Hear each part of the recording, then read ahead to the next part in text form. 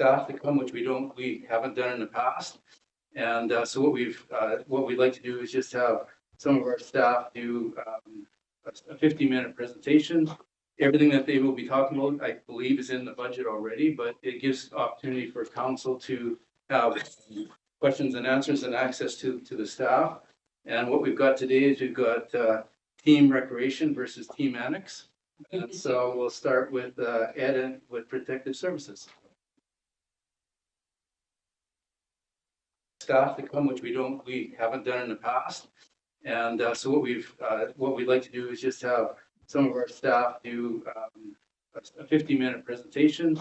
Everything that they will be talking about, I believe, is in the budget already, but it gives opportunity for council to have questions and answers. Sheet that I provided here is staff.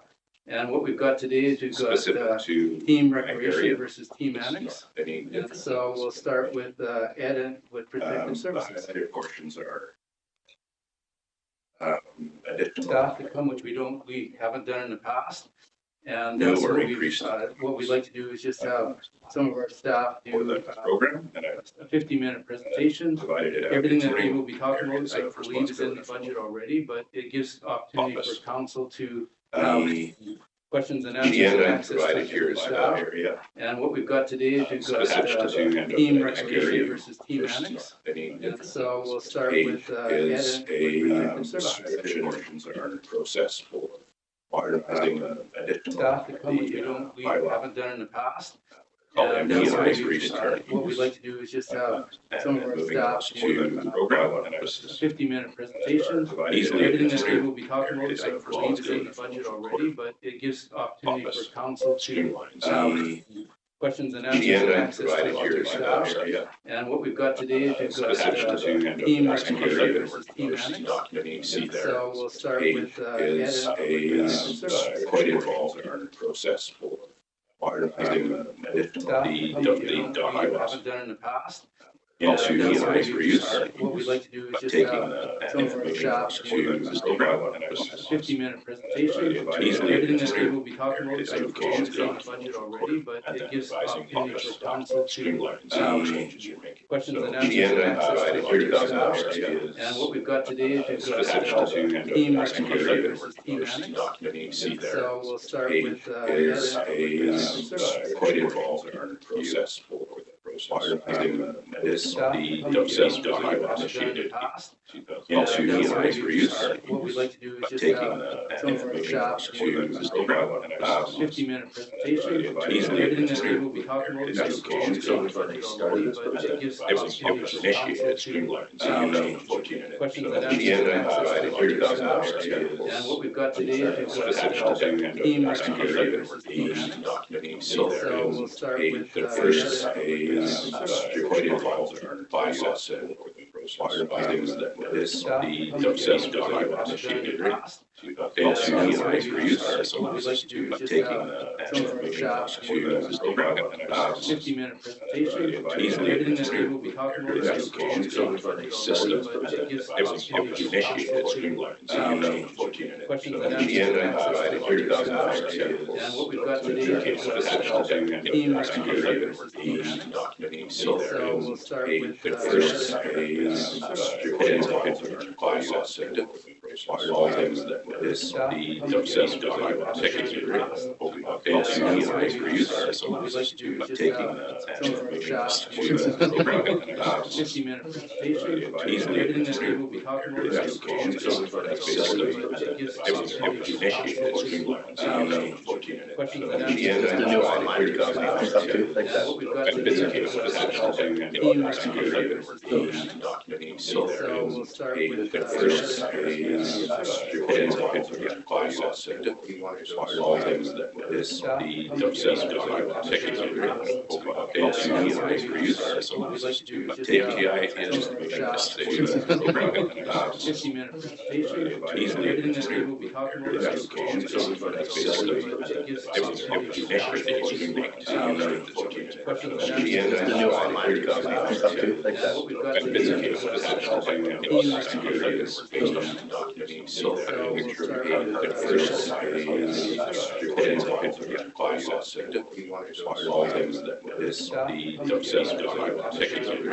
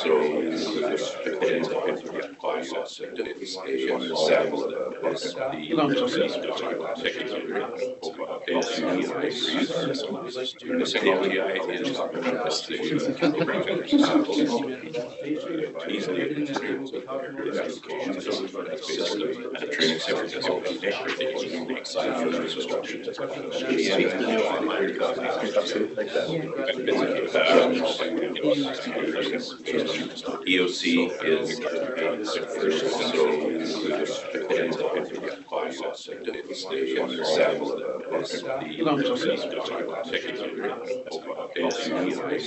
any of the numbers EOC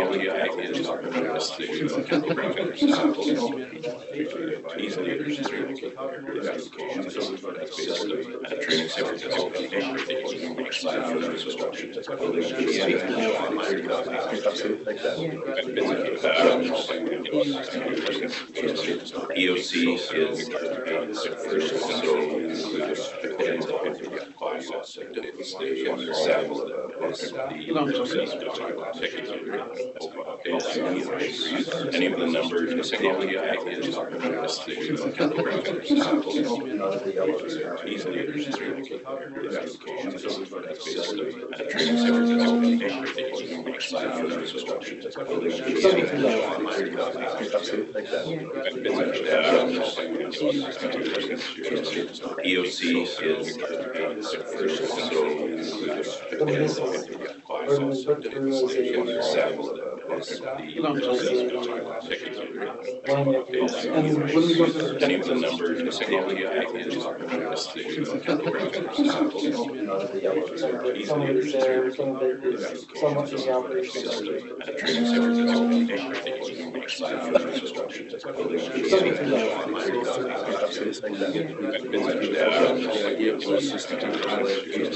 EOC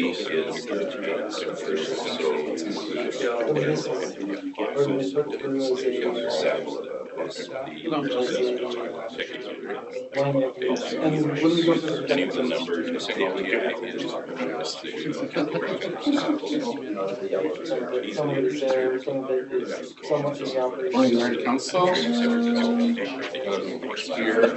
regarding the furnace in the annex building.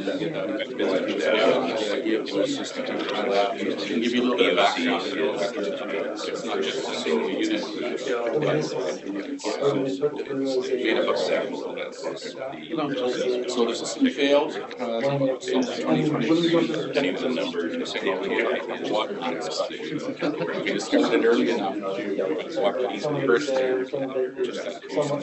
Morning, Council. We had a system here by electric contractor. The furnace in the annex building aren't functioning old enough that there's no lights available. And give you a little bit of background. It's not just a single unit.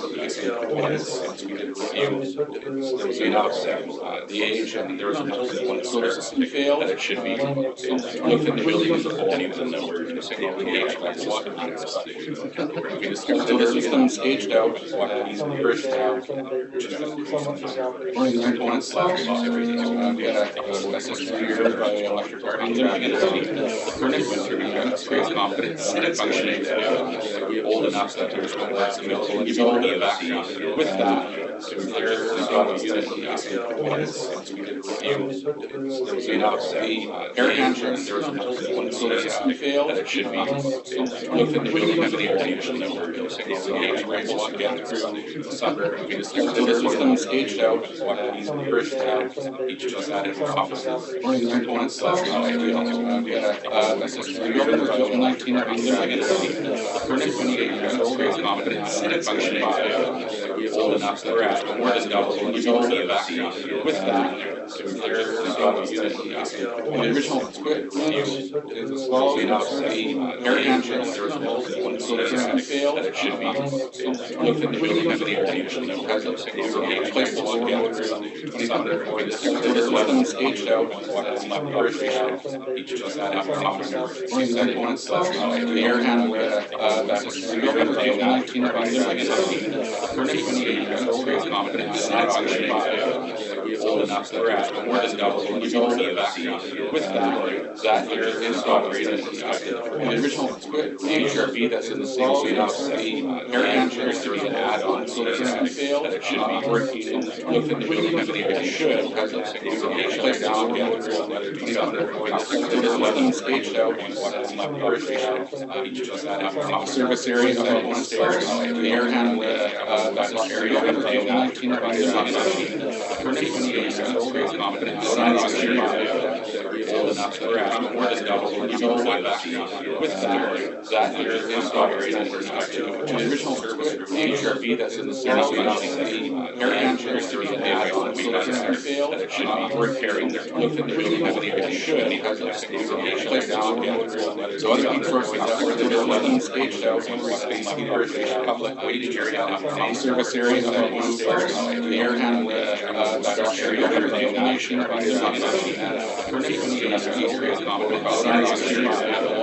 old enough that we're at more than double the utility of background. With that here is operating auxiliary space HRV that's in the same air handlers still the add-on we had failed, that it should be worth carrying there looked into really heavily or it should has a place down again so other resources that were provided by space public waiting area service area the air handler that illumination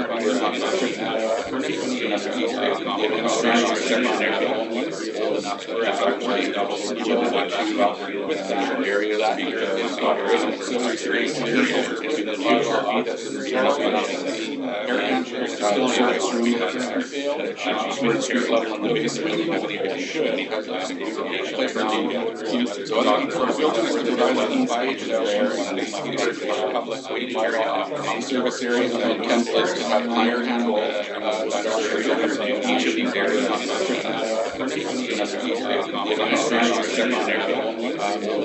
we've engaged with coordinated with what you see with that area that here is operating user space HRV that's in the user range the area still in the failed, that it should be street level on the base really heavily or it should has a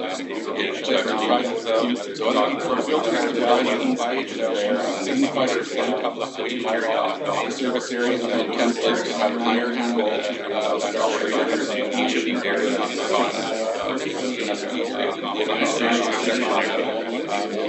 we've engaged with coordinated with what you see with that area that here is operating user space so user range the area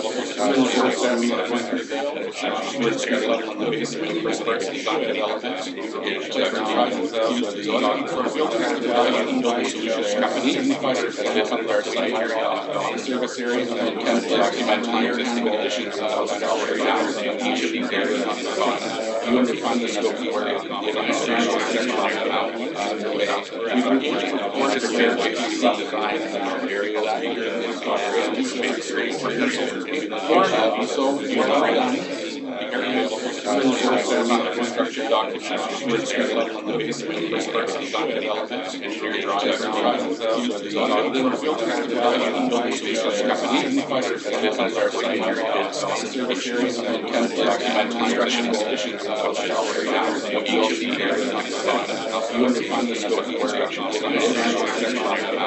hoping that if we get into a good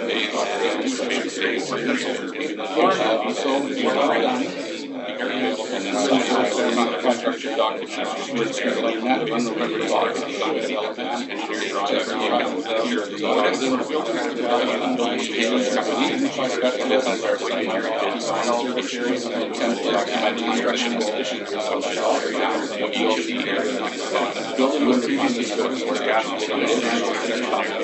hoping that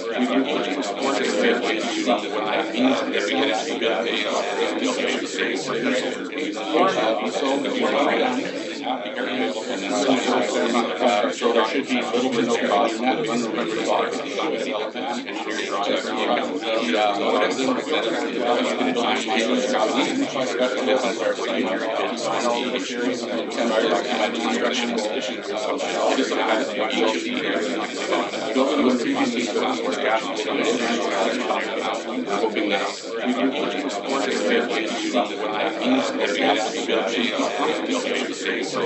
Hoping that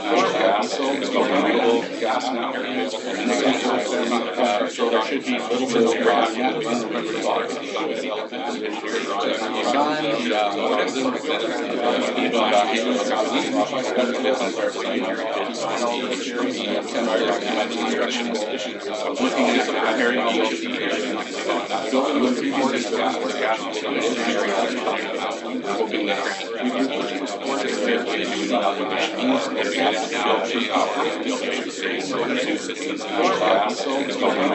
gas now. So there should be little to no cost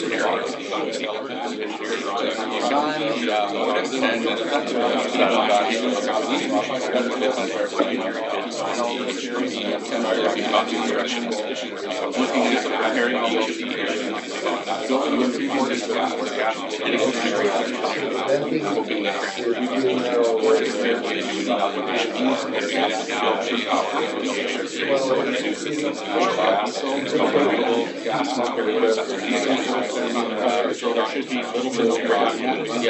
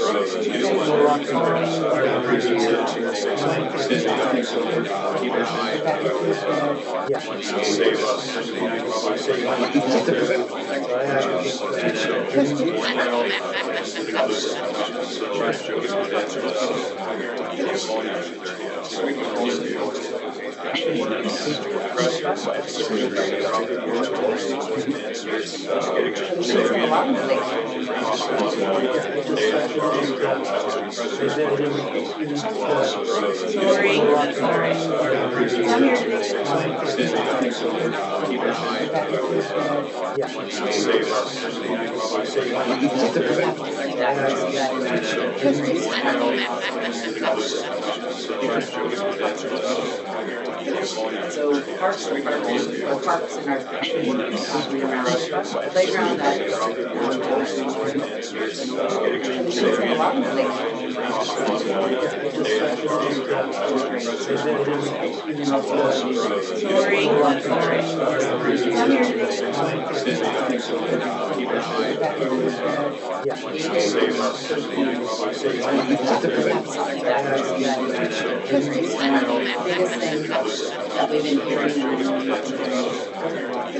So parks are or parks in our communities, around playground that is a lot biggest thing that we've been hearing.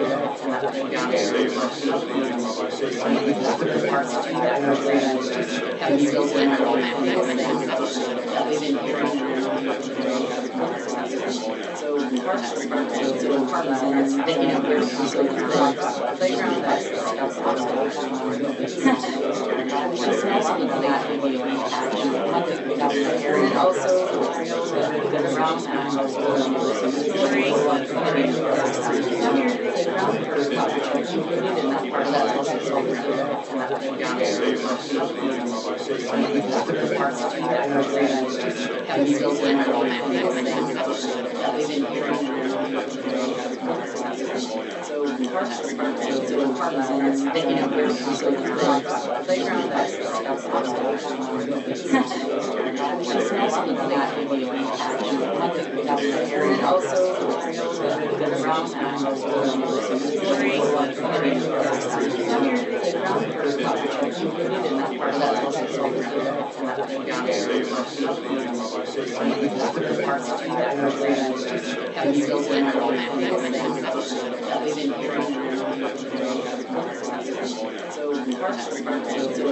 is picking up their playground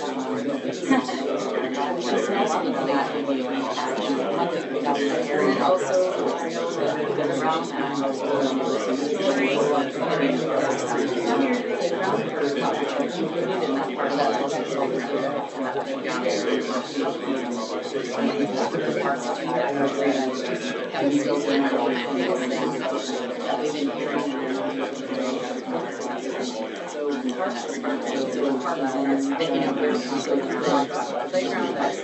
and also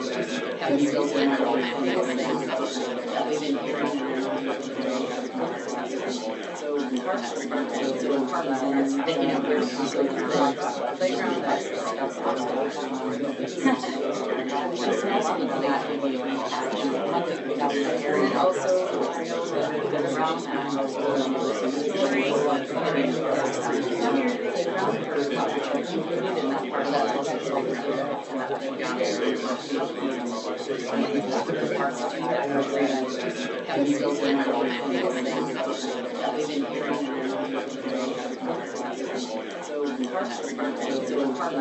picking up their playground access.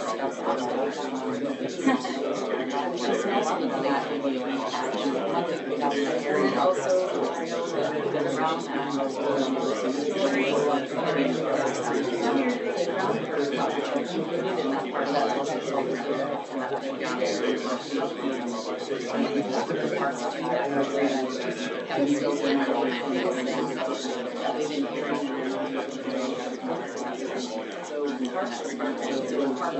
picking up their playground access. Just mentioning that in the and also the round picking up their playground access. Just mentioning that in the and also the round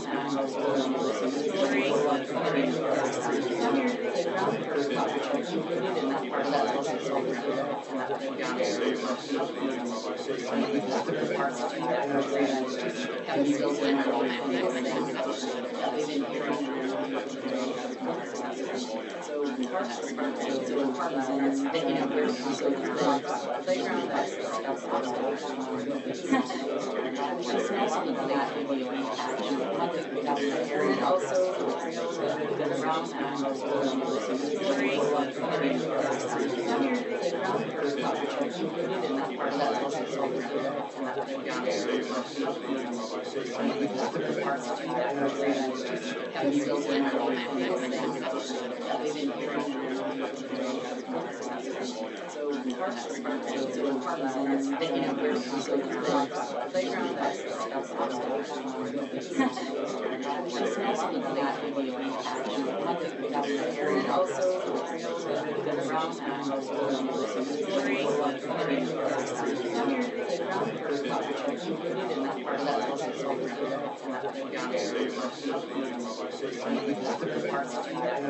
round picking up their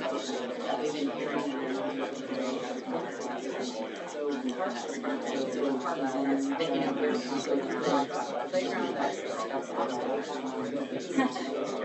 Just mentioning that in the and also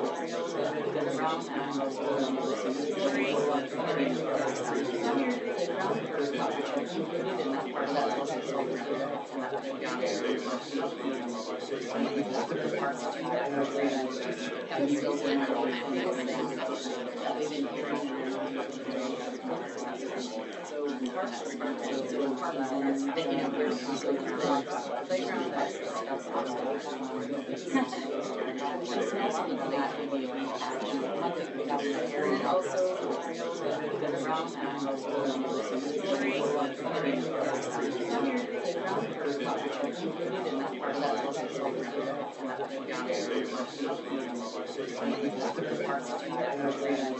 and also the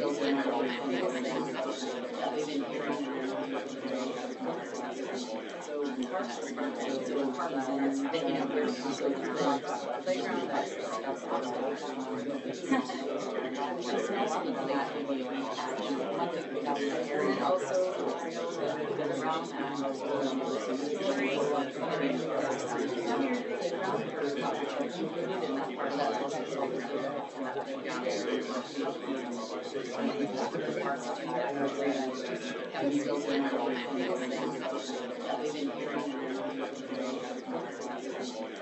parks and are picking up their playground access. And also trails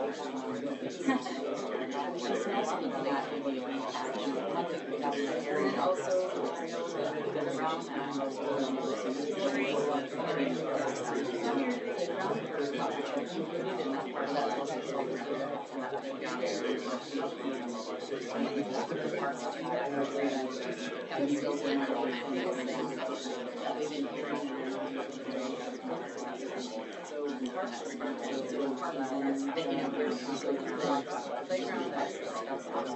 up their playground and also trails that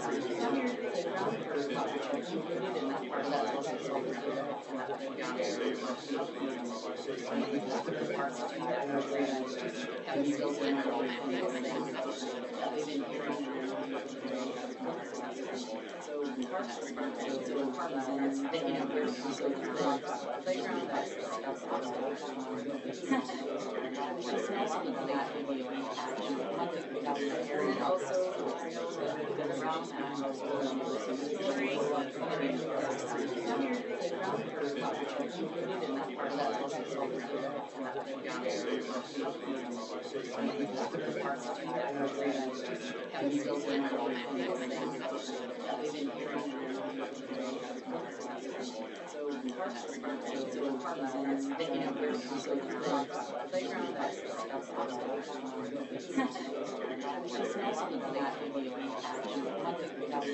also trails that are around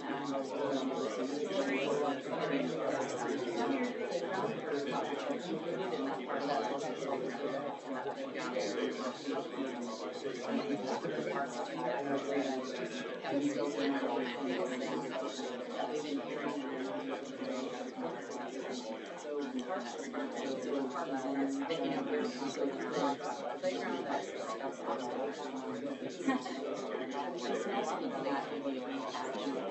playground and also trails that are around picking up their playground and also trails that are around picking up their playground and also trails that are around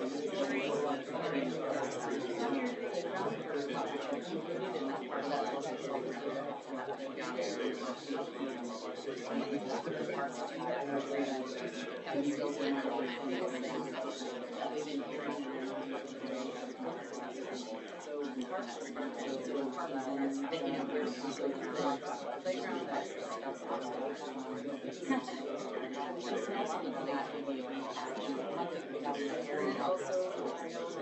trails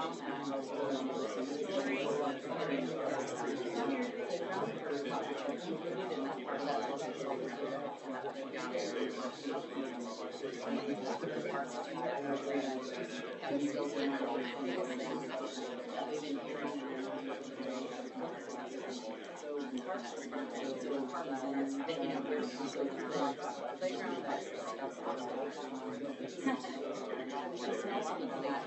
up their playground and also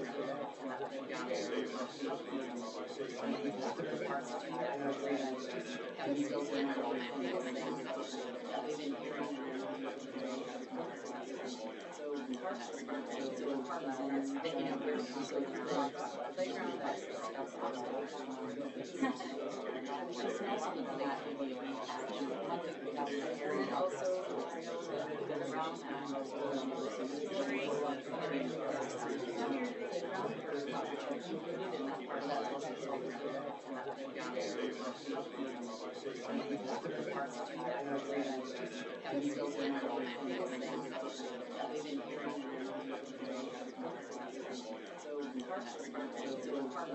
picking up their playground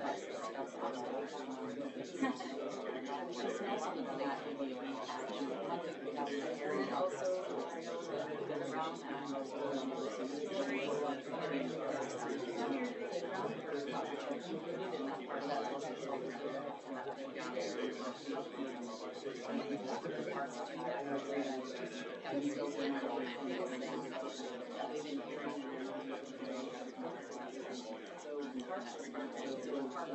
picking up playground that's possible. Just mentioning that in the and also the around playground included in that part of that budget, so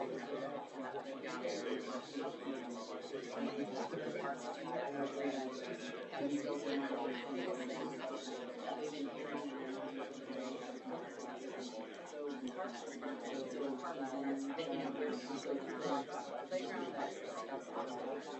Just mentioning that in the and also the around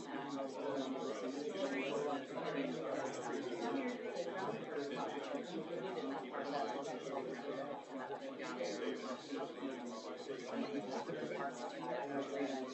have you built in our own they've been hearing so parks picking up their playground that's possible. Just mentioning that in the and also the around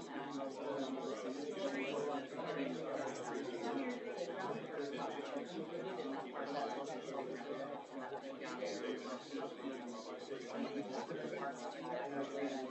have you built in our own they've been hearing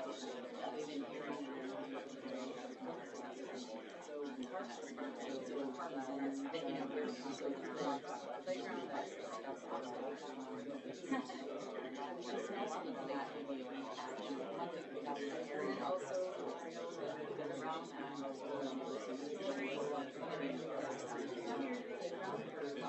included in that part of that budget, so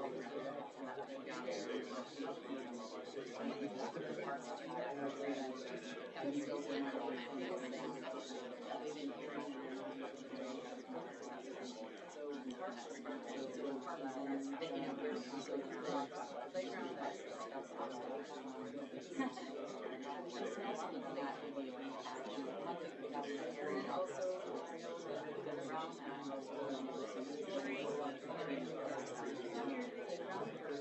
included in that part of that budget, so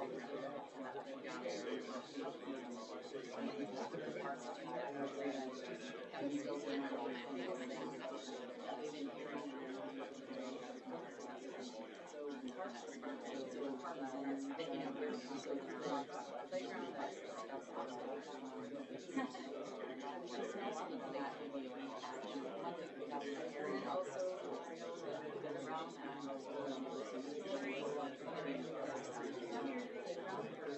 included in that part of that budget, so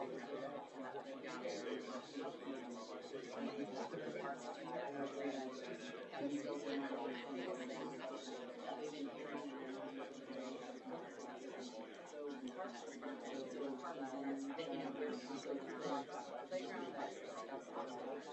Just mentioning that in the and also the around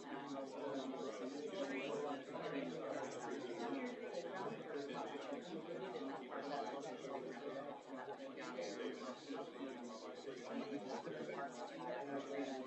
have you built in our own they've been hearing so parks picking up their playground that's possible. Just mentioning that in the and also the around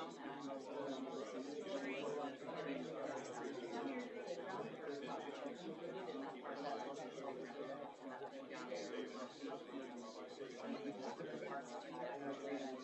have you built in our own they've been hearing so parks picking up their playground that's possible. Just mentioning that in the and also the around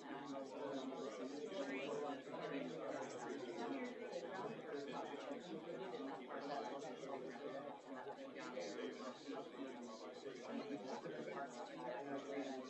have you built in our own they've been hearing so parks picking up their playground that's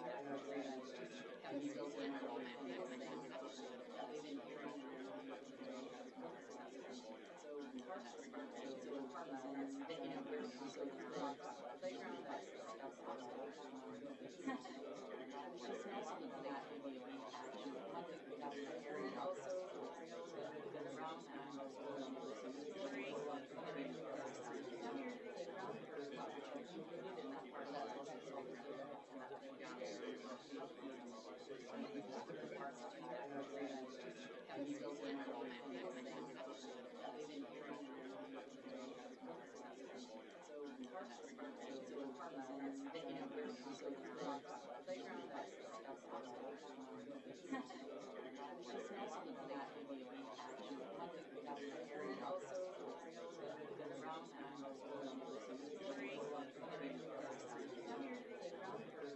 included in that part of that also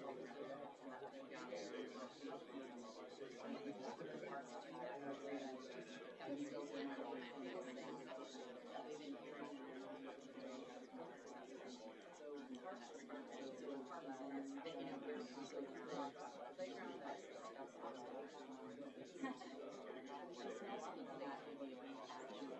that video and also trails that have been around and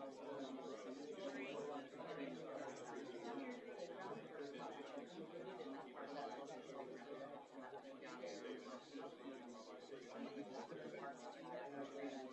have you built in our own they've been here. So parks and then you know there's also the playground that's also that video and also trails that have been around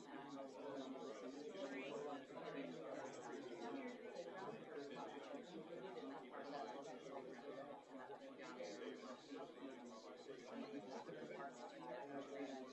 have you built in our own they've been here. So parks and then you know there's also the playground that's also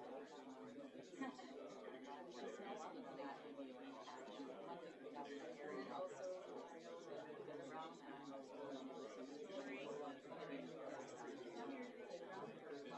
included in that part of that also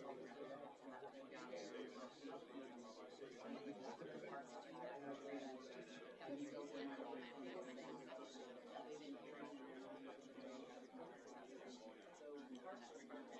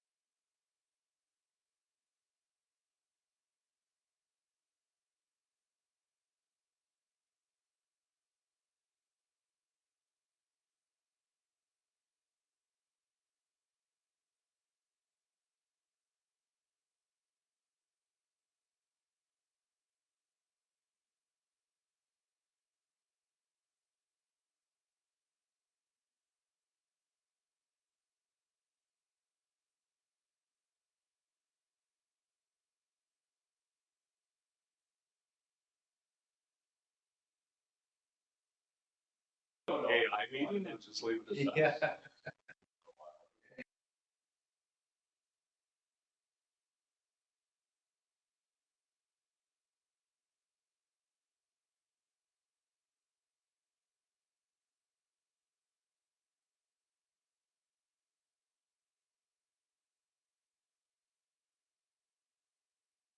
For you, I guess.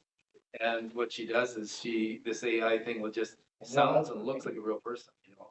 And she will just keep them on the line for hours, I right? love that. To the point where they're hanging up on her. I love that. Yeah. That's awesome. But not giving any information. No, that's right. Just kind of telling stories and, you know. Betty down the road. Yeah, that's right. Well, my landline is listed under a phony name in the phone book. So whenever somebody.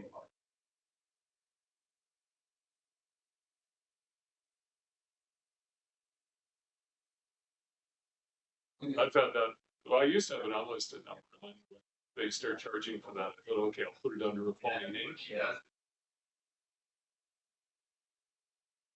Great deal. She will just keep them on. It's as good as unlisted too. Exactly.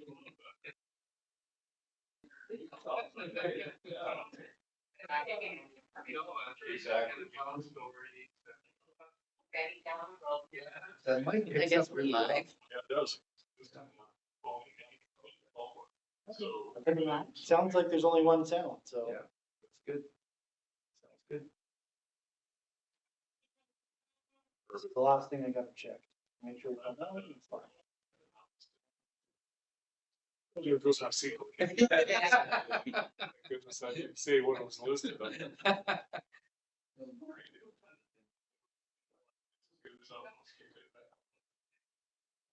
It's actually B Batman. What's that? B Batman. Oh, I'm Batman. Got her? that's good. Let's hope. No, that's not what it says tonight.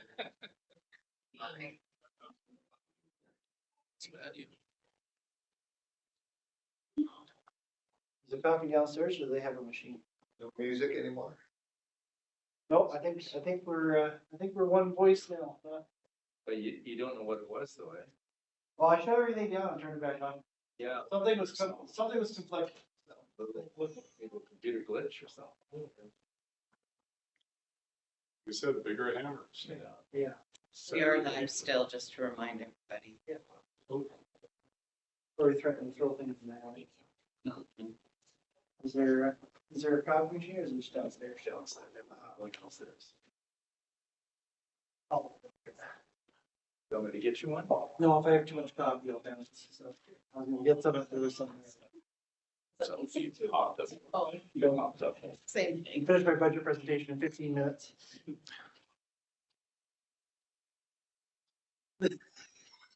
Well, for what it's worth, it gives you 15 more minutes to present your budget report.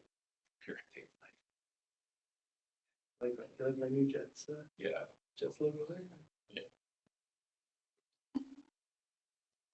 Good. Yeah, it's perfect. Yeah.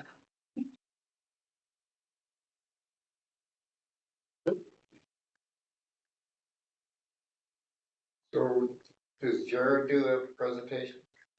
Well, I brought these guys in because they don't normally, you know, have access to council, but we're all here, so we won't do a presentation, but when we come to like Jared's section, for example, Jared is here, you can answer all your questions. He won't do a presentation, but when we go through line by line, or if you have any questions specifically, Jared's here to. I think if he did a presentation, then we could find out if we have any money left. We really should. So we should start with Jared first.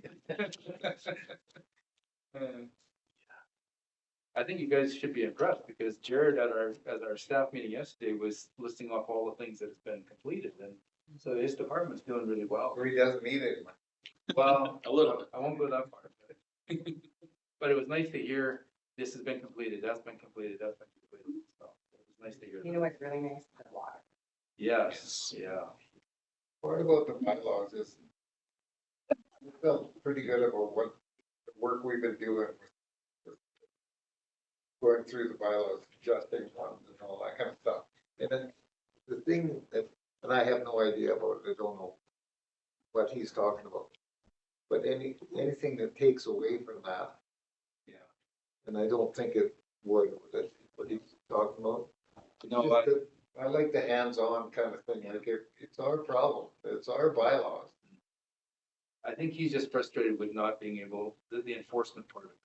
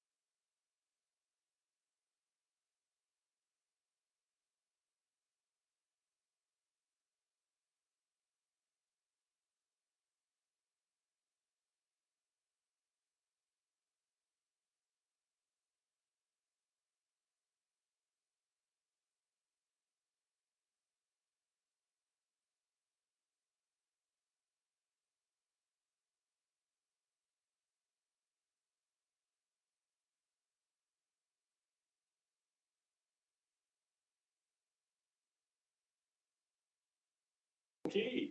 We will resume the meeting here.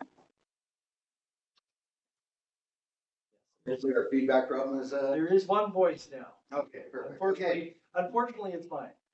Okay. Thank you, Mr. Mayor. So apologies for the audio difficulties we had. I think we had some sort of crossover with the, we have a number of different computers working here, and I think we had a couple different sounds. So just to recap, we had the departmental managers speak on a couple of capital projects that are proposed for this year. So I thank staff for their support. For creating the municipal budget. It is not an easy document, especially when you redesign it. It was 13 pages last year, now it's 50. So a lot of effort went into creating this, and hopefully council finds it more useful, broken a little bit closer to departments and sort of how we structure our bylaw mimics that a little bit better, I think. So. Rough agenda for this morning. I'm going to sort of explain how the new budget format works, so that when we go through it, there's a fair bit of understanding of how sort of the flow works with the document itself. I'll review sort of where our financials sit up to this point, very briefly, We'll go through each department, making sure council has a good understanding of where the numbers get derived from. Some assumptions are budget wide, our inflationary expectation, tax increase, they permeate through the whole budget. Some are very specific to separate line items. We had a spike here. This has changed specifically with this budget, with this line item. So we're modifying it to be this, and here's our rationale for it. So we'll try and review all that if we can. Lots of time for budget questions. We'll go over reserves, sort of where we sit with our reserves and what the projected 5-year values of those are.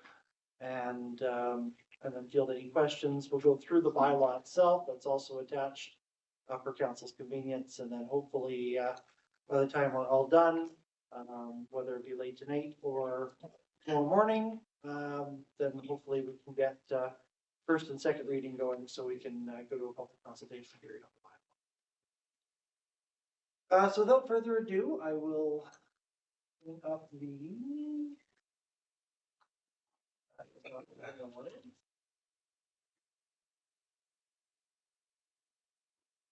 So just before you, Yeah. I just want to say to the public, anybody who's listening, that if you are having problems hearing, you can always come down to the office. The chambers is open to the public. This is a public meeting. The audio and the video is for convenience. Yes. There we go. Well, I think I have to have this window open in the back. There we go. Sorry about that. It's all, I've never presented a budget with this technology before, so. Can you put it on that one too? Yeah. Is it possible? Yeah. And there. That work? Yeah. Is it big enough? Just kidding. I can make it slightly bigger. No, that's, No, that's it. it's also here. It's also over here. So, again, let's I'll just quickly sort of review the format on how it works. The budget is 50 pages long. Each departmental budget is broken down between an estimate of the 2020 to 2024 financials. It's not an exact comparison to the 5-year financial statement. Due to the reason that these budgets are always presented in a cash format and financial statements are provided in accrual format. So what I mean by that is if we have a bill that gets expensed in 2023 but doesn't get paid until 2024, cash is going to show that in 24, accrual is going to show that in 23. It's based on when we pay things and there's a number of adjustments that get made to financial statements that are non-cash. The primary one being amortization. So when you buy this building is 100 years old. 1 year, we're going to pay a whole lot of money for this building, but we're going to amortize it over time, 1% a year until it's basically, its value is worthless because it's beyond its economic life. So,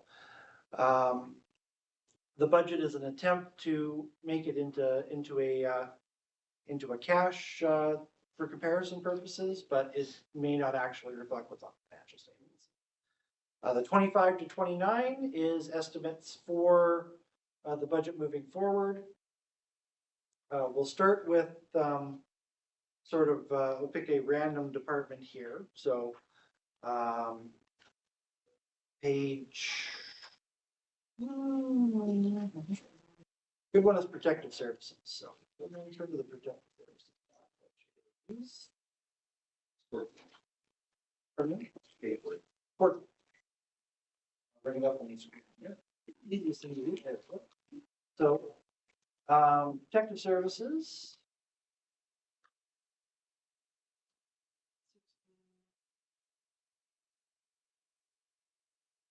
There we go. So, protective service is a good one because it will kind of show sort of a little bit of everything and get a good explanation of where we're deriving these numbers from. So, Revenue sources, so again, the revenue sources are based on both capital and operational. It is fairly exact, but not a precise science based on where these are being derived from. Operational versus capital is usually easy to pick out, but sometimes not, so. In the protective services budget, the restorative justice, fire department revenue, animal licensing, animal fines are pretty much going to be an operational source of funding. It's done through, every year, it sort of has roughly the same amount, and we allocate it to that department. The other ones from other grants down to, proceeds from insurance are all gonna be capital items. They're usually one-time things. We put them in this budget, so that the capital items will quote unquote balance out.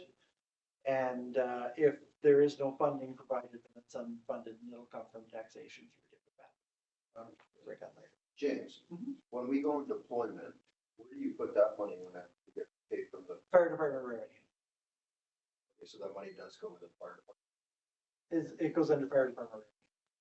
So, And is it just going, so we spend that money on the fire department year after?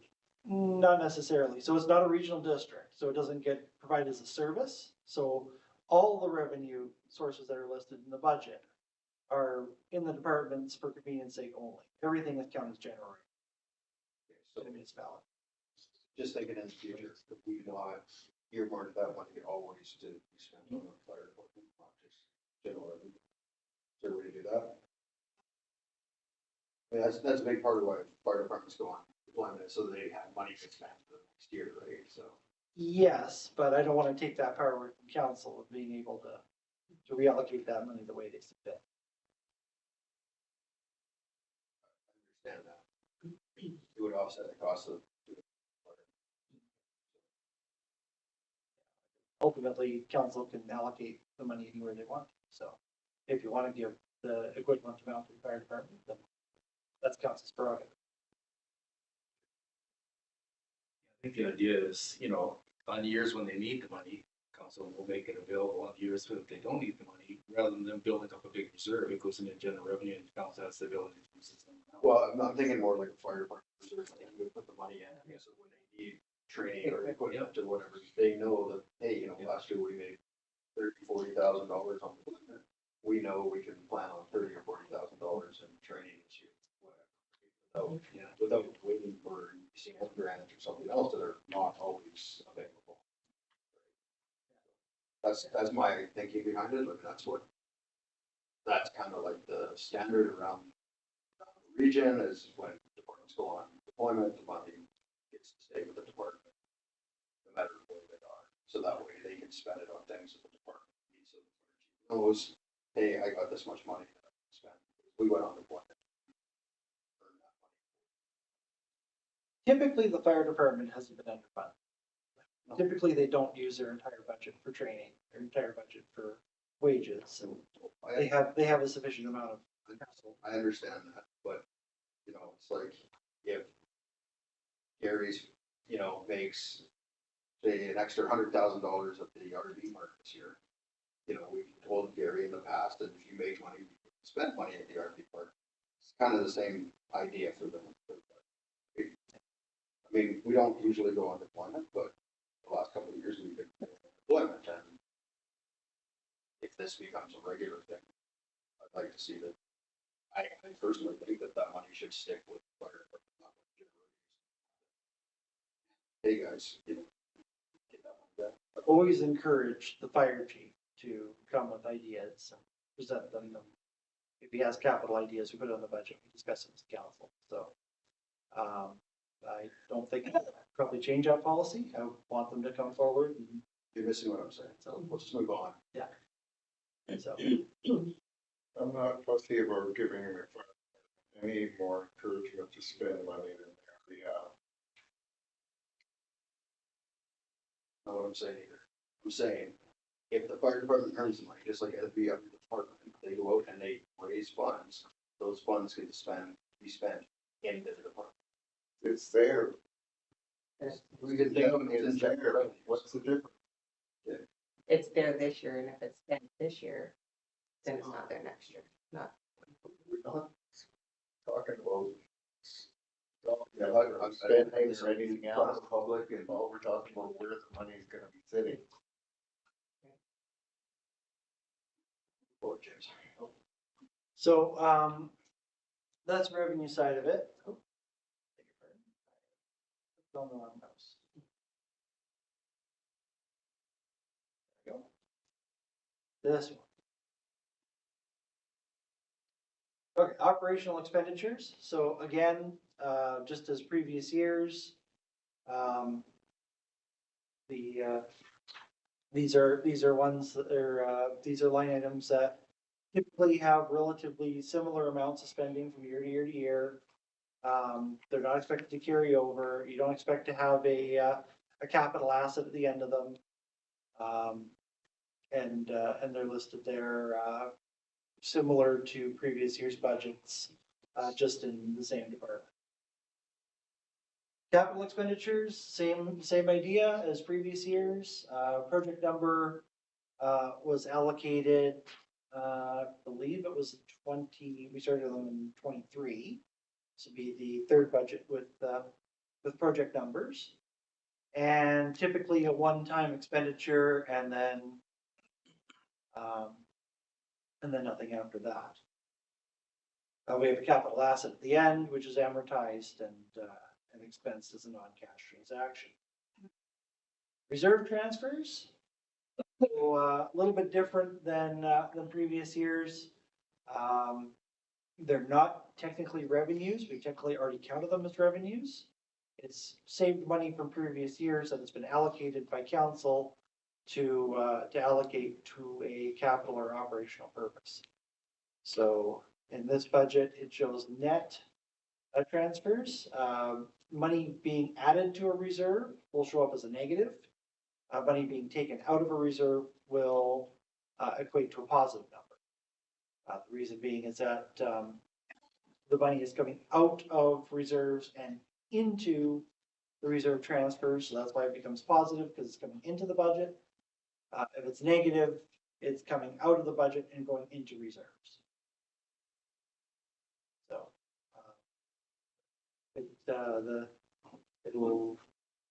it'll become sort of how it works when you go through the budget hopefully. And then we have the totals, and then if there is a balance at the end, that will get reconciled through the general government budget. And then at the bottom, we have two stats, percentage of expenditures versus revenues. So if that number is below 100, that means the budget has to be subsidized by general taxation, general government. If it's over 100%, that means it is subsidizing other departments, and if it's at 100%, it's perfectly balanced. The revenues equal the expenses. And then the percentage of the total municipal budget is basically how much expenses are in this specific department versus expenses for the entire budget. So for protective services this year, if everything gets spent across all departments, 13.43% of the entire municipal budget will be devoted to protective services. So, changing a budget that contributes 0.5% to the entire budget is not going to make much of a dent in the overall number. Changing a budget with 50% is going to make a whole lot of difference. So, just for overall comparison purposes. Any sort of questions on sort of how the departments operate? Yeah. This 5-year process that you have is requirement for you for a 5-year plan. That's right. That's in the community charter. Because as far as I'm concerned, it went beyond 1 or 2 more years. It's not very little use to me. Yes, yeah. And because we have to remake this document every year by law, But you have to do it anyway. the year 4 and year 5, yeah, it vastly change That's between fine. now and 2029. James. Yeah. 62005 on the page 15. Yes. Fire department equipment reserve and 62005. Yes, I do. I did notice that. Yeah, there should be, the 62005 should be just plain old fire department. Okay. Yeah, I just didn't want anybody in the regional district to yeah, I know. It's just a, Oh, is that being placed? Yeah. Simple coding. We've talked about that 38,000 before. That would come as a request for the regional district to allow us to keep it music with fire hall. Any other questions on sort of the structure and how it all operates? I'm gonna switch over to general government. So that's the next one, because general government tends to be sort of the anything that doesn't fit into another department tends to wind up in general government, and it's how we operate town hall through development services and management staff and admin staff. So it's a little bit of a catch-all. So this one, anything to do with taxation or general grants that don't really have a capital purpose wind up in the general government budget. All municipal tax winds up in the general government budget first and then gets allocated to other departments. It's consolidated and allocated to other departments.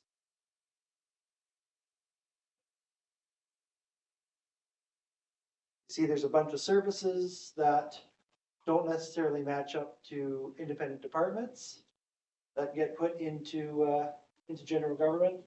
All the grants, development cost charges, penalties and interest on taxes, the building ports, investment revenue, anything like that gets put into general government.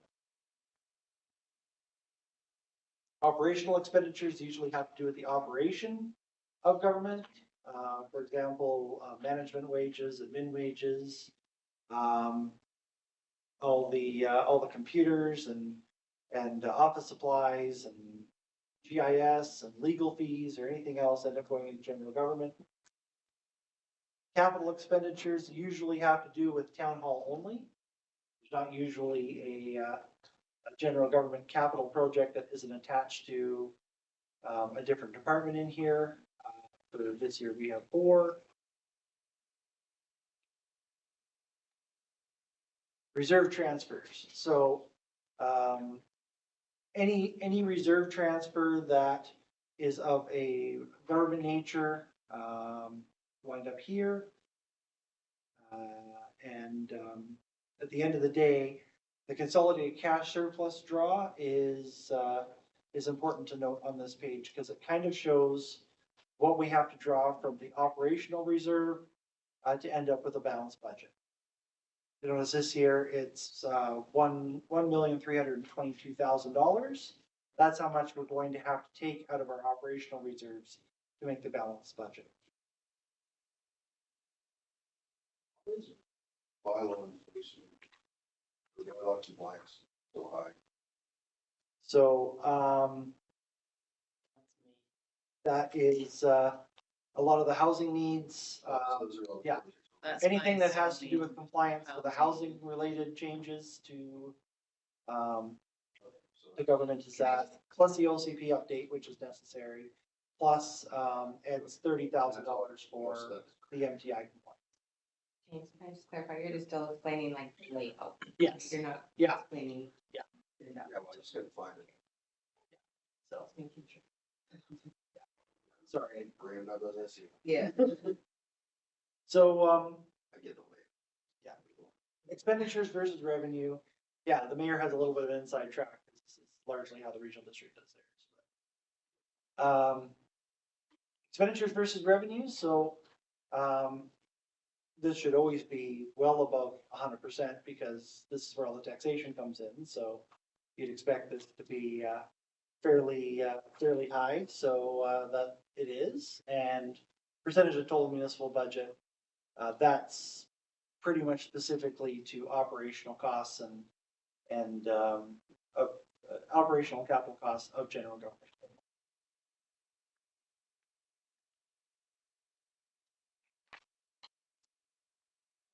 Consolidated version. So that's the first 4 pages of the budget document. Sorry, page 4. That's where everything gets combined. So the revenue sources are the amount that we have from the general government revenue. So this breaks down everything by department. Operational expenditures by department, capital expenditures by department, reserve transfers by department, And so at the end, when we add up everything together, we take the capital expenditures for the year, the operational expenditures for the year. That creates a surplus or a shortfall, which is covered by the reserve transfers, which makes the zero balance. So that's how we get our balanced budget.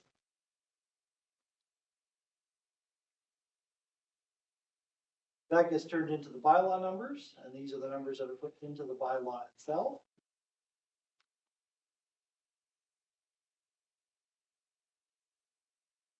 No way I'm gonna make this better.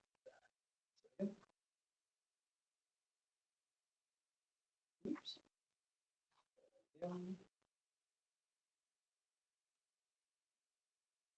Which come out at the reserves. So this is the last 5 pages of the document, so this goes 46 to 50. So this lists our reserves that are projected at the end of 2024.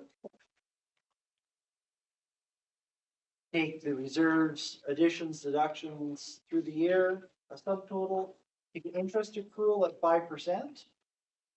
That can go up or down as potentially necessary. I have no idea how bank rates are gonna look in 5 years, but 5% seems like a fairly good percentage to take at this point. It probably is about 4.15 right now, but we may adjust that down for future budgets, depending on where the interest rate goes. Done for 5 years, the consolidated takes sort of the maximum amount of what we have available for the revenue anticipation through operational funds, through the bank account, derive that into balances to make sure that we're never in a negative cash situation. And at the end, it gives you cumulative balances. So as you can see from the last column, the total right now at our disposal, we have approximately $23 million in available. Just hide all this stuff. So a little easier to see on the screen. There we are. We start off with $23 million at our disposal at the end of fiscal year 24. If we exercise everything in 25, it takes quite a nosedive, and then it recovers gradually as we approach the 5th year. So that's how the new budget document is structured. It starts off with the consolidated. It goes through all the departments, and it ends with the reserves to make sure that we have funding to be able to cover this either by reserve, by taxation, or by source of funds. Any questions sort of on the budget structure and how it's presented? A little bit different, but hopefully once we go through it, it'll kind of pop up when we get a couple of things. Everyone's head still in it? Can I carry on? Or okay. Just want to make sure that I'm not confusing anyone or anything like that. I'd like to say that I actually quite like the layouts and the fact that you have split everything up. It makes it a little easier to understand for me. It's gonna be, James, as you're going through, just make sure you refer to the page number, make sure it's on the same page. Yes, yeah. I did put page numbers in. That's Mr. Mayor, so his biggest complaint is that I lack page numbers. Just a couple of, just before I start going department by department, a couple of things I'm just gonna bring up in general about the budget itself. The 2024 numbers in here are estimates only. Obviously, we only have until the end of October right now as the estimates. As the next couple of months come in, some of the assumptions that are used to generate the budgetary numbers may alter slightly. If we have a big run on something, if something significantly operationally changes, we have right up until the 3rd reading and adoption of the bylaw to alter numbers due to statistics. It's a slightly moving target. It's not a huge moving target. I don't expect anything to wildly shift in it. But if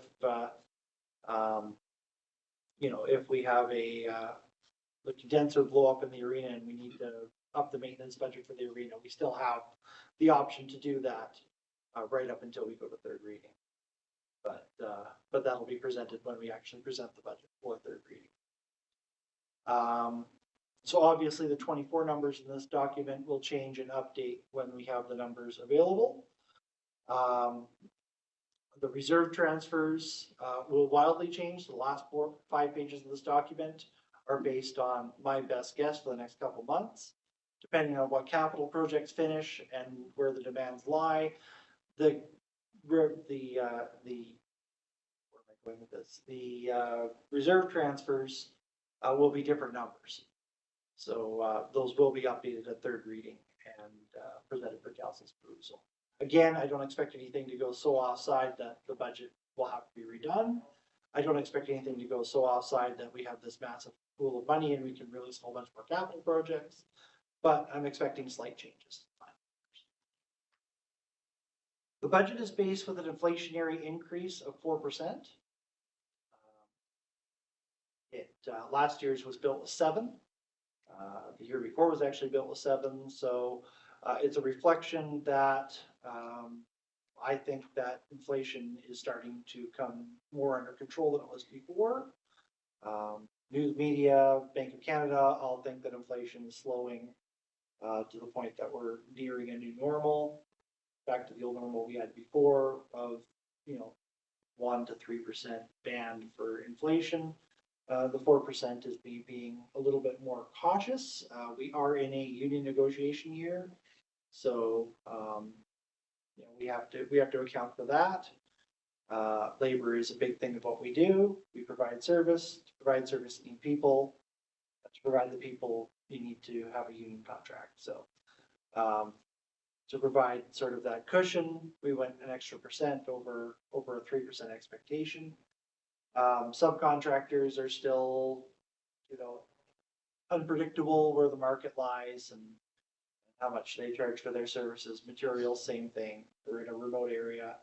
If gas goes up, if the carbon tax goes up, if anything goes up, then it's going to cost us more materials and subcontractor costs. So we want to make sure we leave a soft enough cushion so that we're not coming back to council asking for more money. So that's the inflationary increase. Tax increase, usually try and go for the inflationary increase +3, which would lead to approximately a 7% increase. Just based on the stats and looking and seeing where our reserves lie, I've tempered that down to approximately 5.65 at this point.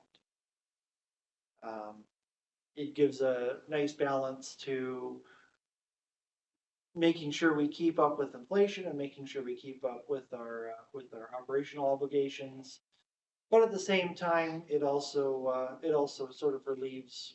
We've come off a couple of 8 and 10% increases. So 5.65% at this point is probably a good number to go on. That number will also shift. Those are based on numbers that are provided from BC Assessment, what's called the preview roll.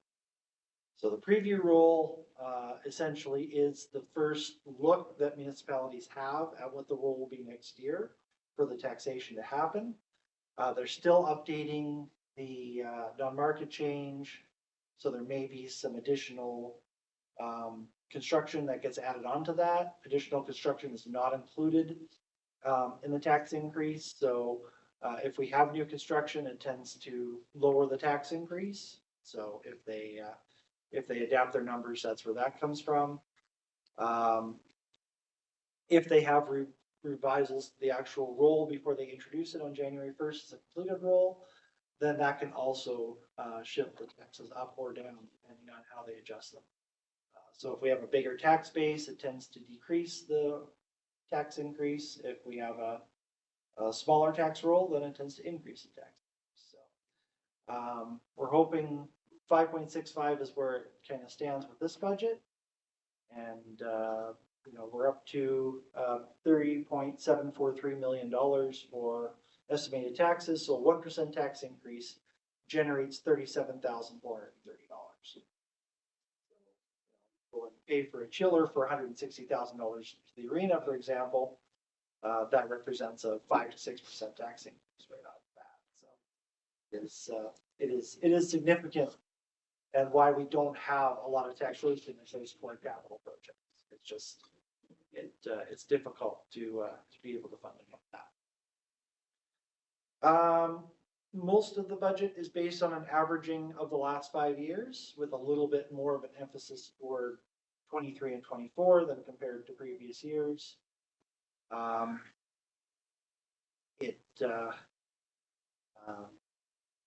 There's not a ton of surprises in it, so where there are differences in that methodology, I will point them out as we go forward. Any questions on the sort of assumptions and how the budget was created? Numbers of that nature? Okay. So I will start off with the general government budget.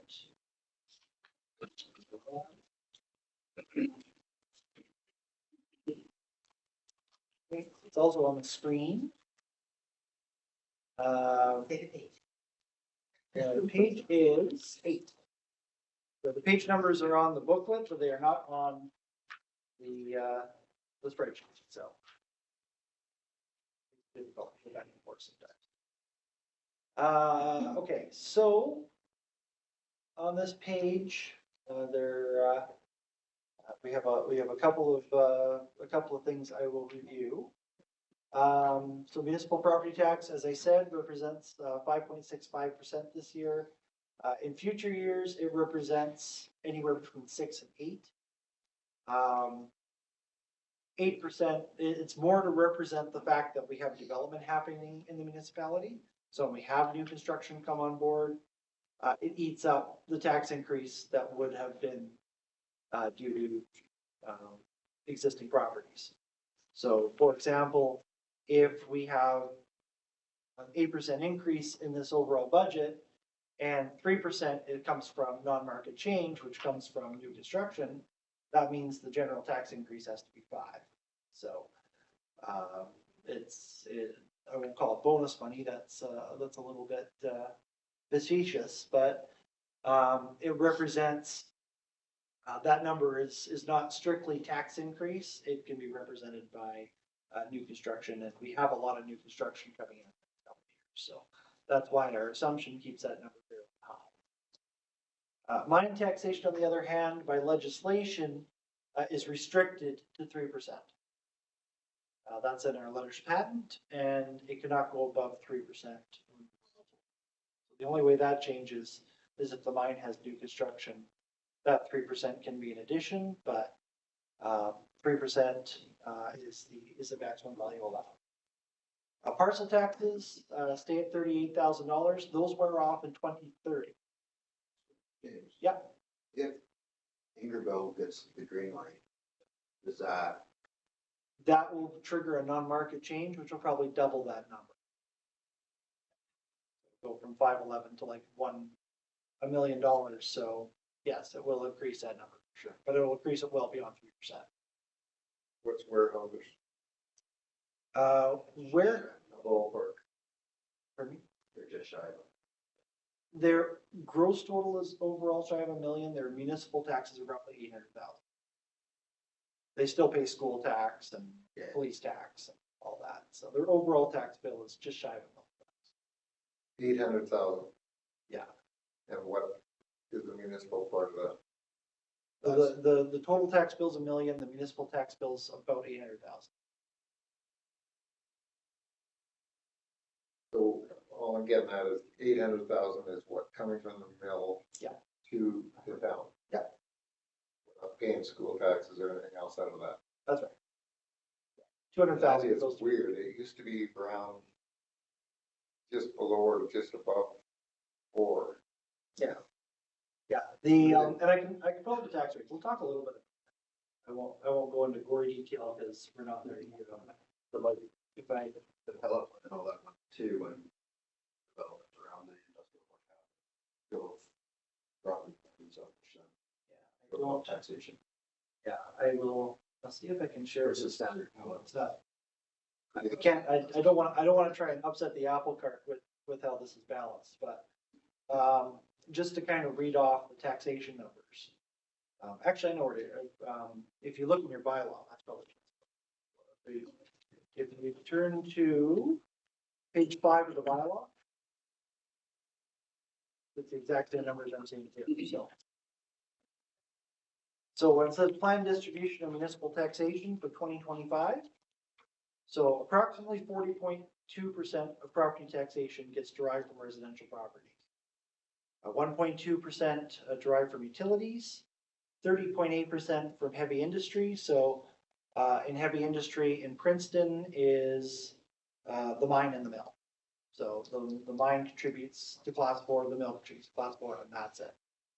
Light industry, the mill or the mine contributes a little bit of light industry, but most of that is your stuff with your industrial park, that BC Green, your people who are actually building something, any manufacturing up there, and places like Tri Valley to do construction related services. Double J, places like that. Pellet plant, whatever. Yeah, fire masters outside municipal boundaries. Yeah, so, but those kind of industries would be classified as light industry. Heavy industry is very specific to about 7 or 8 different industries, but a mill and a mine are 2 of the industries that are covered specifically under heavy industry classification. Business and other, that's all your retail and commercial enterprises. Recreation or nonprofit is a very specific designation. In Princeton, it's pretty much limited to stuff like the Legion. Places that are not solely the business part of the Legion that are doing like liquor sales and things like that. And that equals out to 100%. So just a percentage is 30.8% of our taxation base comes from heavy industry. It's one of the best ratios in the province. Usually a town that has a heavy industry will rely on it much more heavily than we do. So they'll try and get that percentage up to 60, 70, even in some cases over 80%, derived from a mine or a mill. And the problem with resource industries is, yes, they generate a lot of profit, but if they ever shut down, it leaves you in a big lurch. And it's happened in many northern municipalities that they rely too heavily on heavy industry, and if it ever shuts down, it has to be reallocated quickly, and it really hurts when it does. Because usually your residential tax base suffers a whole lot when a mine closes. But with our ratios we have here, our exposure to heavy industry is not nearly as heavy as it would be in some municipalities. Yeah, so that's that in a nutshell. Did I answer your question there, Councilman? As I can see, what I was trying to figure out, my phone won't, my adding machine won't work, is that it looks to me as if heavy industry, light industry, and whatever pays as much or more than residential. That's right. Yeah, 40% residential and 60% basically from business. Wow. But again, that's a handy little number to be able to talk to people about. Yeah, you're paying much. If it wasn't for industry, you'd be paying a hell of a lot more. we do have one of the best residential tax rates in the province. We have a competitive business rate. So when I do a review of our business taxation rate and I do a recommendation for tax rates to council, the business rate I want to keep at roughly a 50th percentile. So we're not much higher than everyone else, but we're not much lower than everyone else. We're kind of right. And it served us in fairly good stead in the time I've been here. Thank you. Well, any other? Can I just get a clarification? So Ingerbell is already within that debtor's patent? I checked that. I looked at the map because I was like, is it only on one side of the river? But it's both sides.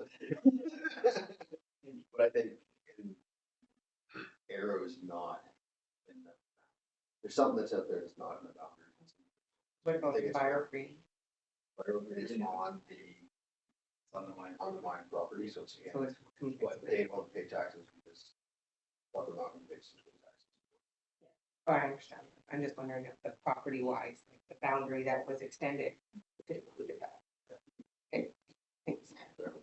Yeah, I was kind of concerned about that one. Doing everything within our grasp. Regional district. That's a, When combined. a district municipality, you know. There's a lot of roads. Bigger headache, bigger budget. Your budget.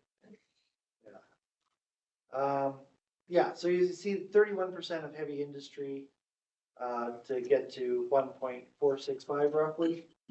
The mine taxation roughly 511, so roughly a third of the heavy industry is provided by the mine, and 2/3 roughly is provided by fertilizer. Yeah, whether a 3% cap is appropriate or not for the mine, and whether we should maybe look at revising a letters patent, it's something that council can debate at one point or another. Is there like a renewal date on it? No, it's their letters patent, so it's how the town is created. So to remove it, we would have to ask the province to revise their letters patent.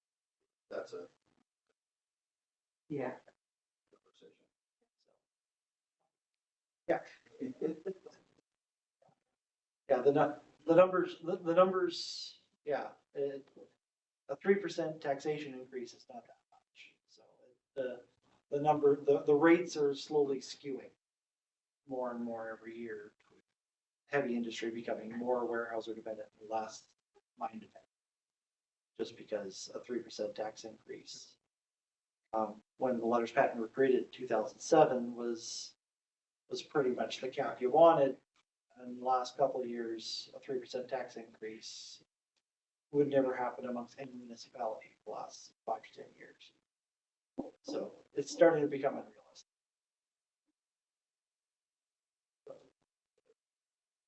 We want to continue this discussion.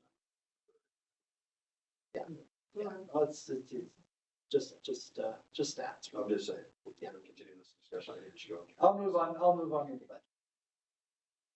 Okay, so, any questions sort of on sort of the taxes and how they vary?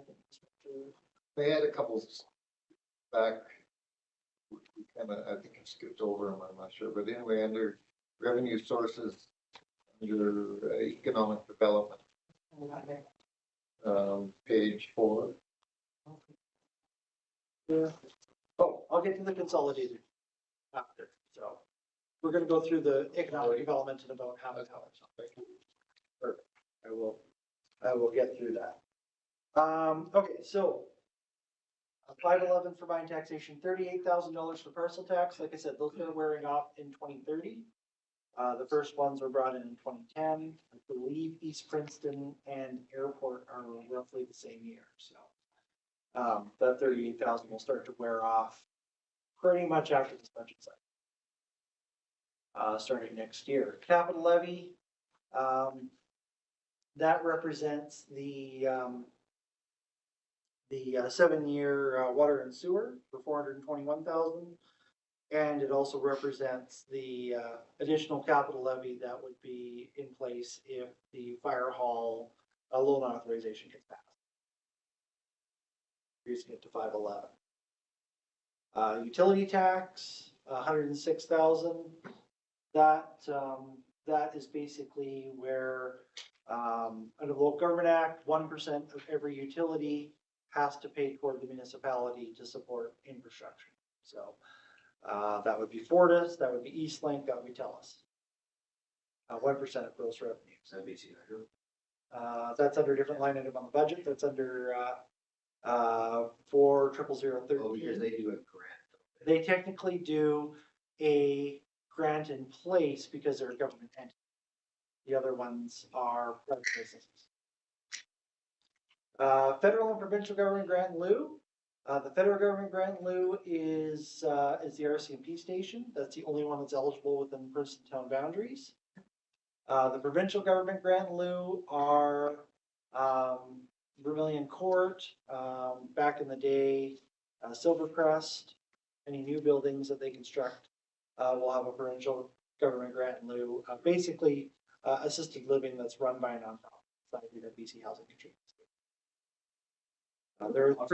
There are three properties that are eligible for it. Properties don't play, municipal real estate. Hospitals do.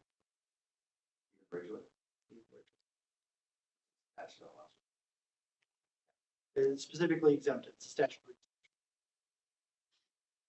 PSD commission, so we, when we do the visitor center, we claw back, I think it's 2% of the PSD we pay them, so, that's counted on there, it's a nominal amount usually. Utility grant through BC Hydro, that's what the mayor was alluding to, that's basically utility tax paid for by BC Hydro. Small community grant, every year the province subsidizes, small communities to provide services, that's represented in that amount. Other grants will be represented in the capital side, so I'll skip past that momentarily and come back to it. A lot of these are zero because they are devoted to the departments themselves. So when you talk about federal gas tax, that revenue is going to be included in public works. It's not going to be included in general government anymore. So it's not that we're not getting zero in gas tax for the next 5 years, just in a different departmental budget. Should we change the name of that to? It's kind of how it's put in my budget software. So yes, it's Canada Community Building Fund now, CCBF. We know what it is. So same as the infrastructure grants, private grants, provincial recovery grants. Don't worry, we are still getting grants. They're just in the department. But then we get into stuff like the library building rent, courthouse rent, town facilities. Big burden? Isn't the rural dividend? That's gone. Yes, but the reason it's still on there is because of 5-year comparison. So 5 years before rural dividend, it's in the active budget. Where did we have an AV charging station? Did we have? It says in 2020 there was 60. Yes, we the flow system, the one that Fortis is running, used to have us operate it and then pay us, and we paid them back for their electricity. We get to keep the difference. They actually took those back over. So that program ended in 2021. Yeah, it's keeping them working. So in 2 years, that line item will drop off. Yeah, EV charging revenue. So library building, courthouse rent, town facilities rental. So when you rent the buildings, we rent the courthouse to the Attorney General, library to the Okanagan Library Board, and town facilities will be stuff that's not the arena. So that'll be mezzanine, I think other facilities that get rented out. There's not a ton, but there's a couple that we rent out as town facilities. A franchise fee, so Fortis pays us for all the gas line distribution in the municipality. Again, that's to support infrastructure that's above it. School tax, admin fees, so when we do our school tax, the province allows us to keep part of the school tax, which gets counted as a revenue. The Municipal Police Commission, does anybody do that anymore? You have the right to do it in the community charter, but aside from some of the bigger centers like Vancouver, Burnaby, nobody does it. But how it used to work is that all the money used to go into the province. The province used to give it to the UBCM, and it used to be distributed evenly based on population. And they discontinued that program. Yeah, they discontinued that program in 2020. So that'll drop off next year.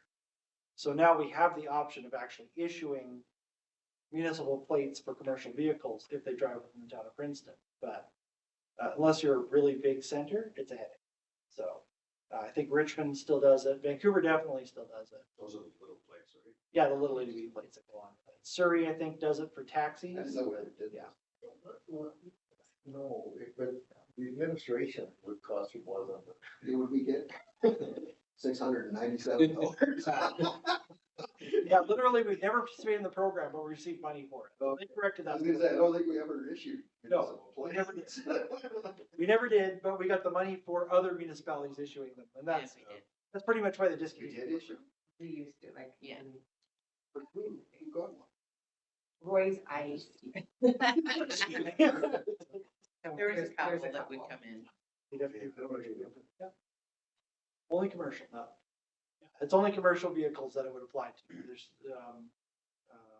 residential vehicles. Mostly delivery companies. Yeah, it was not. Yeah, I think the theory at one time was to pay for roads. Mhm.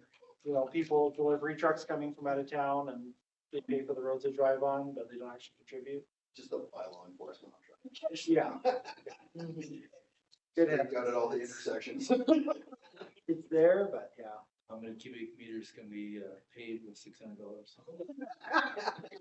Yeah. I don't even think we get the truck started. So we pay A little less than Gary's fault. so we pay 60% of our taxes. And then we'll throw another. That's right. That's $112,000 per municipal plate. We'll see what we can do. That might be a tough one. We're only getting a percentage of the population back. That's right. Well, now you get 100% of it. Yeah, you Like the you gas collect it, taxes, you don't like get. how much gas comes out of this community versus some of the other communities, it's like, and we only get it for based on population. It's like, no, it should be by consumption. Yeah. Yikes. Vermilion Forks fee for service, they pay us an admin fee every year to man their books and meetings, infrastructure fund revenue. That's attached to the water and sewer bill, sort of put in reserve for emergency water and sewer repairs. Well, if that's our necessary. 2%. Yeah. Make a lot of money on 2%. It gets us an annual payment if we have to make an emergency loan. Yeah. Every year we giggle about that, and every year that's my explanation. We move on as quickly as possible. Business licenses, I think it's important to point out, that's 2%, it's $24,000. yeah, That's 2% of our total play, our tax. 2% of our water and sewer. Yeah. So, I mean, it just shows how little we actually bring in. It's true. But again, that can be laddered, if in an emergency situation, that could be laddered into a couple $1 million for water and sewer repairs if necessary. Like, we were sitting in a meeting in Vancouver and they were talking about DCCs on one apartment. And it's in the millions of dollars. And it's like, well, that's our entire budget. One DCC for one apartment complex down there. Like, it's insane. Anyways, go ahead. Okay.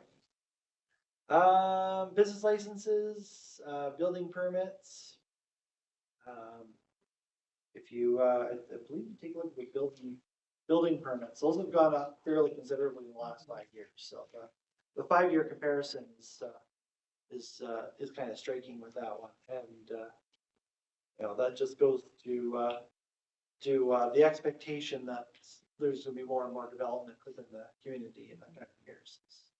What the financial outlook is for us. Administration fees, you know, if we charge, you know, $25 for, a permit of some sort that's of an administrative nature, that's usually where that ends up going. NSF fees, things of that nature, wind up in there. It's sort of a catch-all for fees that I can't put anywhere else. Development cost charges, there's a couple of major builds that are coming up within Princeton in the next year or two. One of those represents sort of the airport housing subdivision this council has talked about a couple of times, and the other one is the Princeton Point building. Both will come with significant DCCs, and those have been factored into the revenue side of the budget. You think the airport's gonna be in the next couple of years for the fees? I think it should get started. Yeah. I think by the end of this year, we should have an ALR construction. I know they're eager to get the first phase started. And like I said, we have to make a new financial plan every year, so if we miss that projection, we can push it forward next year. It's not that egregious if it's in 26, but it actually comes in. Just rejig the projections. Development fees other, so those are fees that we receive for other services the development provides, comfort letters, subdivision applications, things of that nature. Probably a little low actually, but it's revenue, so if we get more than what we anticipate, then balance budget's a little, the budget balance is just a little bit better, so. Penalties, interest, just come from people paying taxes late. Credit interest on property tax is if people pay their taxes early, so it kind of offsets a little. Vermilion Forks Community Forest Corporation net profit share. It goes kind of into an automatic cycle for contributions to reserves anyway, so if it doesn't quite meet that or doesn't meet it at all, we just temper the expectations we have for moving money into reserves. Bank account interest, it's based on a 5% interest rate over the for the projections of the reserves over the next 5 years. So if interest rate change, that will temper that enthusiasm a little bit for those funds. But again, they largely get put into reserves anyway, because most of our excess funds are in reserve funds for capital purposes, and those are required that the interest generated in those goes back into those reserves. And DRF interest for MFA is basically every year that we pay our loan, it accrues interest. So how a bond works is that for that water and sewer project that was issued in, I want to say 2023, Jared, 2022, 2023. When did we get that loan authorization? Carrie, when did we get that loan authorization figured out? 23? Trying to remember. Yeah, I think it was. Yeah. It'll be. 22? Yeah, no, started in 22. 22. Yeah, started in the second half of 22. Thanks. So I looked at the revenue sources, so got it. So, the MFA issued a 10-year bond to the open market to collect the money to be able to pay to us in 2022. It lapses in 2032. Every 6 months, they will pay interest on that bond. However, every year we pay principal and interest as a conventional loan every year on that. So the principal does not pay off the loan to the very end. So that money will accrue interest for 9 years or 8 years, for 7 years or 10 years. A conventional bank calls that profit. MFA counts that as a DRF accrual. So at the end of the 10 years, whatever interest we make, they will pay us back for. So it's a benefit to the municipality to pay for stuff through the MFA. Not only do they give us better interest rates because they have large institutional ability to lend, but we also end up receiving a lot of profits that we wouldn't receive from our own conventional bank. So that's the revenue sources. Any questions on the revenue side of things? So we'll move on to operational expenditures, development costs. So again, based on a 5-year averaging, that is sort of the ICORAs and the people who help us with subdivision, registration and operations. Again, maybe a little low, but would be supplemented by more development costs if necessary. Mayor and council rates, wages are fairly self-explanatory. Management staff is anyone above sort of a unionized worker. So that would be Lyle, myself, Gary, Jared, Pete, not Pete, sorry, he's a unionized employee. Any exempt staff that's sort of considered management would be under that management salary. Administrative staff, so that's all the people downstairs in this building, all the people downstairs in the annex. Building inspector, that's for Alan and Chris. Alan's wage is partially in the management staff as well, so that's why that's up to 212. Elections, only every 4 years, so most of the time that's 0. Meals and entertainment, basically any extras that come sort of through that, that are in that department. Office equipment, tends to be the lease on the photocopier, any computer hardware that we have to purchase through the year, winds up in office equipment. Legal services, fairly self-explanatory, training and travel. That's both mayor and council and staff.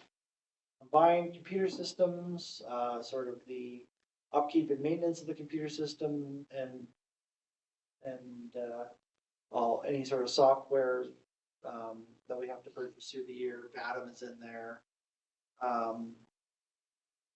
Basically our software subscriptions and our support. So, James, so you're saying that then that any new computers and stuff come under the office equipment? Yeah. So as we're hiring new people, we're needing new computers. There's actually a capital item on that, so I'm gonna review that in about 3 minutes, Thank you. maybe 1. Training travel, computer system. I'm timing. Don't get a stopwatch yet. I'm just kidding. Stop talking. That's right. Your minutes. Membership dues, so any professional dues that come, Recreation Association of BC, GFOA stuff, any sort of memberships, end up coming out of that budget. Advertising, so that's at the Spotlight, paper advertising, comes out of there. Office utilities, so that's TELUS, cell phones, Fortis to keep the lights on and the gas powered and all that. That's specific to general government, so that would be town hall, that would be the annex, and that would be any building that doesn't have a department to put it under, would be under this one. Office supplies, so it's paper, pens, rulers, things of that nature. Labor negotiation, put $1,000 in there. As I said, it's a labor negotiation here, so that gets a little budget for that. Radio licenses, we do have to pay the federal government every year to maintain our radios. We need a license for those. Courier and postage, so that's mailing. GI, what's that? Yes. Couriers. Couriers will go up, yeah, might probably go up. GIS, so GIS is an interesting one because the RDOS runs our GIS systems, but I don't think they've invoiced us for a couple of years. So, yes, yeah, we will. I'm not sure how that operates, but I put a couple $1,000. We have an agreement with them that's expired. I have contacted them 2-3 times and haven't got anything back from them, nor are we getting invoiced.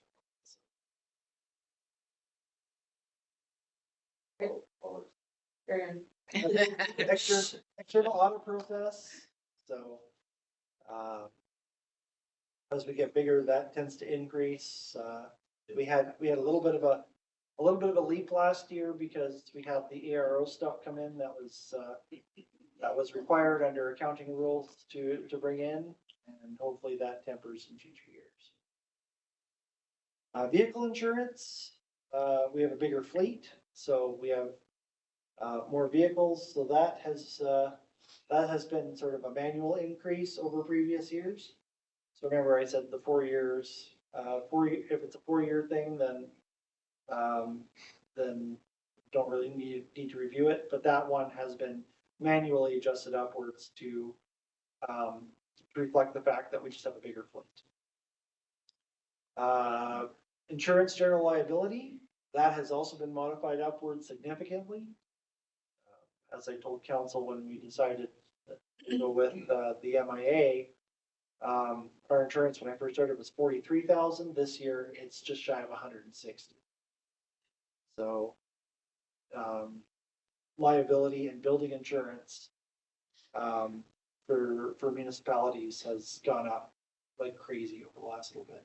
All insurance has gone up significantly. Ours specifically has gone up. Some of that is we're paying for the flood, but some of that is also just all insurance has gone up. It's gonna only get worse. Yeah. Climate change, floods, Natural fires. disasters are gutting the insurance industry, so. Yeah. Whole town's burned down. So, yeah, sometimes being the finance guy, I get to be the bearer of bad news, but that's one department that I just can't seem to trap, so. Well, as long as they pay, it's worth it. Yeah.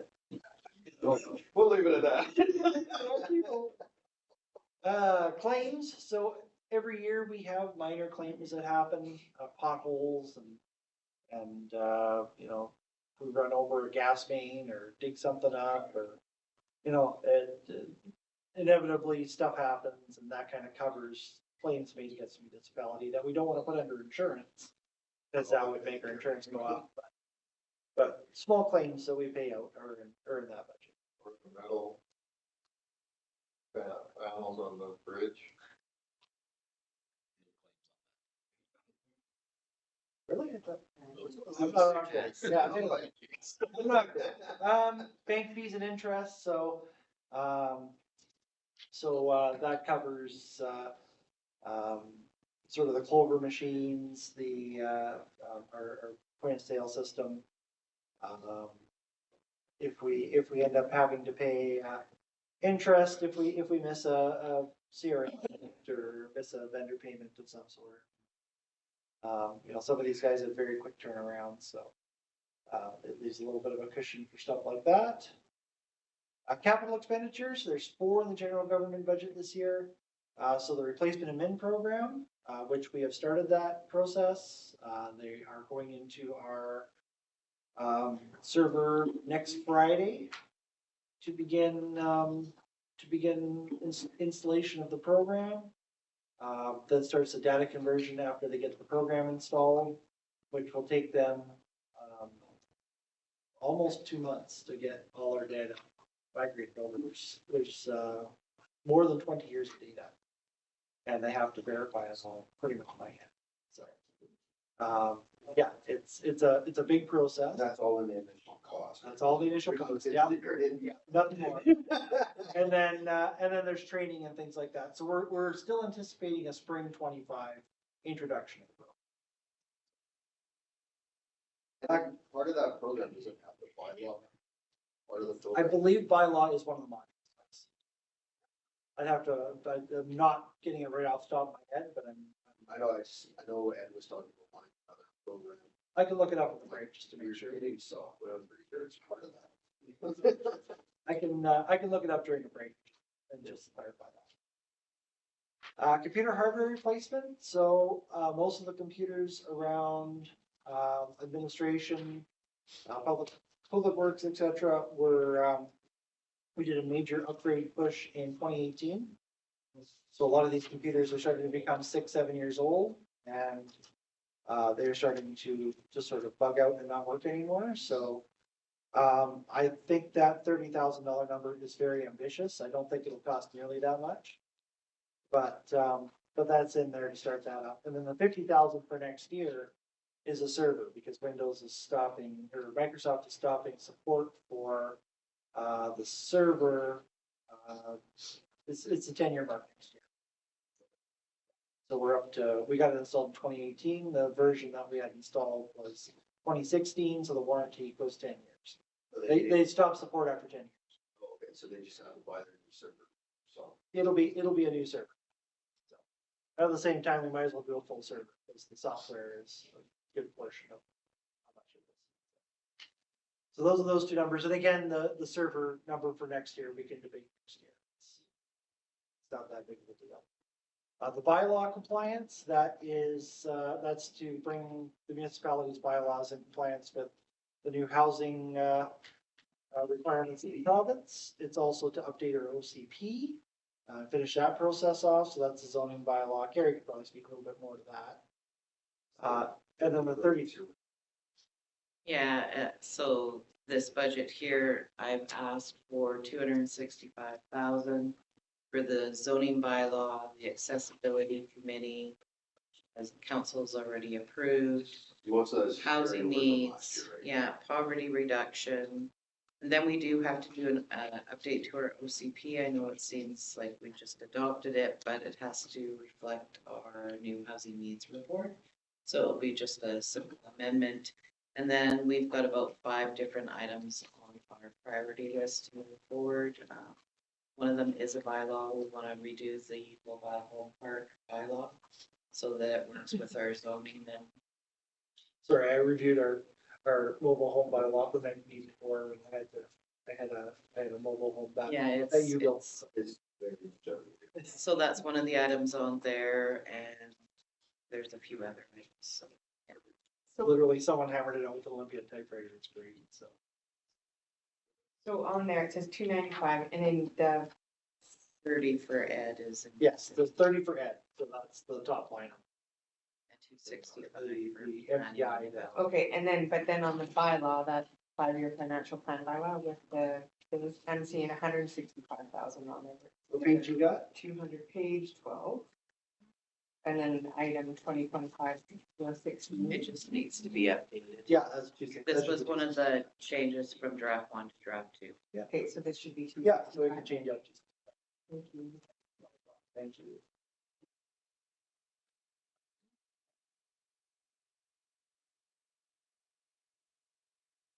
Actually, it's also the, Unless there's a second number that was attached, right? No? it's all in one. Thanks for your catch, appreciate that. Yeah, and then the town hall heating upgrades, that was what I spoke to this morning. And 150 of that is under other grants up at the, up in the revenue section. So 315, 150 of that is for the Fortis building for its upgrades to the furnace. And the other 165 is the money released from the province for the bylaw upgrades. So that's where we get 315. And then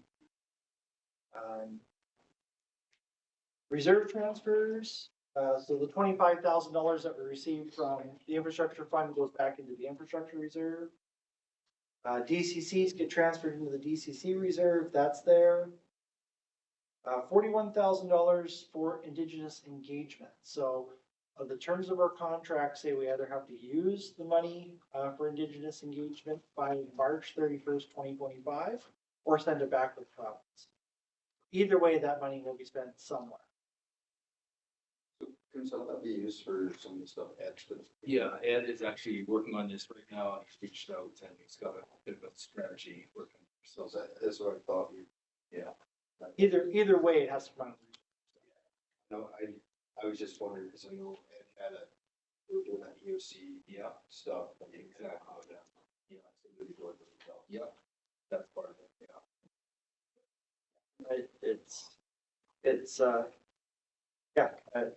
Either way, it has to be spent in 25, so that's why it comes off the reserve transfers. And then the consolidated cash surplus draw, that's basically how much we'll need to kind of balance everything from general operating reserves to make this budget match zero and be a balanced budget. So the numbers all equate out there, expenditures versus revenue, total municipal budget. Is there any questions on the general government side of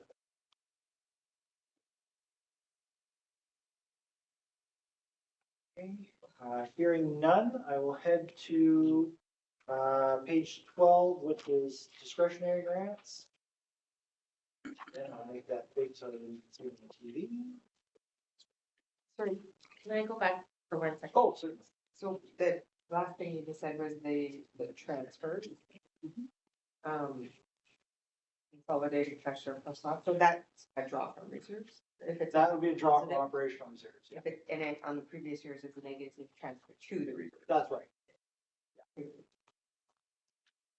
So if everything got approved in this budget, we need to draw $1.322 million out of our operating reserve.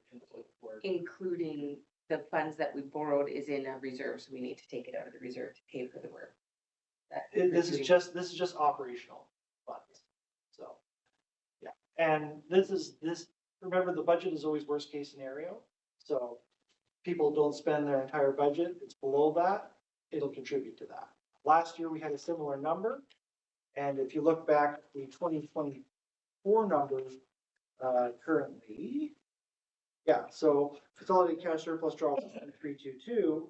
If we look back to 2024, it was a similar number last year. It was about million one.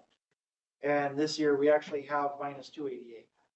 So we put a lot of contingency into this budget to make sure that we have money for problems, emergencies, things of that nature that are not going to be covered. But at the end of the day, a large part of this budget ends up not getting spent and reduces that amount. That make sense? Yes. Okay. So sometimes it's better just look at the real world example. And it's a lot more. Yes, yeah, like last year it was a scary number at the beginning too, but then at the end it's actually worked it. Mr. Mayor, did you want me to move on? I noticed Councilor McLean's out of the room. Did you want to recess? Yeah, let's take, Do we need a break before we move on to it? let's take a five. I'll make the motion to. Oh, second that. Five.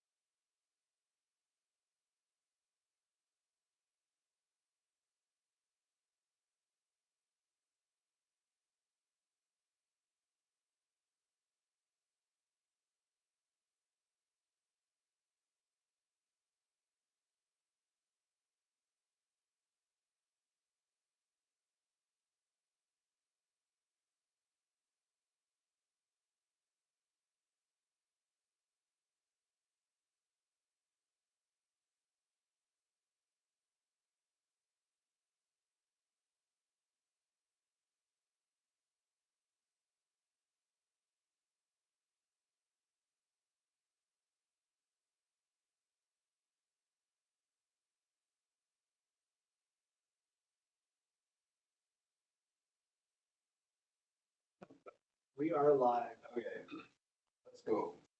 All right. Thank you, Mr. Mayor.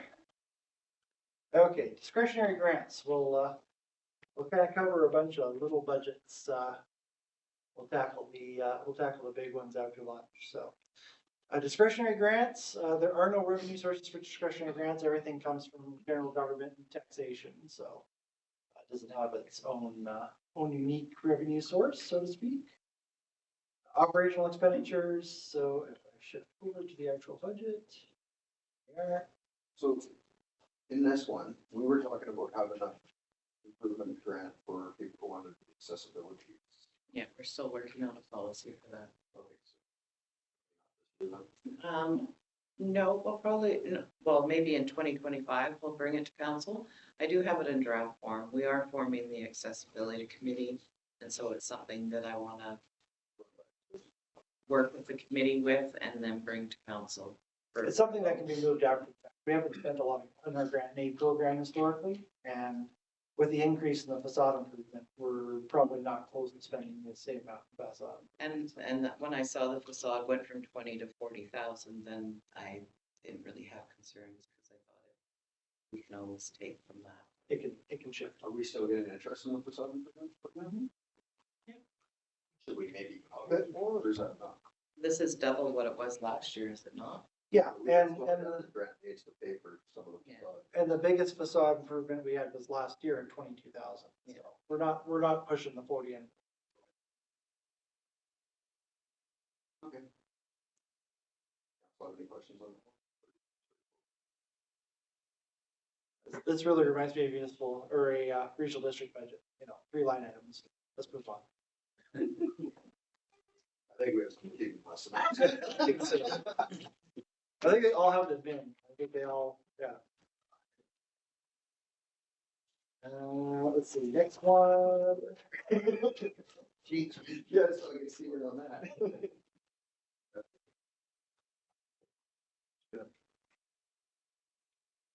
Actually, there's 2 budget items of the regional district. We need to so.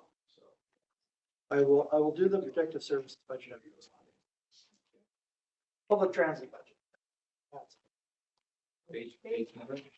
That one is 18. I'm all over the place here. Yeah. Like I said, I don't want to get into the meat and potatoes and stuff. We have to interrupt the lunch, so. Public transit budget. So this is going to need a little bit of explanation. So as of now, I have kept the status quo for what we do now and how that will affect into the future. The regional district tentatively is scheduled to take over the Route 50 portion of not until 26. So the 25 one is definitely, this is the budget that it's going to operate off of. So transit grants, you get a large grant from Interior Health every year for transporting medical patients, and a smaller grant for both the Village of Caribbean and the RDOS to maintain the transit system. Transit passes, that's how much money we accumulate by selling transit passes at the town hall. You get a monthly pass or a 10-card punch. And That RDOS one, get from the other participants. Is there a way we can ask? I mean, they're in their budget process. Is there a way we can request that they, this year, they, well, a bit since we're gonna. well, we did a little bit of a number crunching before. Yeah, they're making And, like. yeah. 50%. Yeah, we have 60, we have roughly 65% of the ridership, but we pay almost 100% of the cost. And the 65 is skewed because it doesn't account for whether they're area H residents or not. How about bus not area H? Right, yeah, so people do come in. They do stop at Colmont sometimes, but. Is there a user and end user agreement in place? With BC Transit, yes. Or with the regional district? With the regional district, it's part of our shared service. Yeah, that's right. It's just general. I kind of think it's probably good just to leave it for this year because the trend, we'll know exactly what it's going to be in 2026. So, I mean, I mean, if you wanted to push it, we probably could. No, I know Doing it for so long. discussed it. I, Well, we've discussed it over and over again, at the SVPS table, that, we're not paying their share and Yeah. stuff, so. I can reach out to Karamias. No, it's okay. I'd actually wanna have a bigger conversation outside of just the RUS on this as well, because, there was an article just recently.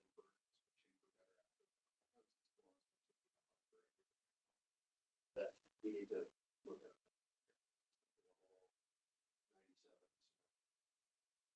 Yeah. But that's another conversation, but I think this is a bigger step towards that. Yeah. This is the whole point of them taking up. Yeah. We set me to get people to the hospital. Some of those discussions will be a natural part of that transition as well. So where are we now? So right now we're, With regard, just that with regard to Kelowna. So right now, we pay, so through the, I'm a person, I need to go to Kelowna. yeah, so it's about a 3-day turnaround. So you can catch the bus Monday morning, you can get to Kelowna, get to Penticton, we ride the bus a couple times a day from Penticton to Kelowna. You can get on the bus, get into Kelowna, then you transfer from that bus into one of the city buses out of Kelowna. But to get home, because you can't make the same connection, get back, either you stay the night in Penticton or Kelowna, or you spend the night in Penticton, you're there all day Tuesday, and then the bus doesn't come home till Wednesday. So it's about a $2,000 Yeah. week. But that's what we were working on. Yeah, so that's why Lau and I've been like, for what, 4 or 5 years, been working on this transferring route to the regional district, and just last year, was it last year or this spring somewhere, we finally got movement to transfer this to a regional district service. Fortunately, because it's gonna be run by the regional district, we need to pass a service bylaw, which takes almost a year, so it has to go up to Ascent, so it's gonna go through the AAP process. Once that passes, then the bylaw can be adopted, and then it goes off to the province for adoption at their end. And then BC Transit comes in, and then we can move forward, so it takes about a year for us. Unfortunately, it was being done on the other end, it just didn't coincide with the work. So, It's come, we're one step closer. yeah, there's been a lot of changes. The only thing I wonder about is that the numbers, that we're making a service, we're gonna set up a bus run that is gonna accomplish this. And how often are we gonna use it? You know, how often does a person wanna go to Kelowna? Yeah. Well, we're already started that process, we didn't have a way out of that, so when Frank was our regional district rep, they agreed to join that service and it went through, so when we took office in our first term, it was already there. And then the motion was already in place, we have no way to get out of that, so our focus since then has been like, this service really doesn't do anything for Princeton. It doesn't do anything for Karamias, and it doesn't do anything for the Smiley right now. So we need to figure out a better way. So Manfred and I were working hard on how do we better the Similkameen transit system. And then our CAOs got involved, so that we tried to push it through the regional district. And then we had some, I don't know if I'd say pushback, but it was like almost apathy on that part to take it on from some people that were regional. Yeah. And then, last year we were able to finally make some motion forward. And then when that happened, everything just kind of fell into place, and BC Transit supports it and everything's enough. But now it just has to go through this whole process. So the new route, as when BC Transit was here and did the presentation to us, it'd be every day, and then they're hoping for, I think it's 2 trips on Friday. So that way we have a regular bus running every single day. So if you have to go to Kelowna, it's still gonna take 2 days, but it's not like half a week. You're not gonna be gone. In the end, it'll be a better service, both in town and. And then we're working towards bettering like the whole regional transit system. You can go into Summerland from Penticton, you can get on a bus and go all the way down to Suez. We've had some issues. The Similkameen itself needs a better transit system up and down the valley and over into the Suez area as well. a lot of people that go back and forth over there. It's, we're working on it, it's gonna take a long time, and you have to get it a BC Transit's 5-year work plan. You're not in their 5-year work plan. Big Greyhound back, Randy.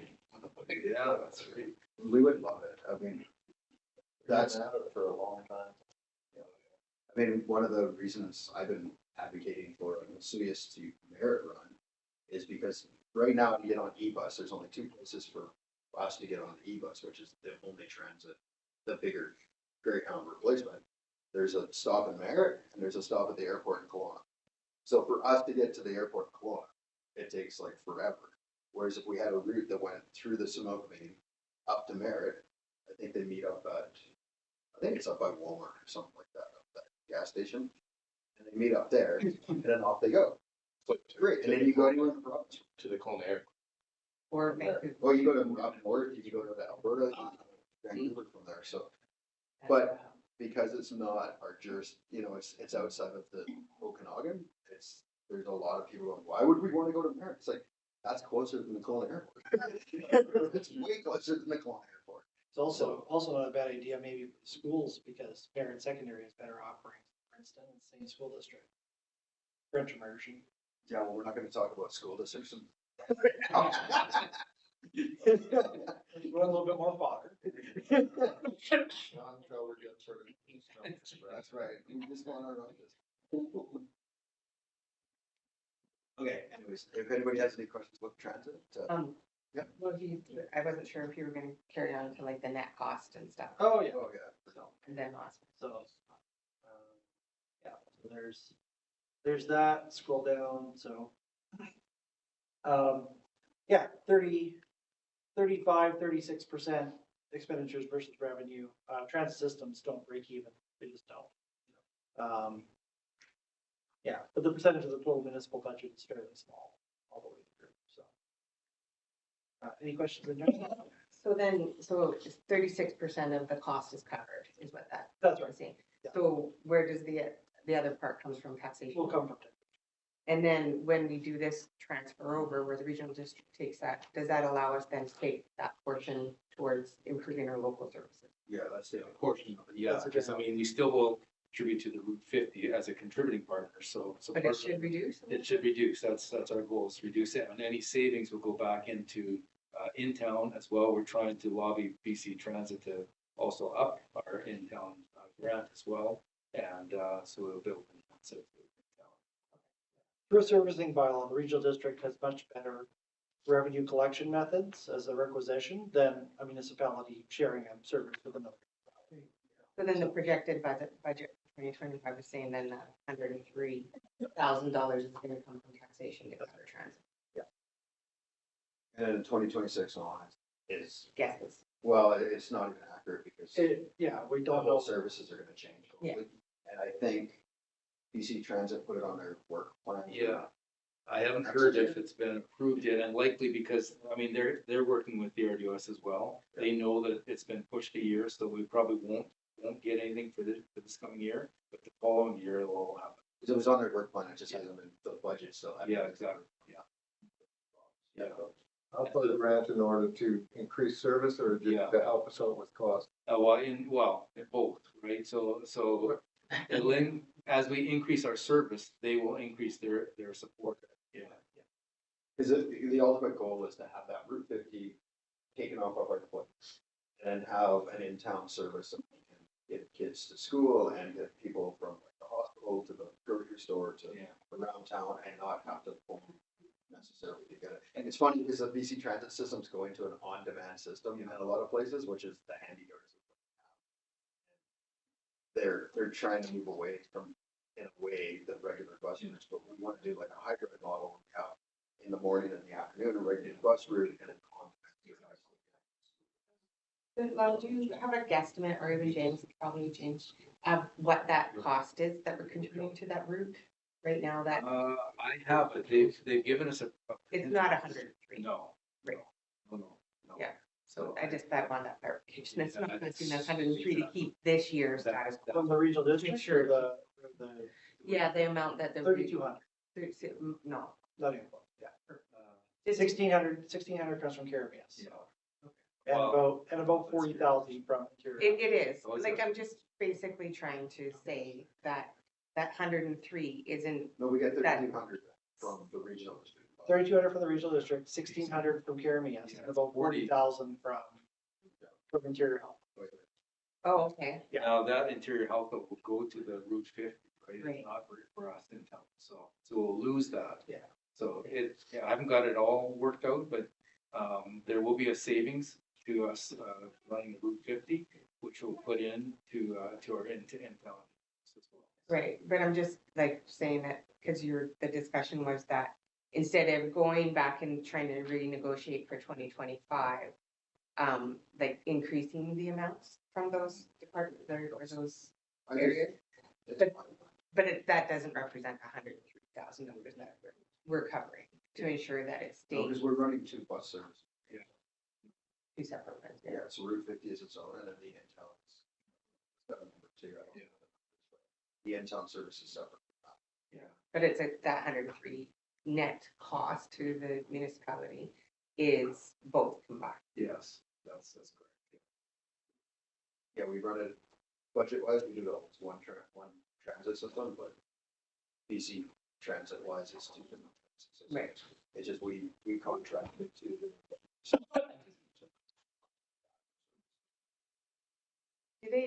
Did they get a portion running of course? They get paid for it. They do by the BC I Transit, think. not out of our budget. Okay, thanks. I'm done. Yeah, a lot of the numbers are still kind of in flux, like we're discussing with the regional district, how much the contribution would be in the future. And some sample agreements and all that, but it's still, we're waiting for numbers from BC Transit. And there's a lot of flux when it comes to World Transit. It'll be based on assessed value.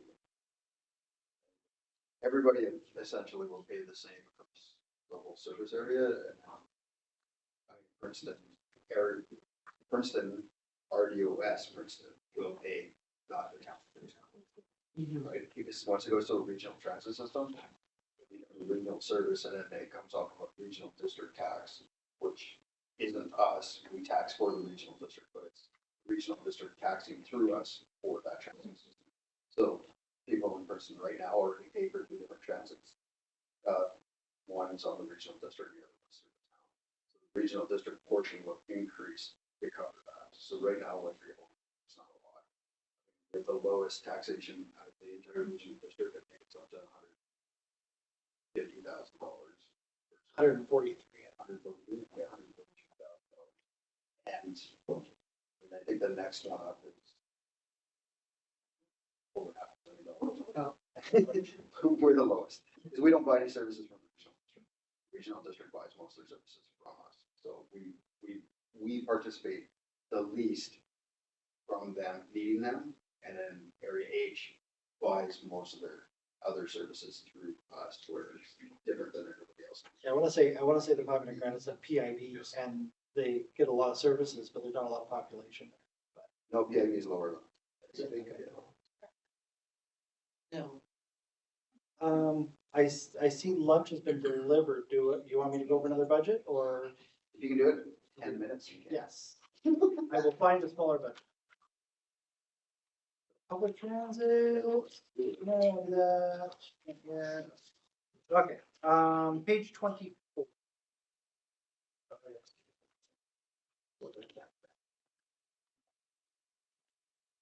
Easy one.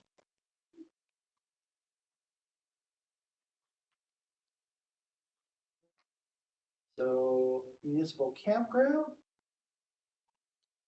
And this was a kind of a perpetual problem. Child, I first started in 1819 and been doing rather well. 1819. George just went. Sorry, Council. 2019, no, I'm not Billy Meyer. But gotten much better in future years. So our budget itself, campground revenue, is listed at that. Costs,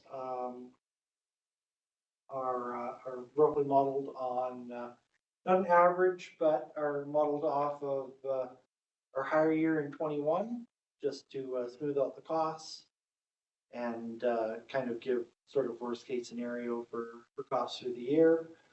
And it's still, it's still 115% of expenditures versus revenue.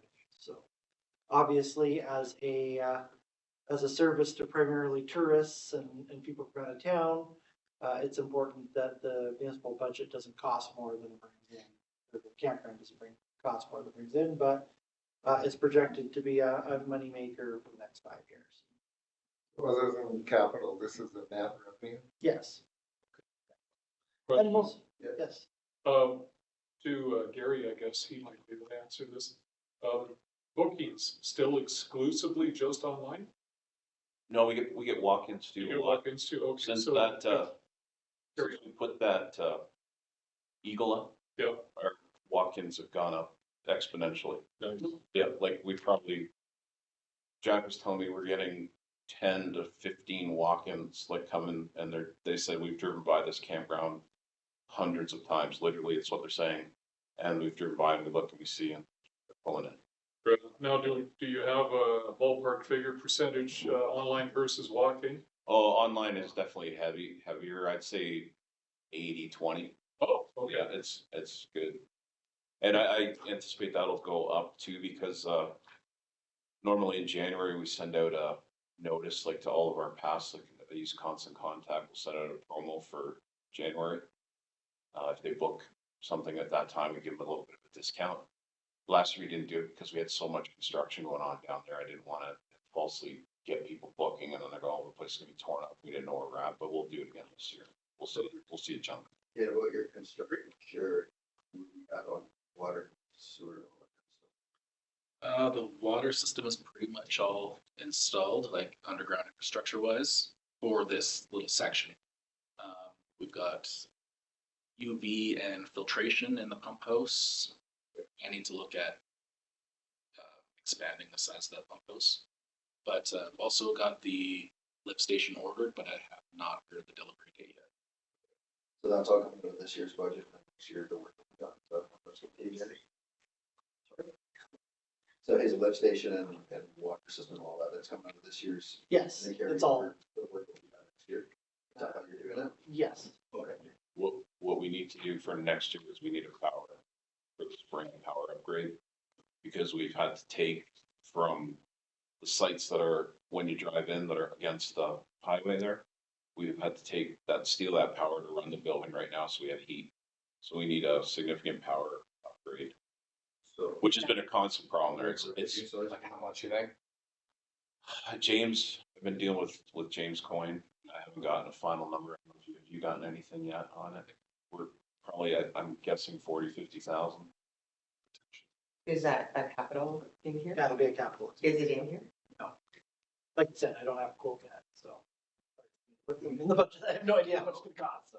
Did it numbers down a little bit with construction and stuff? Like, A little bit, yeah, but actually the numbers are, I just looked at them yesterday before, and we've got so many people that are now monthlies. Our numbers are almost where we were at last year. We're down maybe 20,000 right now, but I think we'll make up for it for December. is it like workers?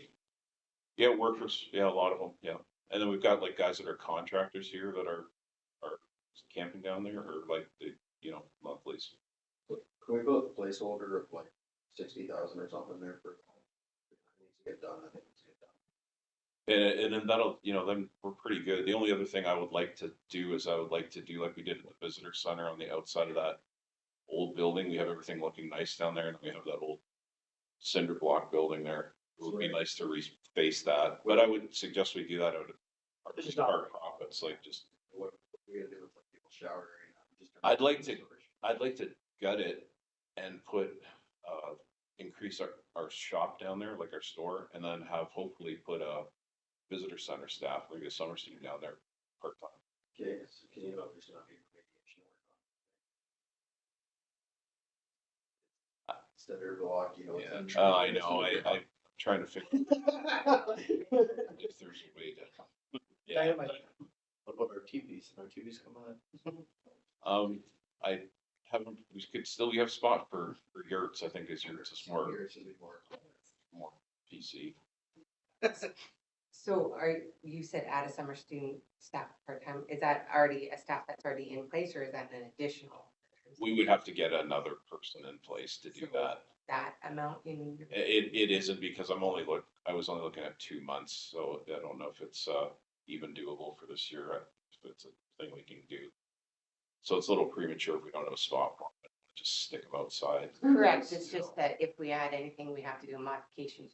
Yeah, that's fine, we can do modifications Yeah. every time. But like Yeah. up to what date though? Whenever we pass third reading adoption budget, be up to me. Yeah, then we can always do and then we can always do things and then do Yeah. a modification. An amendment to the. Amendment. Yeah. Worst case scenario, we could always cycle someone down there, but the problem is with 2 people on, we're really running the bare minimum at the visitor center now, and especially in the summer, like it's. So are there any summer job grants anymore? Like, is that a thing? Yeah, it should be Canada Youth, And those are like up to 30, I think like 32 years old or something now, like, because they can't get this to work. Right? Yeah. That would be something, and then we could supplement it and bring that cost. well, it might even be worth partnering with the museum to see if maybe one of their employees, right? Because they usually go Canada Works or Canada Summer Works or whatever the program is, and they usually get a handful of people, so that might be a way of juggling too. Okay, so why don't we look at that?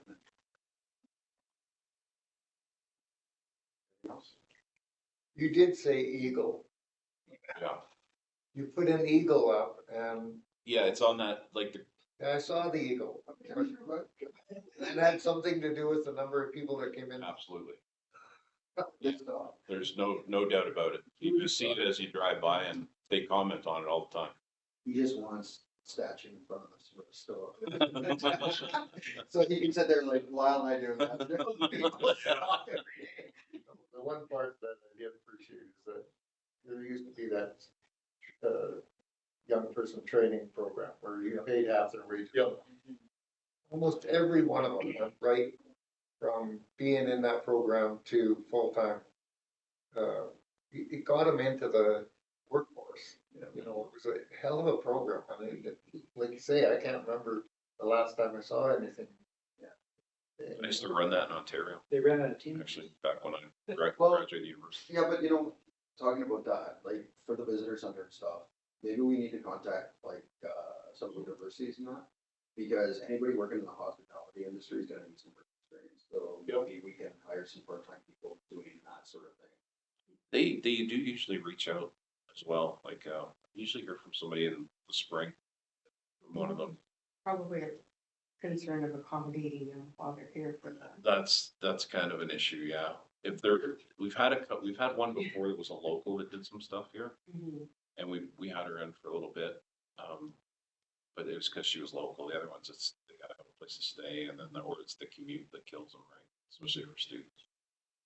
You know, the best thing about that bathroom build that you built is that there's no more parking spaces there. I always try to get highways to put like cement barriers or something along there. It's always freaked me out that people are camping right down Oh, yeah. there. You get an icy, well, now we have some people in the winter, or you get a car slide off and come down and land on those people camp there. Oh, yeah. Municipal campground. Yeah. I've run that scenario more than once when I've been down there. Going, yeah. It makes me nervous too. Like, Oh, that's perfect. It wiped out like 3 or 4 spots. yeah, it did. Yeah. Having a shower and all of a sudden the semi truck comes through. Well, Let's not talk about that. building will protect a bit of it. Yeah, Okay, is there anything else? So, Well, So I am at noon, so I think I'll do the rest of the budget after lunch. We're gonna take another recess now for lunch and motion for that. Second. First, second. sure. All in favor? We have a recess till after lunch, which is when, how long we get one? 45 minutes. 45. 46. Lunch. Going once? 43.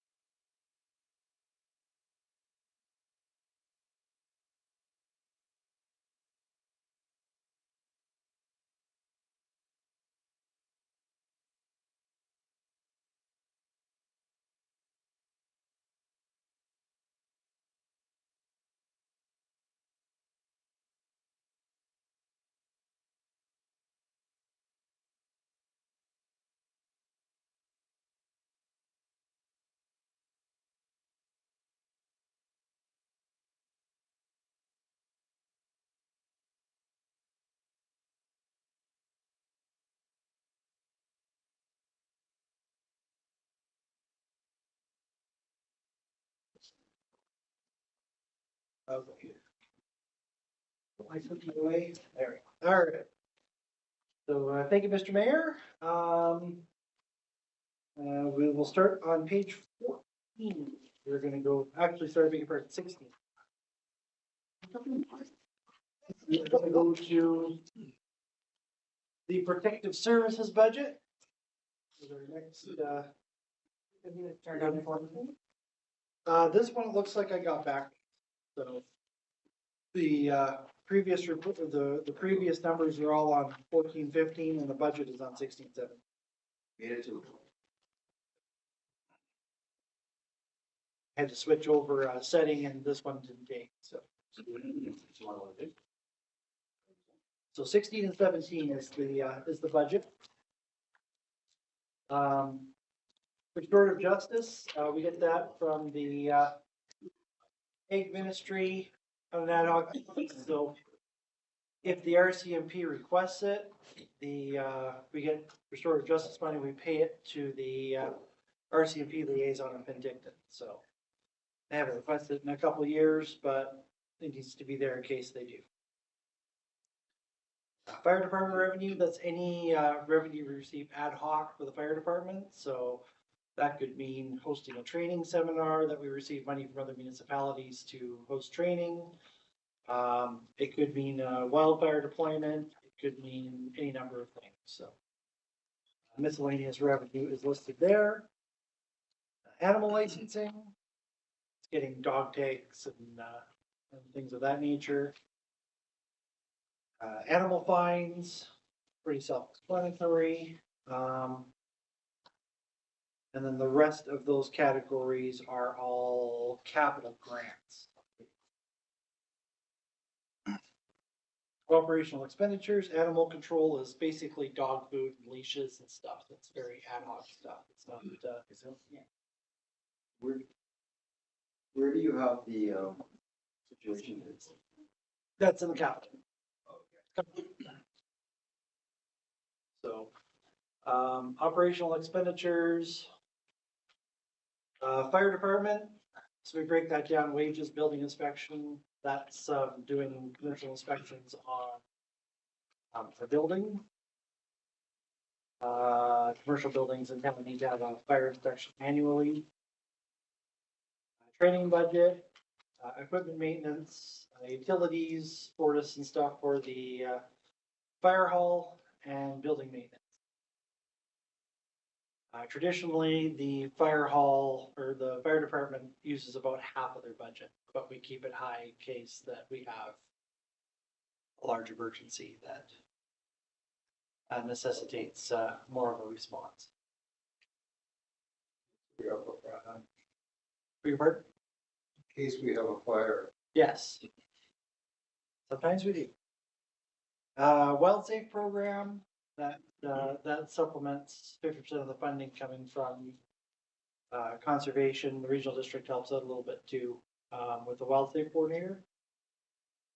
Fire Smart program, that's the one that Dave Stringfellow puts on for the mitigation of all the fire. Princeton Emergency Program. Can we talk about that fire smart program? Yep. Is it? Yeah. Okay, cause I was like, it's the budget's doubling and us. Yeah, so it's doubling this, so as the program progresses, the more work you do. We also do Area H's Fire Smart through, they send us money, they apply for it, and we do the work. It's 100% grant funded, so. We could take out 400,000, but we'd lose 20,000 in funding, so it's pretty much a net zero proposition there. Our Princeton Emergency Program is just to basically maintain, EOC and update, phones and computers as the time comes by. ESS, we pay a stipend to the ESS coordinator and just meetings and stuff like that they do to make sure ESS is current. We talk about the first one here? Yeah. Is there any extra we don't know in this budget to increase that side? Yeah, I don't think they use it all. I think we did. We did, yeah. We did increase. We did double it, I think, last year. Yeah, yeah, if you want to talk about that. Yeah, sure, she does a lot more than just, like, she interacts with a lot of agencies and then it's, you know, the more the province puts on us as the responsibility, I'd like to, you know, show her that we respect that. Like, It was only $200. We did it with 400 last year. It's up for discussion. Like, I mean, we don't really use a lot of the EOC budget anyway, if there's no emergency, and it's there in case we need to upgrade something and the province changes a standard on us, but really, it's just continuing funding that we don't end up using. So if we need to up it, we can probably do that offline in this meeting, just figure out what a fair number would be. I think the budget space is there, it's just a matter of finding right now what it needs to be. Like I said, the EOC budget is vastly more than what we need. Just making clear, she's not asking for it, I think this, yes, we need to recognize the amount that she does do for the community. Finding the right number, we could probably look that off the staff and get back to council. So then if the budget for 2025 is 8,000, but last year was 14, that's just adjustments because. Yeah, it ends up being peeled out of the EOC budget. Plus, it's also, sometimes it gets miscategorized between the two because Ed and Maureen work very closely together. So what would the difference have been for this year? Well, that budget, the ESS budget should be roughly $4,800 because it's $400 a month for state. No, I get that, but last year it was 14,000. That's right. So some of that maybe, it'll probably fall off when we go through audit processes and get moved into the proper account. But it's probably Could be just travel, Travel meals, and and Yeah. So training. so the stipend plus. Yeah. So that's where it's like, should we? Because she does do travel, she does do training. So Yeah, that's, and it works part and parcel with the EOC number, with the emergency program number. so does that 8, without talking about a change in stipend, does that 8 need to increase for anticipation of training or travel? Quite likely, yeah. So it's So 10. we'll send that, we'll take that back to you.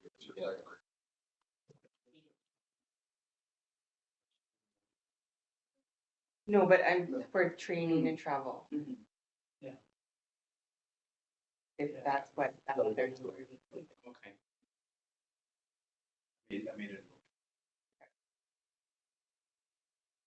Restorative justice, like I said, we get 3,000 in, it's 3,000 out. It's roughly, it's just when the RCP requests it, we get it, we send it. It's a quirk of their funding processes that they have to go through us. And then the interest charge for protective services, that's for the fire hall. So that'll be the interest that gets used for the long-term loan authorization if it passes.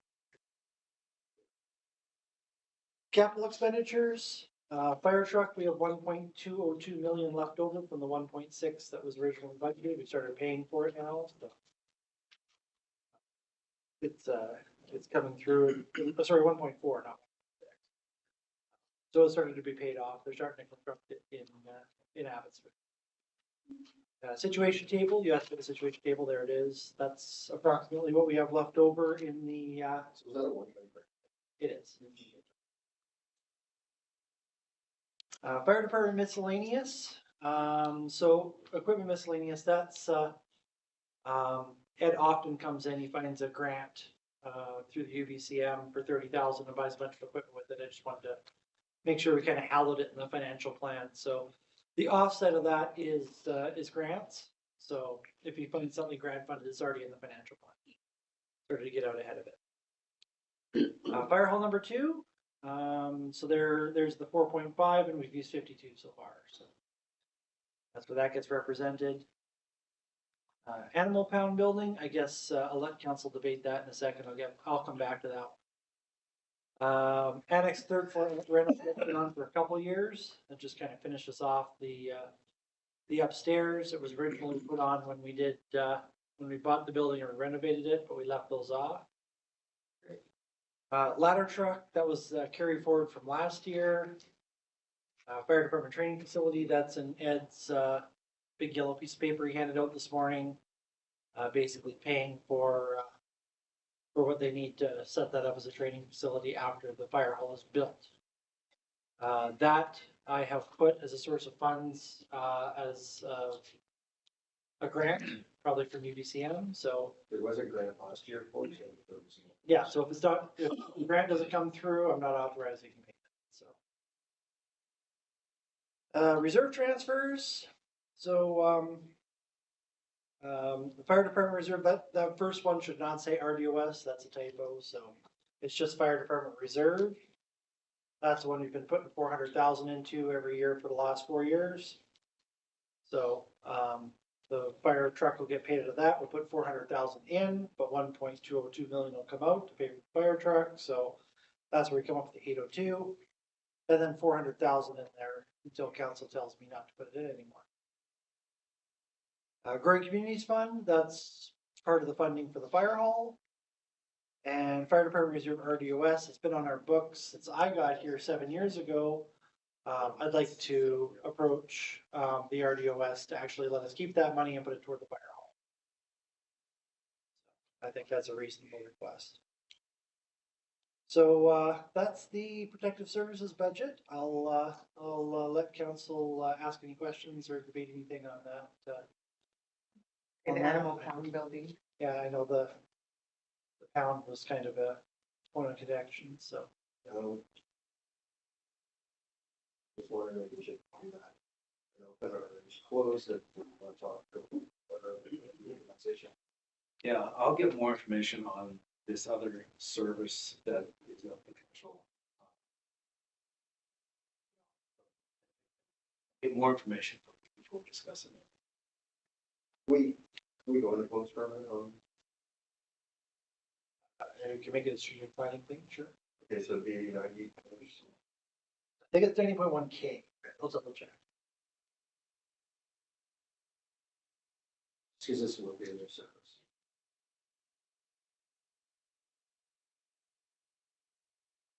And you service.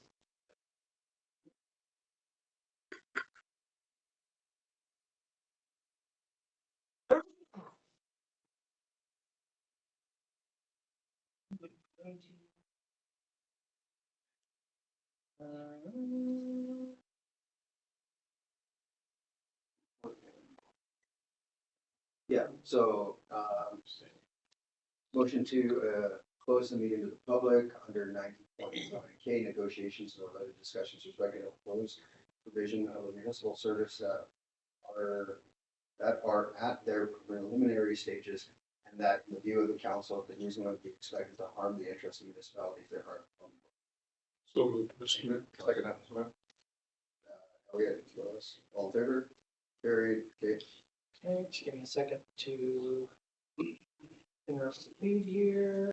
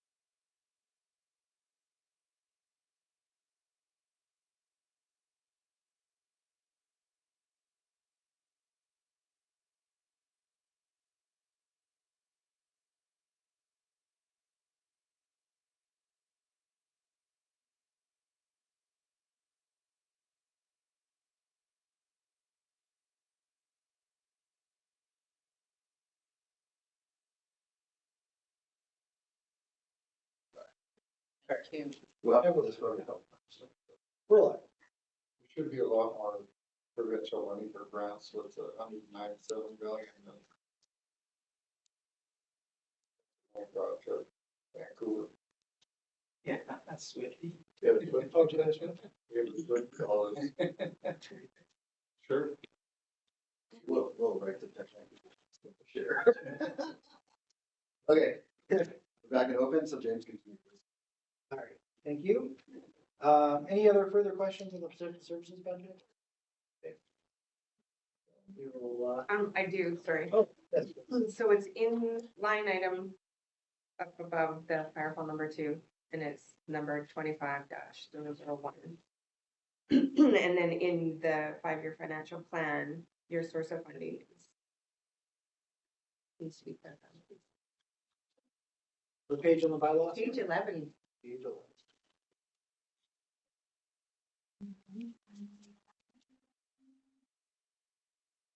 Oh, yeah.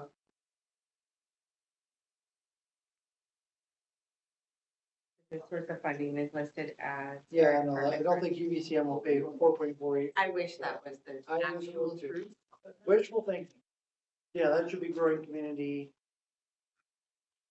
Exactly what we discussed in the last resolution. And growing community. It'll be infrastructure funding. That's the proper term for the flood interest. Yes. And then it'll be long-term loan authorization through MFA. Oh.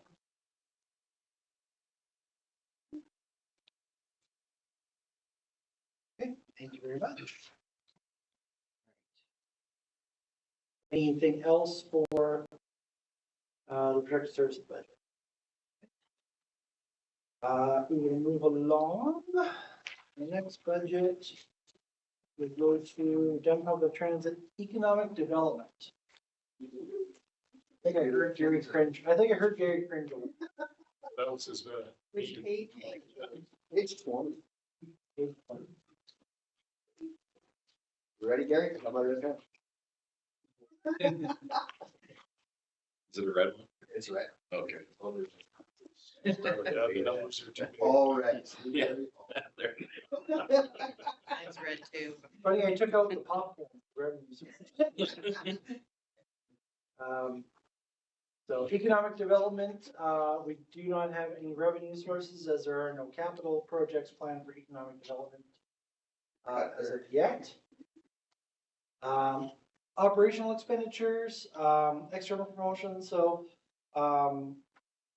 the separation between external promotion and tourism isn't working very well for sort of expense tracking. It tends to blend together fairly well, whether we court businesses or professional services. So I'm proposing that we combine those two budgets together at 100 for both. So just combine them into 200, call it external promotion, and basically be our tourism strategy to both tourists and businesses alike.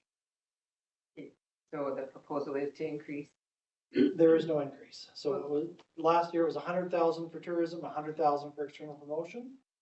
The proposal is to combine those two as to 200 for one budget. It's supposed to have two line items, it'll just be one. It's a consolidation of two budgets. I'm just going based off the actuals because I don't know what last year's budget Right. was. It is. Conferences, that's sort of in the historic average, and with our Director of Economic Development being kind of laid up for the next year, 9,000 seems a little bit appropriate as opposed to the traditional amount we budgeted. Smokebean Valley, that seems to be 8,000, seems to be about the average that it seems to be, but It needs to go up to whatever last year last year, one day I said you to it. last year was 8850, so So whatever was, let's just make it 9. 9. Yeah, Worth every penny. I think I can swing it. I think it can swing it over $1,000. It's, so we're part of like 3 different funding streams, and I don't remember how much it was, but the Highway 3 one that you. I wasn't there and then nobody explained it to me and all of a sudden I was like, oh, it's this much. And I was like, what? What was here? Well, And it was like to 500 bucks. defend my position, it was a marketing plan that came to us from, the CODA. Oh, okay, so. Okay, so, and it made total sense, because it was gonna combine everything and basically broaden the net, if you will. So it's going back to our first one instead of the other, so it's still the same number. So we just bump that to 9. Fair enough. Change. We are looking at, doing a review of the SVPS this You have a change to 9. I'll go to that meeting. year.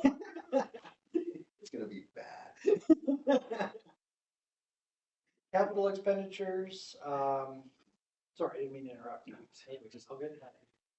$50,000 in bronze statue additions, that's roughly what we budgeted for, since we started the bronze statue project. It's just 1 or 2 every year. Do you have any ordered, Gary? Nothing ordered as of yet. He was working on a mule deer for another client. So he was sending like images back. We were helping him out so we can get a pretty good deal on one of those because he's doing the mold. And then there was the couple others was those rabbits that I'd showed before, like kind of a whimsical one. And then we're open. I mean, I talked to different people. A lot of interest has been in cats, like a lynx or a bobcat or something like that, a beaver. It's really kind of open. Markets. Everyone loves markets. We were talking at one point, though, back to mule deer, we were talking at one point about putting multiple mule deer up at the sign at The sign, yeah, and then we've put in for that with the horses before too, like coming in, but we haven't got the grant for that. Right. But if something came up, I would like to put in again if there's a grant for something like that. And then you were talking about, was it Fish and Game or somebody wanted to do something with that sign? They do, yeah. Do we have anything in the budget for that? I don't know that we do actually have anything for signage, like for a new up by your place on Westridge. I don't think it'll be a whole lot of money for a sign like that, like it's because it'll be similar to what we have at the RV park, like a frame and an insert.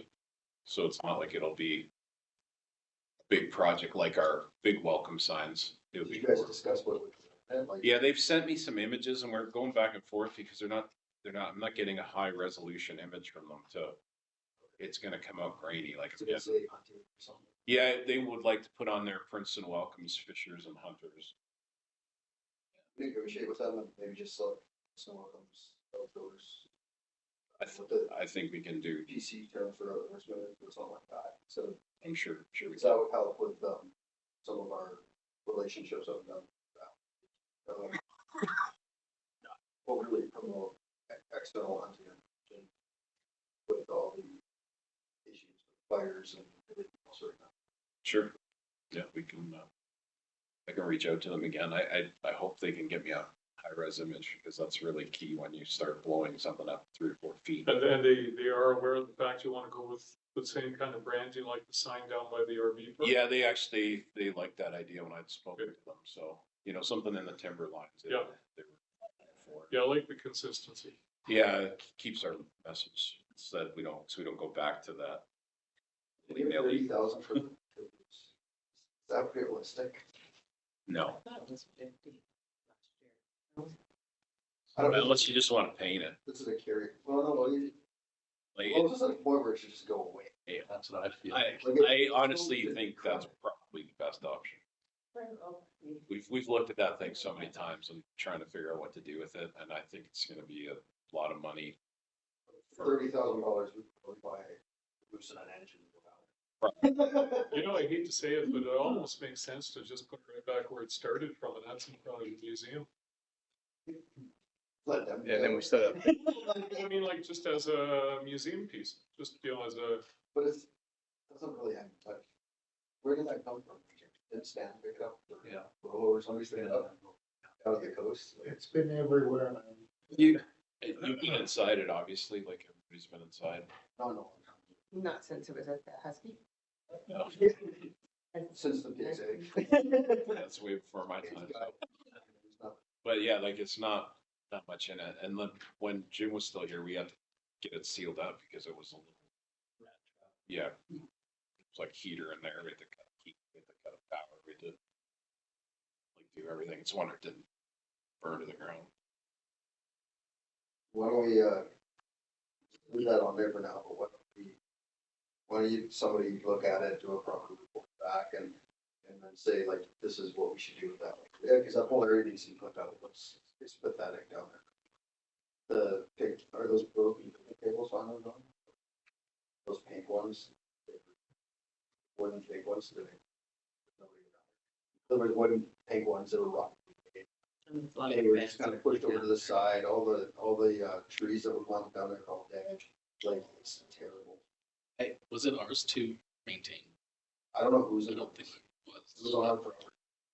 So everything from the building out is our property, so whether it's Subway or whoever, it doesn't really matter, it's on our property. I think those tables were sunk, but Yeah, Which ones I think of Booster uses, yeah. but they were left, and Booster just left, and they were left just. So that whole area, even the sign now, like the old trail sign, it's got graffiti all over it and stuff. I go get cats down there. What the hell? We gotta fix all that up. So so same with the roundhouse, that needs to be updated too. I thought they were working on it. The guys don't do that. So, No, the panels are still gone. Yeah, the info panels are not there. Cause I know they started. I had someone reach out to me a few months, well, I guess it was in the summer, about the use of wanting to turn it into like a data proposal for a business they were gonna send me, but they never got back to me. But it was good. It would have been a good thing. And it would have, If you can lease it out as a neighborhood to do tenant improvements, I think we would be open to the yeah, suggestions. yeah. I hope to hear back from them. Because it was a good idea. Because we need to fix everything from like site up to the bridge, really, like. So, I mean, I'd love to see a plan from whoever to do something like that, because I mean, it's a huge part of our community, it's a huge part of our tourism park. We could use more benches along there, all that kind of stuff. The lighting's gorgeous. The lighting is spectacular. But I think the odd bench along there would be a bonus as well. So why don't we ask staff to go back, give us a plan on the trail, we also need a new trail bed. If everything goes forward, it looks like it's gonna go forward, so down by the dog park. Develop in some way. Back to us with a plan on the trail. I mean, we know we're not gonna get the trail back through the over the trade, like that's not gonna happen anytime soon.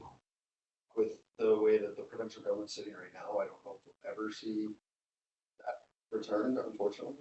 The previous government was committing to try to look at it, but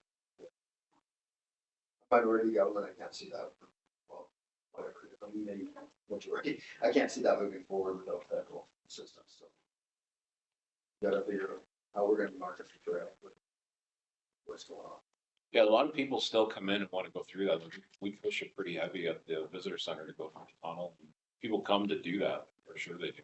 It's just a shame there's so much graffiti in that tunnel. Like, it's been painted. oh, I'm sorry. Okay, I haven't been through it, so. Oh, that's It's been edited since. Oh, Yeah. oh, that's. There's some artistic license. The double gate, we gotta figure out. Jared and I went through there and quite through the kids, let's say 3 months.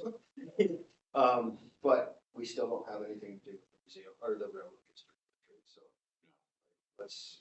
So that's gonna be my task, you guys, is like come back with some things that we can do something with that. 'Cause Okay. If we're gonna put any money into this, it should be done well.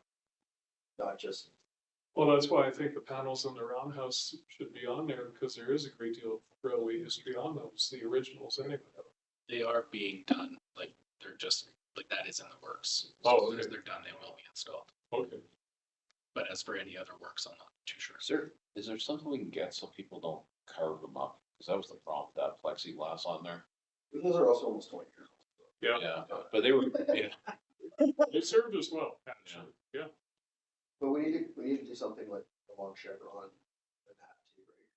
'Cause sometimes you go back there and it's like. That's right.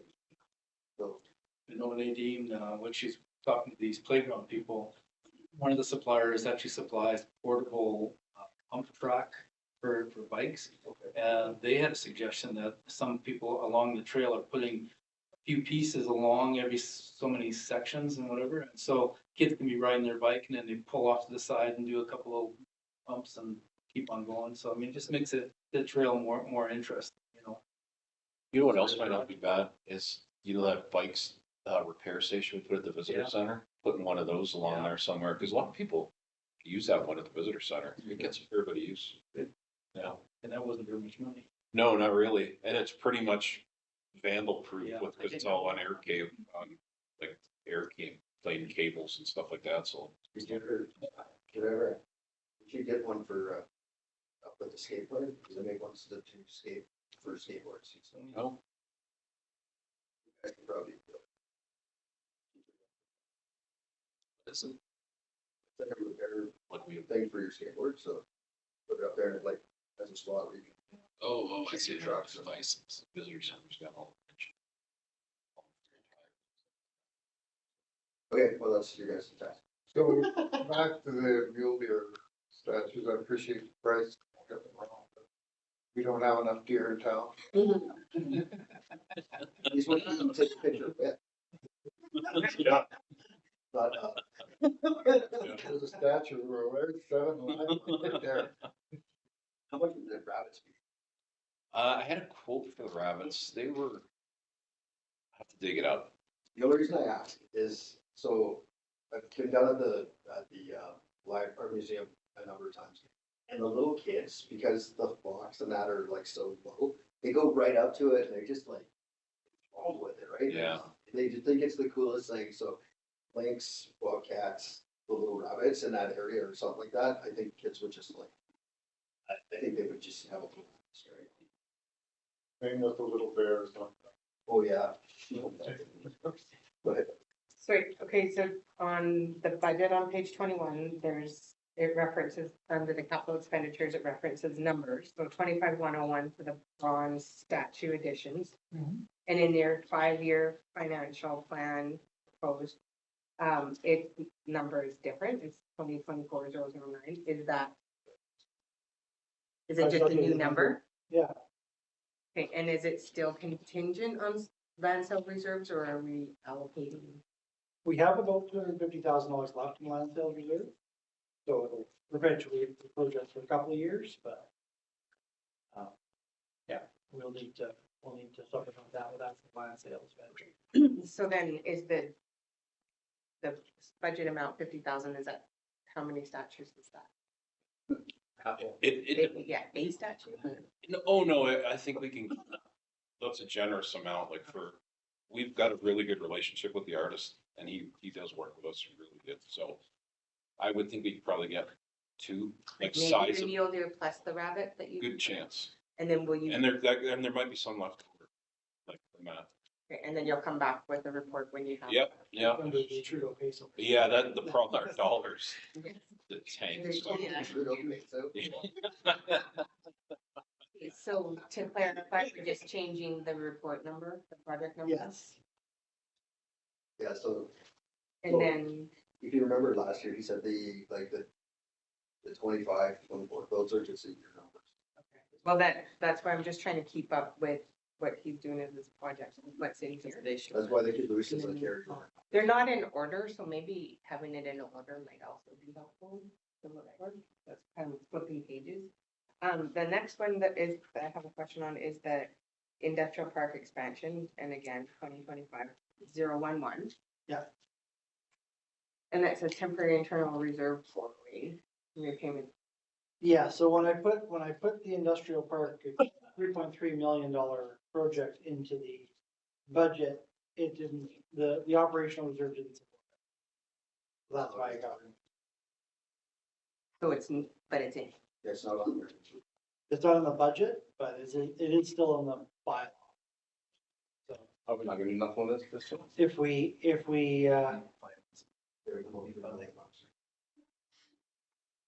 Not in budget, but it's in the bylaw, that's right. and it can, you don't. I can remove it if you'd like, Or but add, yeah, yeah, because I thought this is supposed to equal. this. yes, if it's in the bylaw, it still has to go through council.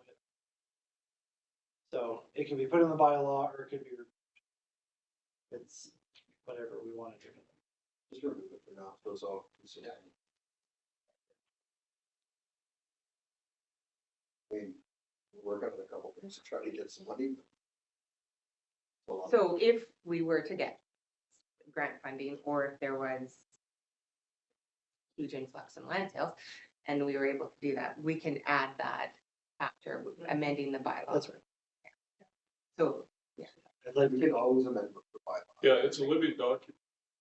I understand that. I'm just saying that if we present this bylaw as is, and it's actually not in our budget, it's not. Understood. that's a good line, I should use, yeah.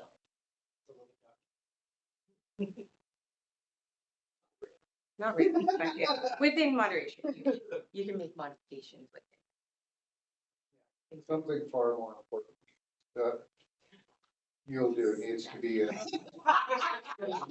at least a 5 more. It's a big one that he was working on. It's gotta be that one that's up by Carrie's place right now. It was interesting because he got it. one in the pen? Not the one that committed suicide, yeah. Oh, did they? Yeah. So, oh, I think it's beautiful. Didn't hit. Hit it. No. Yeah, they got tangled in the lights.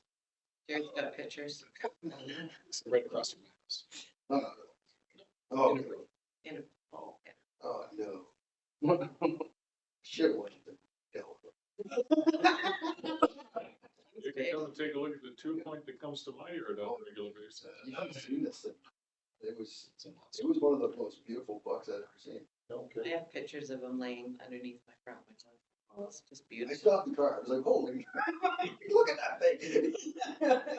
That one you, or your house was Yeah, that was nice too. in the same category.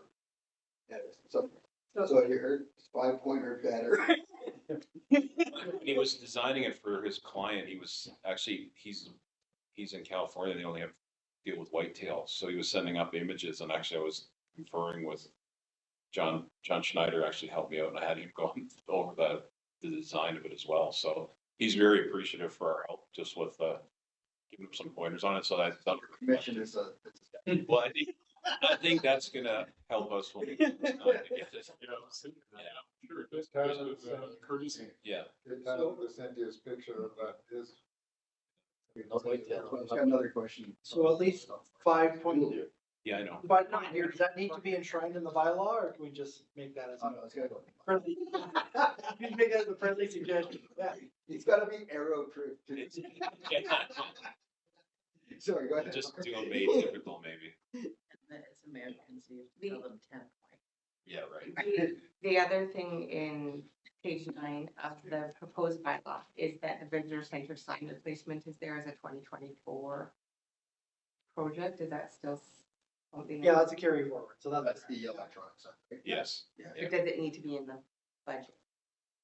it is in the budget. It's 24.027 is Oh, the third item in the capital expenditures, and it's also in the bylaw. And then that's just from, Yeah, 24 represents a year was added, so it's easier to track carry forward and then the funding is just from general at revenue. this time. That wasn't their leftover grant money for that. There was.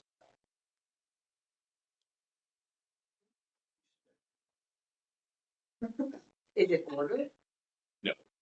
No, I've got quotes. Again, I'm gonna have to get new quotes because of the dollar. So what's going on with that? Still has Same on side. Thank you. But the You don't like tropical the parrot, parakeet? Ferret, yeah, the Google ad. Driving by like Google. They just like give up on it. I don't know. It's, Can we contact them? yeah, we had a contact. Carol used to deal with somebody over there. They're not even advertising their own stuff. No. I think Maybe we probably you can ask your manager. Don't get me involved. Just ask your manager, what's going on? You don't even have to do it for the town. You can just say, what's going on with our sign? I'll ask. There's been some changes at the national level, so Yeah. I'll ask. But I know it's run. It's not run locally, so. Any other questions about economic development? Next page is the visitor center. Another big red mark. Yeah. Gary. So how many of these numbers are actual real or are virtual reality? They're all simulated.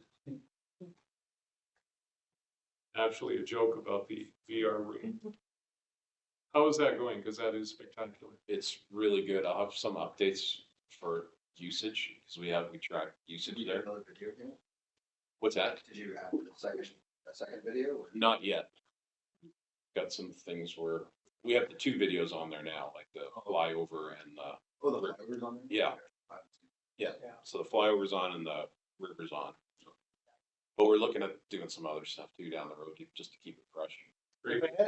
Feedback on like Google Pages or whatever. Yeah, it's the response from people coming in has been positive, like really positive. We're getting a lot of people like writing it out. We're doing we're working on a new collection system for comments there as well. That's going to kind of streamline it. So if you just to give you an update in the visitor center, we've had those screens that kind of flash the highways and they do that cycling the pictures. That software we had for that is very antiquated. And I just canceled our subscription for it. It was kind of expensive too. So we're gonna change. Samsung has got a new TV out called Portrait. I don't know if you've seen it, but the graphics on it are phenomenal, and we can replace our TVs with this Portrait TV for less than the subscription, and we'll have way more control over what we're running and doing on it. It'll be much more user friendly. So it'll be a big upgrade in there as well. And then hopefully we're working on a system where people will come in and be able to just tablet out their comments on it. And That would be a lot ties in easier. with the Welcomes the World campaign and everything else with it as well. Perfect. And you're tracking where in the world some of these Everybody's visitors are? getting tracked, yeah. Perfect. Yeah, so it's good. We've added a bunch of countries that have come in now and said, oh, our flag isn't up. So it's been neat. Yeah. That's good. That's Yeah. actually good feedback. Yeah. They gotta buy more. Like, most of them go. Yeah. Well, maybe we'll mix. Maybe we'll They're mix not a few up. residential neighborhood. Yeah. But it's been really well received. Cool. Yeah. And we'll have record numbers this year for our visitor center. We won't hit 30,000, but we'll be high 20s. Put an eagle there. Yeah. Oh, the bears are pretty dang cute. So I gotta say, little cubs are pretty cute down there. Yeah, people love that one tucked in the rafters here when they see it. You get a raccoon. Yeah, I haven't seen a raccoon since I moved to BC. Oh, there you Yeah, I go. don't think I've ever seen. There you go. Oh, There's I've They're seen here. one. We've had from some there. of them. everywhere. They come to our. They do, eh? Oh, yeah. Knock on your door. There's some Oh, I don't. Yeah. Rainbow Lake and they come up to our property. They do. Yeah. Yeah. Oh, we had them in Ontario. right after another. Like, So it's gonna be. Dana was living down. There. Big pack rat. Yeah, that dumpster. They're just. Invisible. I didn't even know they were here, and well, all of a sudden they're popping up everywhere. one thing we need at the visitor center is we need a new furnace.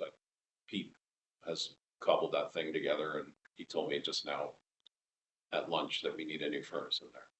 Was that in here somewhere? I think that was just dealing with Josh. What's that, sorry? That was just dealing with Josh Coyne on that, I believe. Oh, yeah? Yeah. What about putting a new one in? Oh, okay. I don't have a quote for it yet, so that's my thought. What do you thinking of the cost? They're like $5-6 grand. That's an operation. Yeah. Doesn't remain special. Is that the same meter from when I was down? Same system? Or? It sounds like, Oh, I I've never think seen so. it personally, but I think a lot of work has been done to it. It's I think it was there. In the phosphate. I thought we put a new one in an air exchange, just due to the fact that the soil Yeah, stuff, they maybe need to some. vent. We put an air exchange in there. I don't know how well that works, but there was a. I don't know, it's the same one from when he was town hall. But that was also 10 years ago. I know they come down way. Oh, yeah. We put in at the source was like $5,000. You don't remember doing the air and The same thing. And the new one was. No, oh yeah. At the visitor center? Oh, we've, that is the approval. yeah, I Not know. gonna get any stim, they're not gonna get any no's from the three of us. Yeah, no, they have the space heaters going in the back and the winter to try to stay somewhat warm, so, yeah, it's. Yeah, I was never comfortable in there when I was there. Council Yeah. members. Summertime, that was like a little hot box. Horrible. All right. Visitor center, yeah, visitor center budget. I only had one complaint, the the VR system. The economic director's head is too big. It's a chat, so. If you can work on that, that'd be I'll great. see what I can do. All right, Destination BC funding, so we get, 18,750 from Destination BC as a supplementary grant every year. That's showing it's escalating, but that's probably not a great idea. So I'll adjust that probably down to Yeah. $18,000. So. Question regarding that, does that has something to do with the Princeton Visitor Center being part of the Destination BC network, is that correct? Yeah, so we submit stats to them every month. It's part of the deal. And that's pretty much, and then we put other communities boards up. So it's a racking fee, in my opinion. That's what they get. They get the stats and we put up some other I was brochures. about to ask what you get out of that. Yeah, that's what they get from it. Well, it is interesting though. They did come here this summer for the first time and we're all wowed by what Princeton had for a visitor center. And then when they were told, oh, we're open 7 days a week, like I was really happy when I heard what happened. Okay, so They came out. I want you to follow up on something. So Destination Canada has Princeton and Jeremy, not in the Seville, but they had us in the Fraser Valley. So so Destination BC, because they use Destination Canada's information, us again in the Fraser Valley. So I followed up with one, but I think maybe you should double check because that's, I think, part of the reason why we're not showing up on maps, we're not showing up on anything for TOTA and then the interior, because they just get this stuff from the aboves. And the aboves don't have a single place, because Destination Canada came up with that new, what do they call this thing? Interactive map? It's not a dashboard. And it gives you breakdowns of where your tourists are coming from and everything. It's pretty cool. But when I clicked on it, it had us in the Fraser Valley. And I'm like, no. And I was arguing. She's like, we never had this before. And I clicked on Jeremias and I'm like, literally, Similkameen Valley, not part of that. It's part of the Similkameen. And they had us in a totally different zone, which then screwed up everything else because now we're not part of the market. The last group session I sat in on them, they parked me off with like people up by 100 miles. And I'm like, you know that we're not anywhere near that, right? Like I think it's because the data doesn't say where we're from. So something to check up on. Okay. Does Gary get the information that's geofenced from TOTA? Because, I'm talking SVPS at this point. Okay, We use some of that stuff, okay. but we should be getting access to that. You should have access to the geofence info. Yeah, that'd be great. Yeah. For DMO.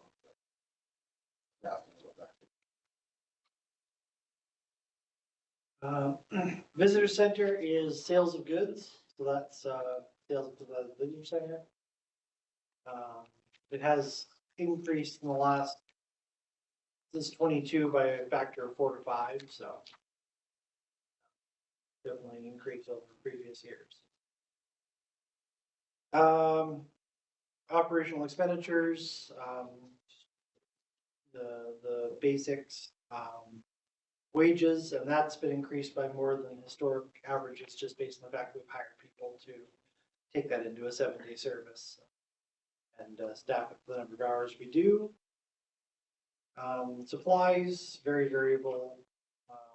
we basically took the average of what they usually use. Can we get a, leased printer like you've got on the visitor center?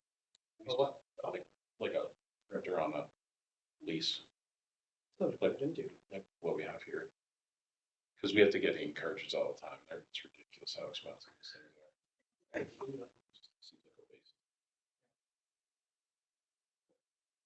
are. Cost of goods sold, so obviously when you buy stuff, you have to buy stuff to feed it. Maintenance and utilities, are what they are, so, balance, roughly, 22%, expenditures versus revenue, so, its purpose is to bring tourists in, it's not necessarily doing money, so. That's the Visitors Information Center, I'll open it up for questions, comments.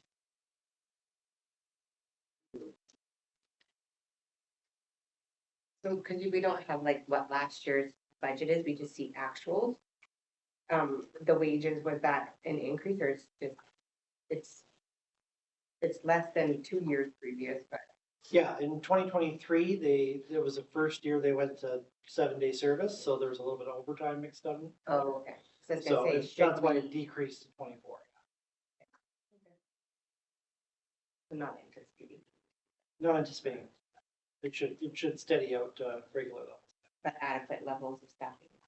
Yeah, we're good as long as we don't have, if we have sometimes we have sick or a holiday, we have to have one person, but for the most part, we have two.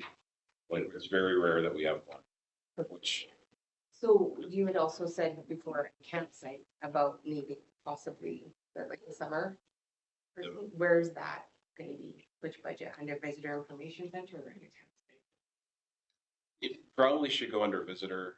We could put it in visitor information because then we could use them if it's slow at the RV park, we could bring them over. So then should this year's budget for wages be increased? If we could for, a student for a few months would be great. Or is that something that we, but again, when it happens, because we're gonna look into. It'll probably be a small effect anyway, because you're just looking for some students. That's it, yeah. So it's probably a small enough number that we just slide in. And it's probably not gonna be a full-time person Yeah. either. And then possibly like the grant. Yeah. This summer. We'll look for grants, yeah.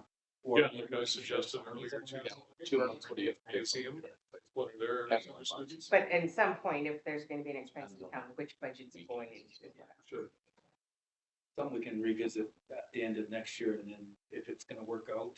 Maybe you're gonna be on a renovation to renovate the space, and it might not work out this year anyway. That's what I'm wondering too. That's kind of why I left it as is, just So in case. it's not, it's an idea. Right now, yeah. A vision. A vision. Yeah. It's, you know what, we went down there a couple weekends and it was quite well received. And I think we had somebody on site, especially as we started to get more activities going in our downtown and we can start channeling people over. Because the people that come are looking for stuff to do. And if we have events, going on down at the plaza or something like that, it's a great way to drive traffic into town.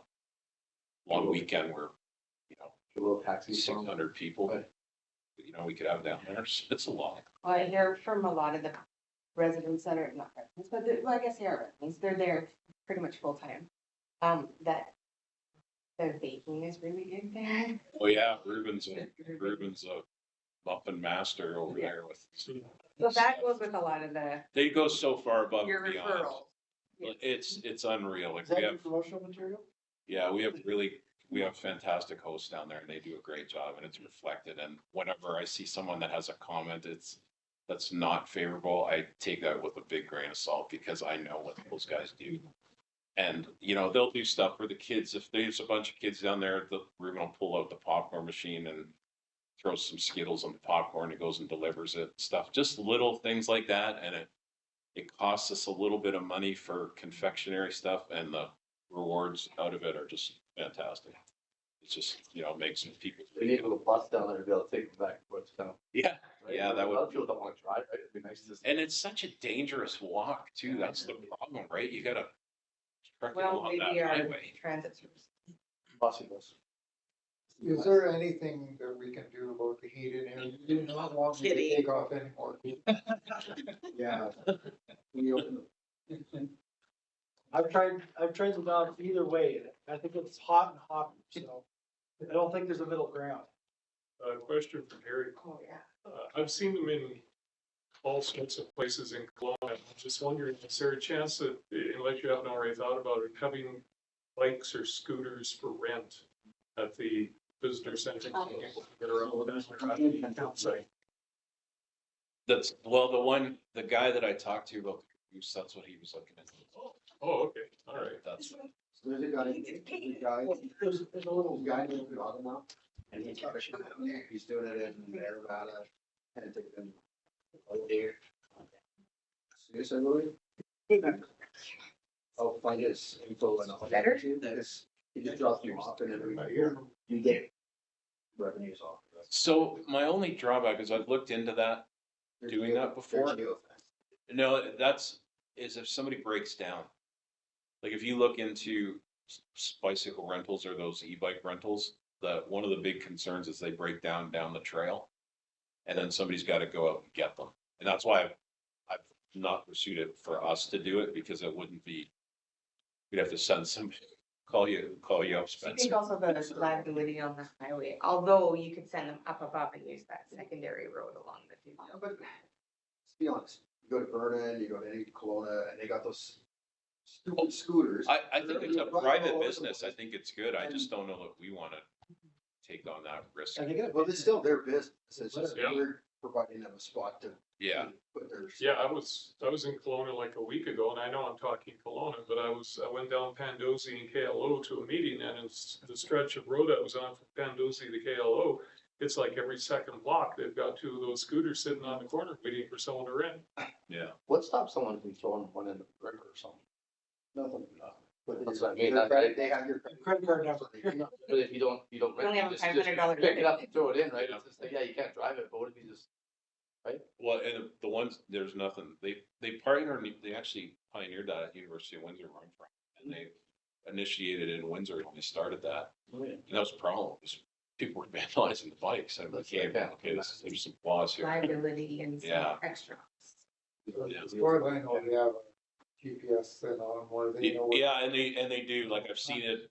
But I've seen it in down in Spokane. LA and down there where it's been old school, it's certainly not something that I would be all about. You got people that never rode a bike before that are climbing on those and driving around, and they don't take their time. Among the pedestrians and cars and everything else. I saw it before COVID. I was in Vancouver in the summer, and we were coming out of the hotel, and somebody got on a bike, and it was the hotel was on a hill. She got on the bike and wiped out at the bottom of the hill, like she hadn't been on the bike before.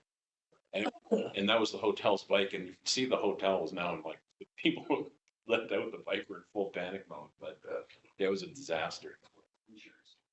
Yeah, I think if a private company wants to do it, I think it's for sure. All right.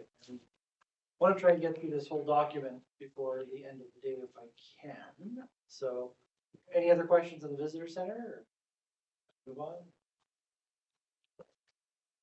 All right, I'll get some meat and potatoes here. Page 27, Public Works budget. So, Jared, you can wake up now.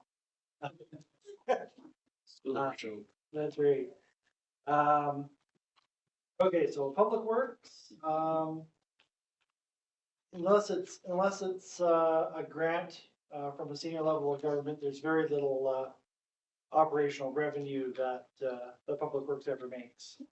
Just a couple call outs and a couple of charge outs for work on private property that usually bylaw related, but everything else is usually grants. Operational expenses, Public Works wages, there is 2 extra employees in the Public Works wage budget due to Public Works taking over the garbage collection service.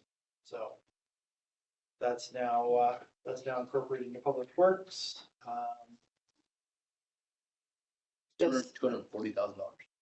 Pardon me? It's $240,000. Well, you gotta remember the 2024 budget for wages is not done No, yet. it's just year to date. Yeah, October. So there'll still be a couple more months going. Yeah, definitely probably 150 at least, 100 to 150. So, yeah, no, so that's the reason for the increase there. Consultants usually covered under a different budget, that's why that's so small. Fuel, start of that may need to go up just a little bit. I was just Look gonna at it. say you're already under budget. A little bit light, yeah, so make sure we get that supplement a little bit. Boot allowance is, usually fairly consistent, there's not a ton there. Public works training, for public works employees to train up, a budget I'd like to increase, but, we kind of, when they need to. Occupational health and safety doesn't use a ton of budget. Mostly their meetings are inside, it's advertising and such, but sometimes gets used for that. Public works yard utilities, I'll have to look at that one too, that one looks like it's. So, make sure that gets supplemented to the right spot. Supplies and maintenance, so that's just general supplies they purchase to, be able to, maintain the things they have to maintain. So if they bring something in, they buy parts and redeploy it. There's all sorts of different things they buy to deploy it too large to count.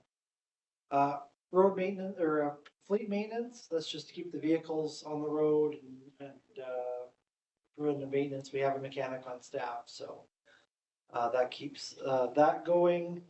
Road maintenance and repair, so that's not paving, that's, pothole repair and things of that nature. Sidewalks, very basic repairs for sidewalks, not for reconstruction or anything like that, so. That's why that budget is relatively low. Storm drain maintenance, we don't really have a lot of storm drains, so that budget stays kind of low. Public works wages is a sort of a suspense account. It goes in and it always stays at zero at the end, so we can ignore that. Snow and ice clearing, that's strictly for supply of salt and sand. It's not for people, so people are under the public works wages budget. Bridge repairs, again, very basic stuff. If it's anything that's larger, it goes in under capital project. Street lights, is basically the electricity you pay to Fortis to keep our street lights on. Christmas lighting and decoration, so Gary can buy us $5,000 worth of Christmas lights every year. He asks me at least 28 times a year whether he's got the $5,000. So, yes, you do, Gary. It's there for 5 years. EV charging stations, like I said, that's been removed since we no longer actually provide the EV charging stations to Flow. What about the ones that are on the? I don't know who maintains them. But Does anybody maintain the one? no, I don't think so. But we pay for power. Yeah. Is it, and they're And they're free? free. Yeah. And they're, Pay for the power? Yeah. I think they're ours. I'm just don't. oh, I don't think they're ours. We should look Yeah, I at think, Are they ours? The one at the back, I know for sure is, the one on the side. side of the visitor I'm not center, sure there's it's that I think those were Kim Maynard projects. Yeah. back in the day. Yeah. We got those. So you got three lights? two charging stations, electric. Oh, two lights. I think there's actually 3 bars. There's actually There's three. three. One One on the side plus one more in behind. on the back. Yeah, And I thought that was a staff. no, no, it's a, I think when you pull up, you have to pay something. no, they don't pay. No, because we had somebody that was parking there all day and leaving it charged in and every day. And we finally have to go out and say, hey, this is for multiple people to use, not your private charging. Do we make them pay?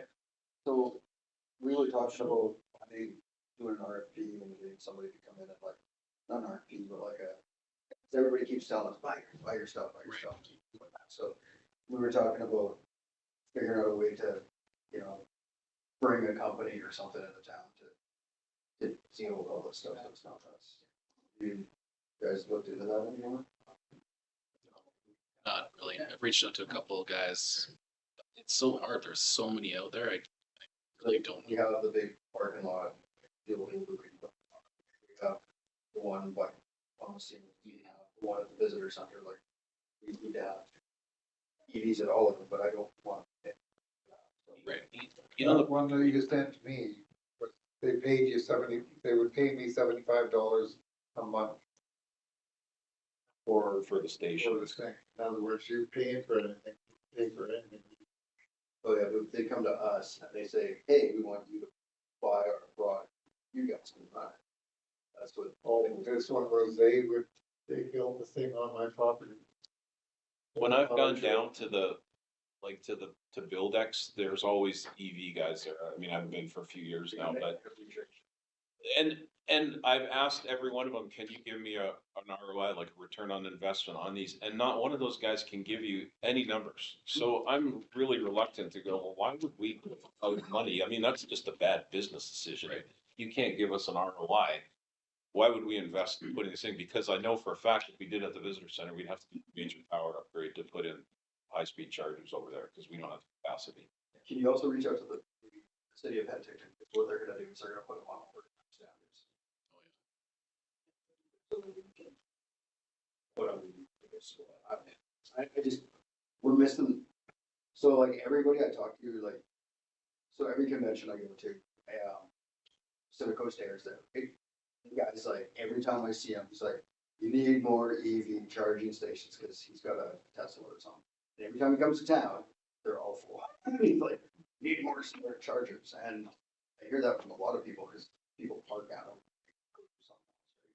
But if we gave them the space, and they would run their own power to that, we wouldn't have to do anything to our power charging. Because mine, it had nothing to do with me. Yeah. They were just using my property. Everything else was on them. And all they did was pay me $75 up per charging station. There's a whole bunch of different companies that offer crazy amount of different things. That's the problem. You gotta weed through to see what you're actually getting, right? Yeah, it's just called different, Yeah. who they're using, right? It's just from a economic development standpoint, a tourism standpoint, like, if people can't, I mean, they have to charge here, right? So if we can get them into the downtown instead of just on the highway, and we can give them a reason to stop and money in other places, right? I wish Savon would put some fast previous manager like on top of, why don't you guys have this?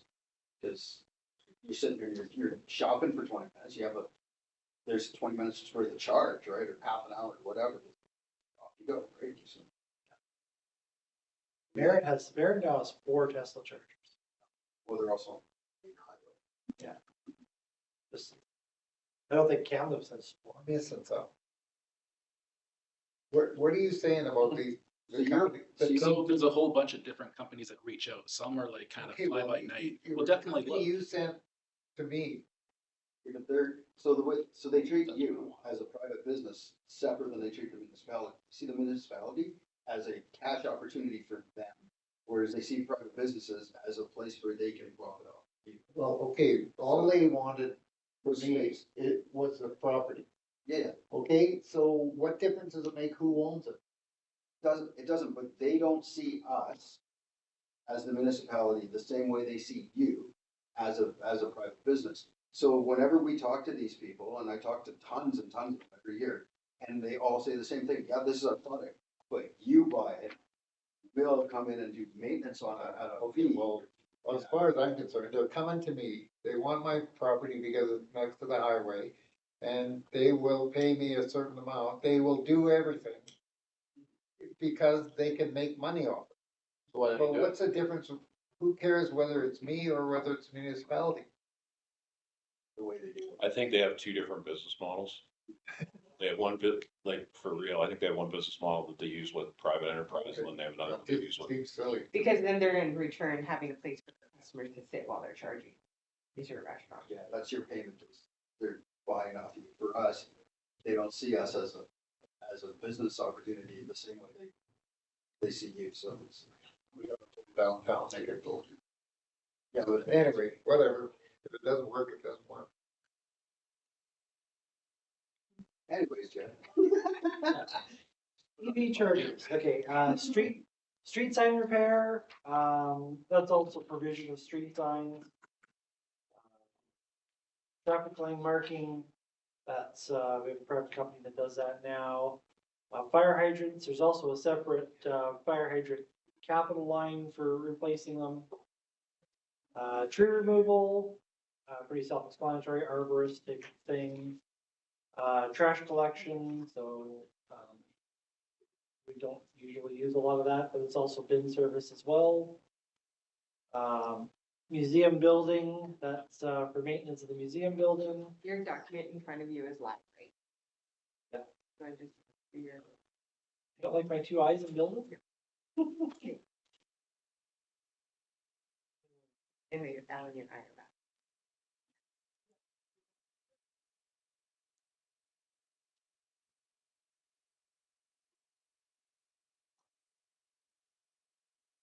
Oh, no, it's, I gotta fix that somewhere else. I will fix it later. But did it? It didn't fix. No, it needs to be repaired somewhere else. Okay. Yeah, it's not us to. Yeah, Kenley Hall, library building, that's, that also includes the Fire Smart and the Sunflower Gallery if necessary for big issues. Town Hall also includes the annex. Other municipal buildings is anything that's not covered above. So every so often we'll have another building that needs a repair. And then debt payments. Do we have a price for the today down Mason building? It's coming up in the capital expenditures. And, debt payments is for, vehicle loans, that's principal and interest. Capital expenditures, so there's your $20,000 for hydrant replacements. Jared let me know that we're almost coming to a close on that, so the last year I put that in the budget. Paving is usually what the equivalent of what we ran in gas tax. There's an extra 100,000 that we reserved last year, so, and projected $100,000 for this year, so. So that's why it's 295 for next year, then 195 for next four. Lori Curry, Can we talk on that? Yeah. In your, page 13 description in the.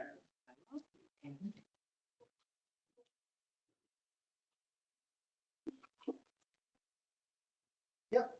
To reconstruct their sidewalks within the mountains? it should say road, but.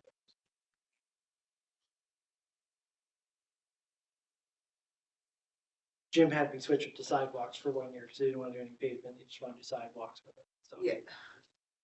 And then, so the source of funding is correct? Yep. Yeah, so, That's Trinity gas Community tax? Building Fund and the paving reserve. Lori Curry Way paving, not this year unfortunately. Cenotaph concrete replacement, that's the bricks and things that have kind of eaten away over the years. Do you wanna wait till 27?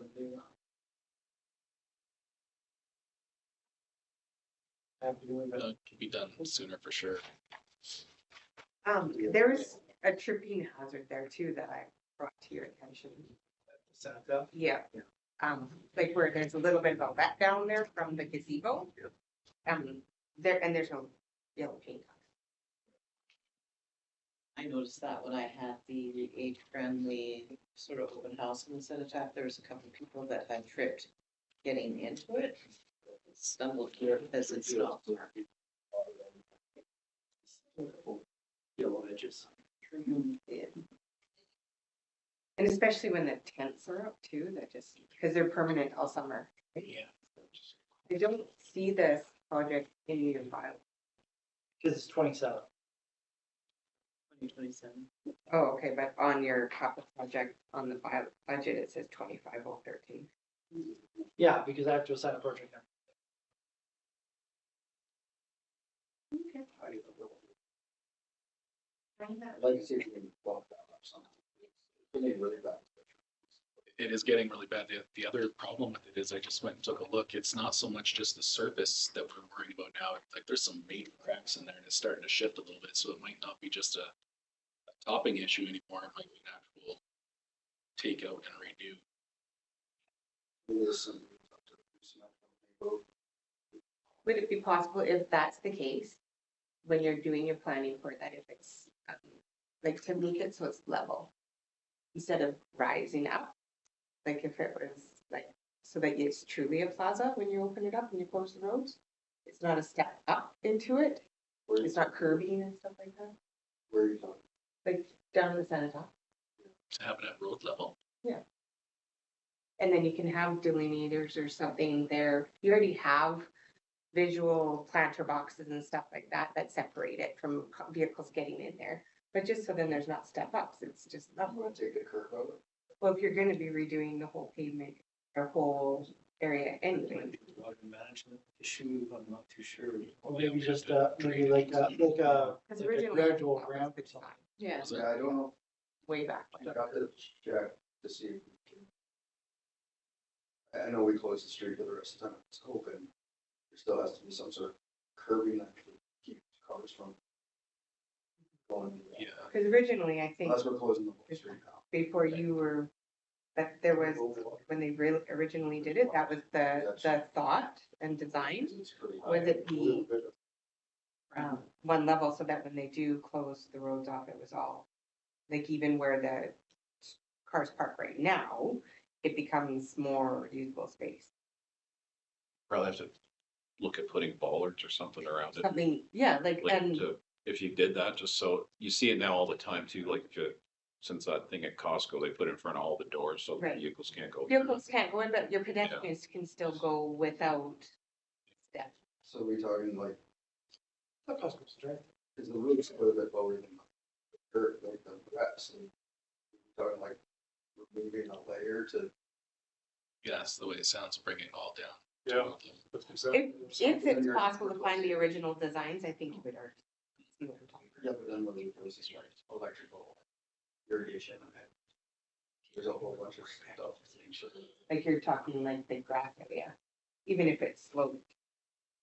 Jared is saying that it might be past just resurfacing, that we might. I have know to bring that, it but all now up. we're saying make it all level, Oh, I right see. across the entire thing. Do that, then we have to bring the park part down to, But even if it was, we're not bringing the road up. No. But to match there's that. original, there's like, even if it's not flat, like, but even if it was sloped, but just to reduce the curving and the tripping. My thought, and there was an original design back in the 90s, somethings, Like for the revite type of time. not 89s, not 80s, Well, not that. We'll leave it to Jared to figure. Yeah. I'm sure there's a reason they ended up.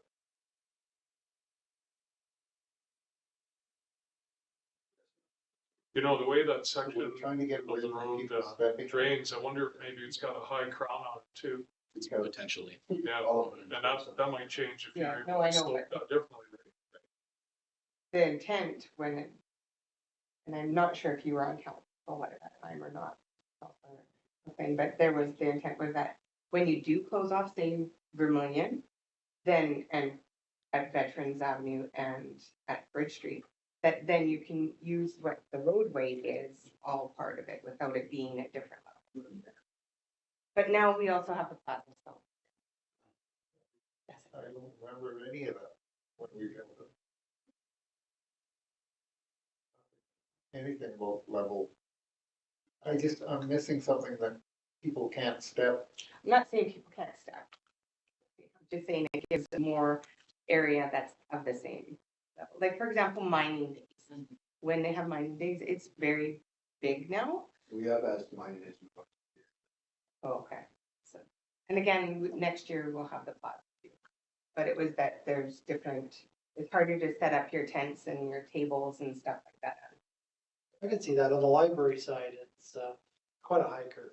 Yeah. I know Jada had trouble stepping up. So if you have water running down from the pavement down onto that thing and it's level, does it run right onto the grass then? Well, that's, It would have to be I'm not all into science. It would have to be. crowned and And drainage Right now, it all runs towards here.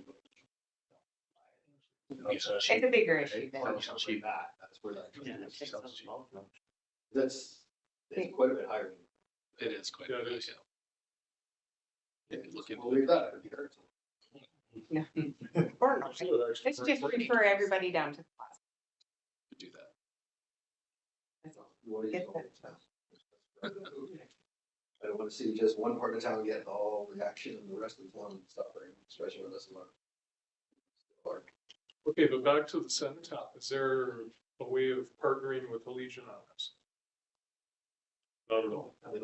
No, so it's all the concrete ground, like the Oh. level itself. If you go look during the 2021 flood, because there was all that snow and all the people down there, the guys went and they threw a ton of salt up there, trying to make it safe, and the salt just eroded that, but also pre that, when all that stamping was done, there was supposed to be a regular maintenance plan where it was sealed regularly and whatnot, and that was never adhered to.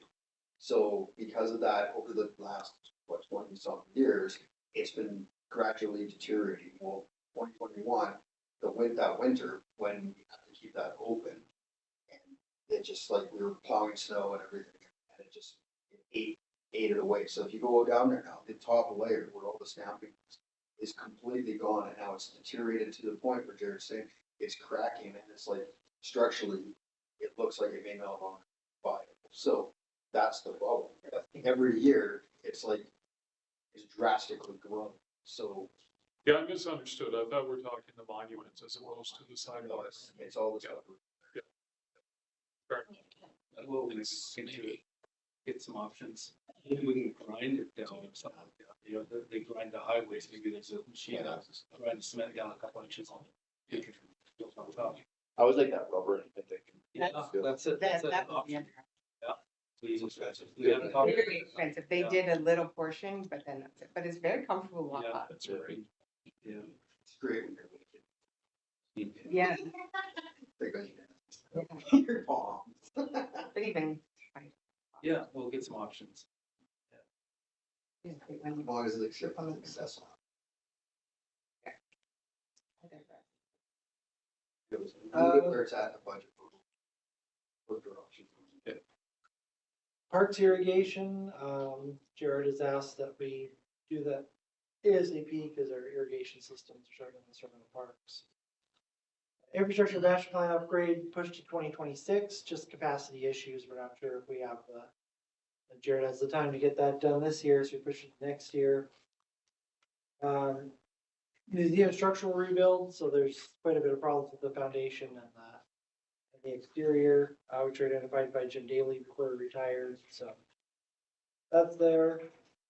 Public Works Bank armoring is Treasury Board submission flood related project. We're still waiting on permits for that. It sounds like it's closer.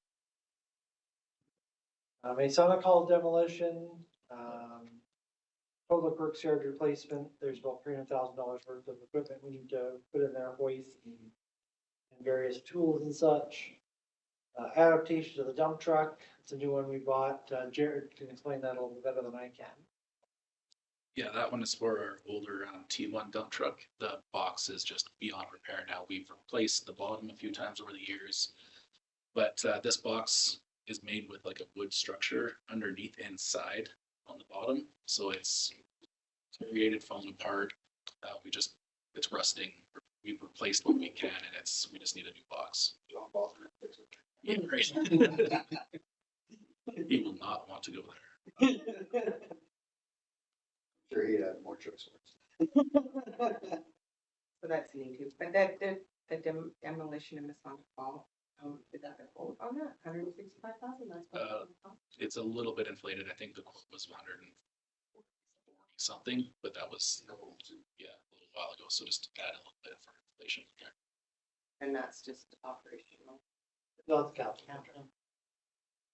But the funds, it's not surplus. There is no.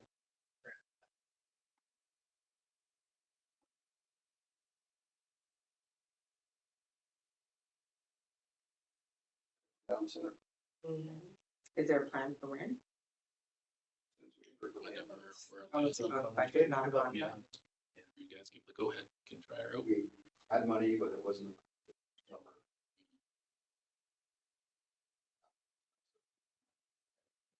So the reserve transfers, paving reserve, like I said, we have an extra 100,000 in the paving reserve that we didn't have last year.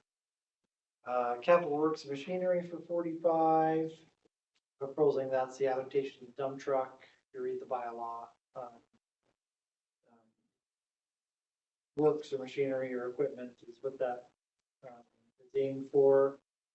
Water sewer, that's the infrastructure master plan update for next year. And what else is? That's kind of an ongoing, isn't it, Barry? Sorry. What, the master? The master plan, yeah. Yes. Once more of these projects come to a finish, it's kind of almost, it's like a living document at the moment. James, in there, is there Is your sewer and water? in replacement there? still? I think there's two separate ones. We're planning Two backhoes. One for water. You would tell me the difference. on two backwards. Do you need two backwards? Well, I was told that there Oh, was okay. money for not new, but two used pieces of equipment. Vaguely recall we talked about a little bit. How much do you need?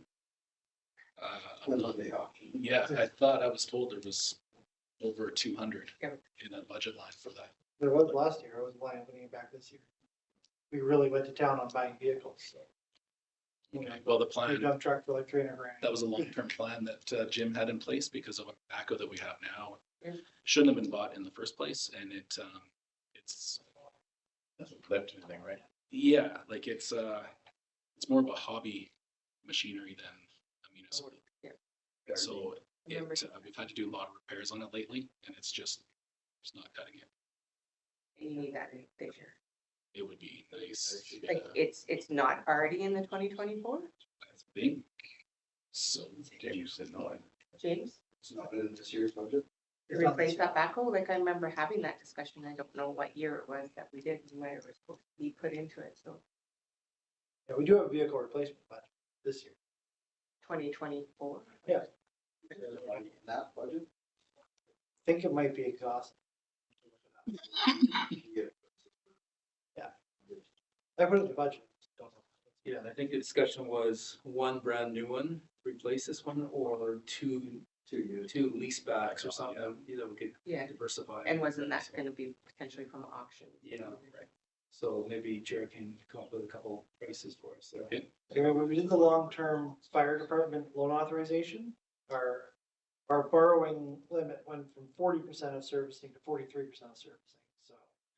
I mean, we still got lots of limit, so if we need to buy two new backhoes and finance them, it's not gonna be in.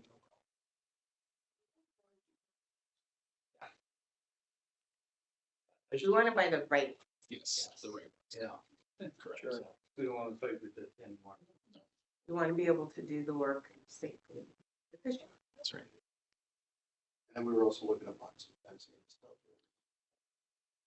Yes. Yeah, but that was well below the capital. Oh, that's what You you wanted did. like 10 grand. Yeah. We'll find a place for it. So yeah, to buy enough fencing to do the Masonic Hall twice, like what's there, we're looking at about 8 grand or so to buy new fencing to have of our own.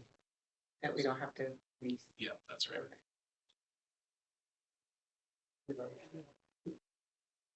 So yeah, I can't remember what we're paying per month for the Plus, it's a couple $100 a month. yeah. That's just within the budget, it's not a capital. Yeah, it's an operation. $8,000 fence. It's just right now we're spending a month on fencing. Yeah, I can't remember the number off the top of the head, but it's adding up. A couple $100 for the plow. And it's a $100 for Yeah. the year, so Yeah. I guess like 500 a month. It paid for itself in a year. Ridiculous. It's not a bad. Pretty good business. Makes sense. Yeah, no kidding. All good around. Why not? And that's something that- Jared, get in here. What do we do? That amount, that amount The other will one- come back to us. What was the other thing that I said we should? Done your So version. we could just do it. Okay. There's something else that we keep. Mini excavator. Mini excavator, concrete saw, Shots, I right? think that's what it was. What we bought that one. No. Keep renting that. Yeah, no. That's a few thousand. Did we Yeah. repurchase a line painter? Talk about the line painter for a sec, Jared. Sorry, is that a bad subject? As far as I found out, that we do have it still and it is operational. Okay. So Didn't we get one? a while back, yes. In 2020. Yeah. So I think, I don't know, somewhere along the line, it maybe got lost somewhere. I don't know. We were told that it was no It was longer relocated. operational. So, yeah. So I think it's all We good. just have to get the rate. I was just gonna say, is it possible to get paid? Yeah. Is that the thing? Now, sorry, again, I did ask about that one crosswalk. And the special pay for that. Were you able to look into that? I did not yet. I looked into it. I did reach out to Gibson's and they never got back to me, but, I did do a little research on that, Okay. on the type of paint, and it's a thermal bead style paint. It comes in beads. And it's a special machine to apply it. You have to heat those beads up to a certain temperature to put it down, and it lasts longer. Yeah. Okay, but you didn't. But the guy never got back to me, because I asked him, how much did it cost you to do that? And he never got back. Can you get a hold of Paramus and see what they used for their new one?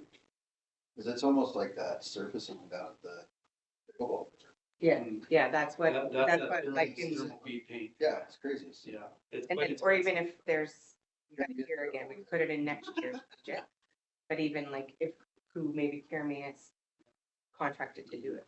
I know Penticton was stupid. Have you guys seen the crosswalks, the Remembrance Day crosswalks? Yeah. I thought that was a pretty nice touch that some cities have done. I'm kind of on the fence on that. Don't really want people driving without blocks. Yeah, even just the colors, not necessarily. Yeah, the one that's each one of them is nicer.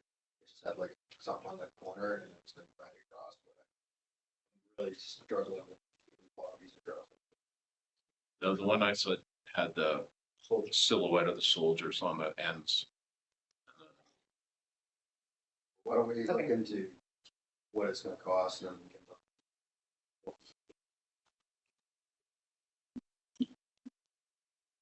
Because they, that type of product and stuff, and even the American talk about in Kermias, it doesn't just come up in a couple months, right?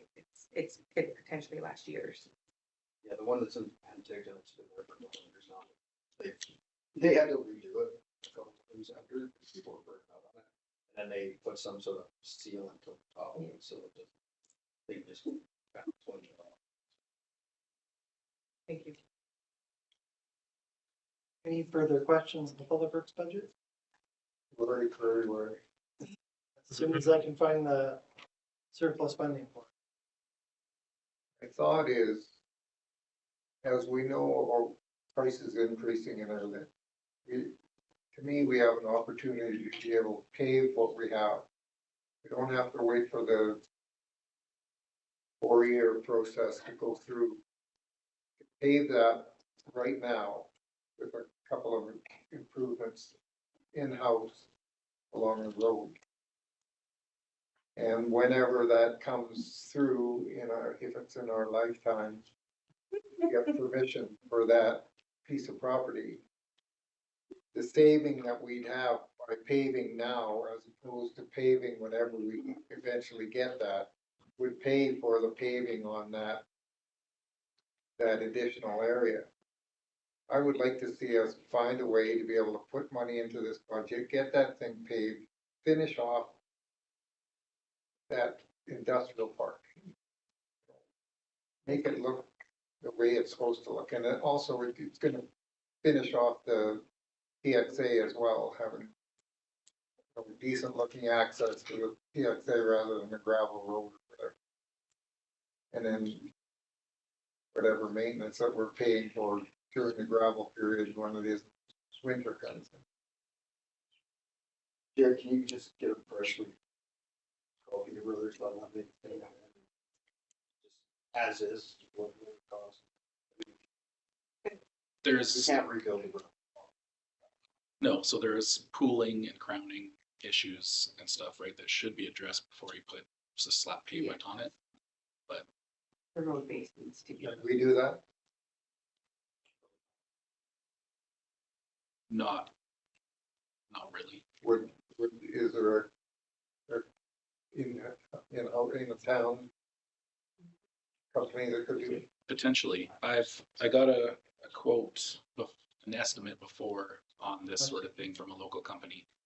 They could come in and cut the corners a little bit, fill in the dips and do all that kind of stuff for just over 300,000. They're gonna start that and pay them on the road. And then paving would be approximately 450 to 500. So we're like.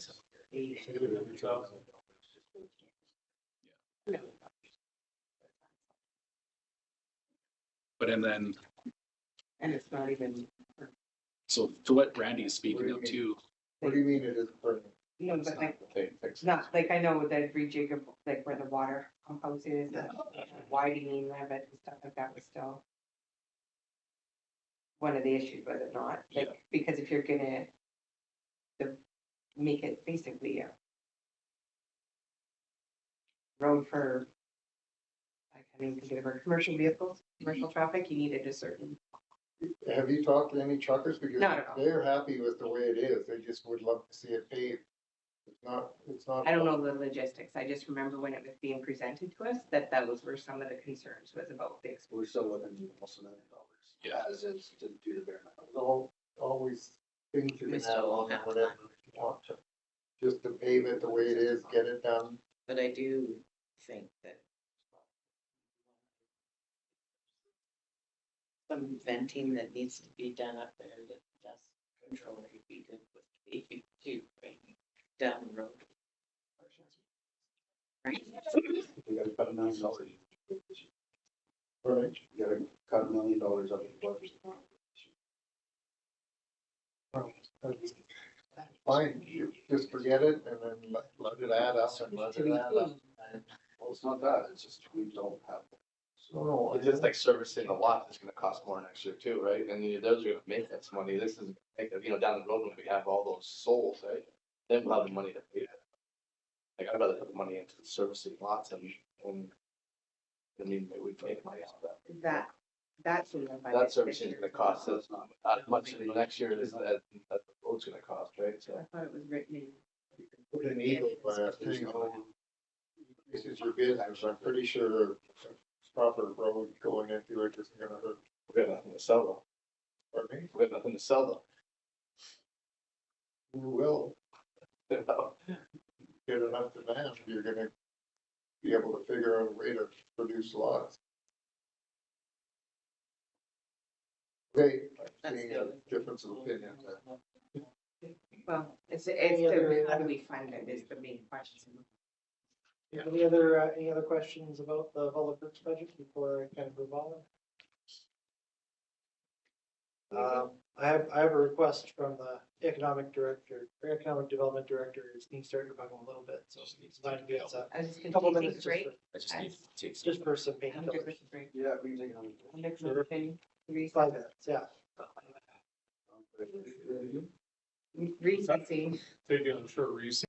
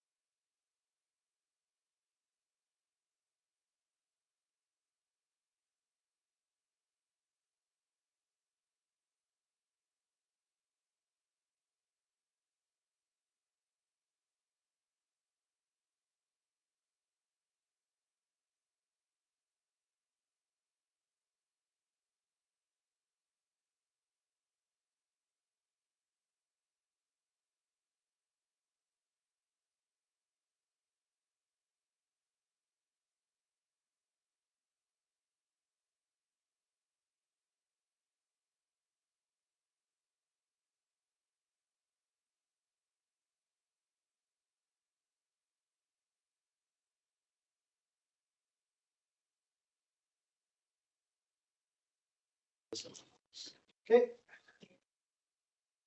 Are we ready to start? Yep. Okay. So, page 30. Our next budget, airport. Fairly easy one this year. Revenue sources, we have a couple of planes that lease a couple hangars, $100 a month, so $2,400 a year. Airport fuel sales is really variable, depends if there's wildfires in the area or not, really is our big determining base. May get a little bit more sales this year based on the fact that we have that new, tank system, so. Might be able to, not have so many people leave in frustration. Operational expenditures, $20,000 in maintenance, $7,000 in utilities, basically all at,